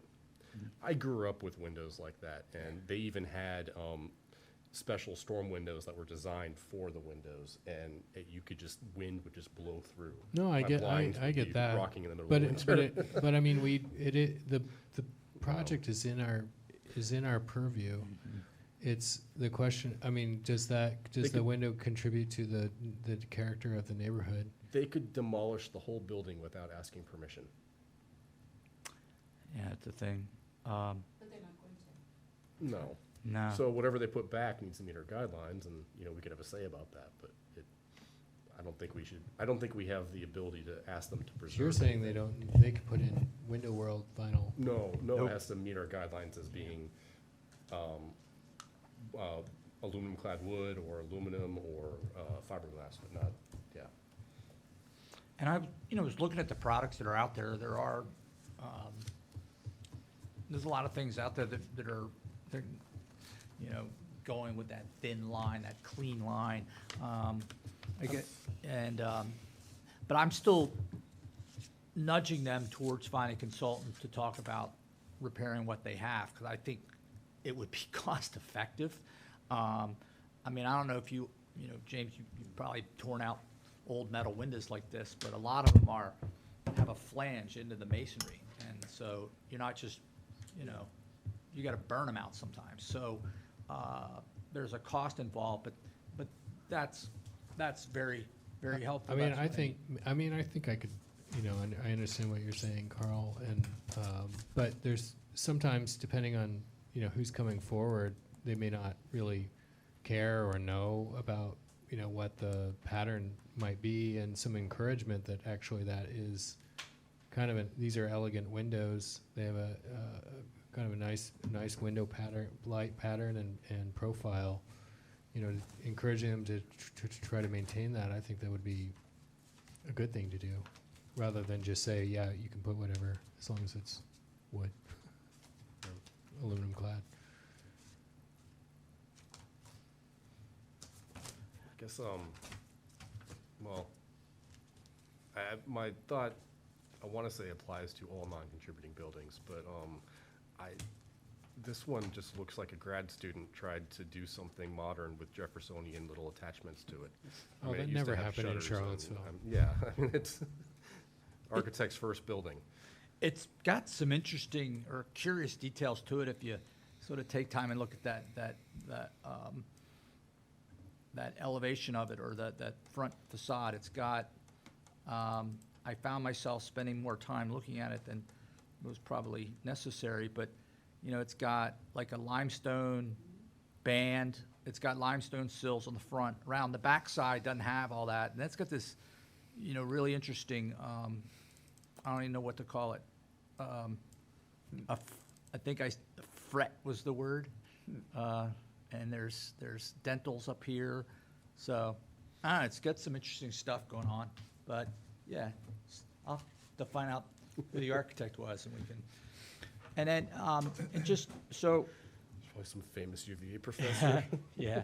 And I Burned every bridge I appreciate have on over there. the comments on the 3D rendering. So just, I'm going to be talking with legal just to sort of get some clarity, hopefully some clarification that they understand as well as us. The regs say that for any new construction or project that expands the existing footprint of a structure requires 3D, either a physical model or a digital model. And I went and looked and I said, all right, so over the last 5 years, that would have been about 50 or 60 projects that we've seen. One was a bridge. Only 7 were new commercial buildings. About 20 of them were residential additions. So it's, I think where I'm going to ask legal if they're okay with it is that when we will ask for them in the terms of like a rendering or something like that, but I don't want it to get to where, I can't say, I don't know this, but where someone says, like an applicant or someone in the neighborhood would say, oh, I don't think that three-dimensional, model was acceptable. That wasn't good enough. So that's what I want to kind of work out with legal. What does that mean from an architect's definition? I think that's our job to determine if the submission is, I mean, we've had some submissions where they don't give us everything that's in that list of 10 items they need to provide because they're not applicable. And a 3D model, a digital, like as an architect, I wouldn't give my digital model to someone. That's different than giving a printout. And I've said that how we've found that, renderings, versus building elevations. So what I said to the assistant attorney the other day was that I'm fine with requesting, a 3D rendering, imagery, and it's up to the BAR to review the application in total. If that 3D rendering looks like something I did over the weekend, but if the rest of the information is sufficient, that's the BAR's decision. It's not someone going to come in and say, oh, that must be, something that I can walk around and look at. So that's exactly what I was thinking. So thank you. And we'll see. All right. You may adjourn unless you have any questions for me. No? Motion to adjourn? So moved. Good night, everybody.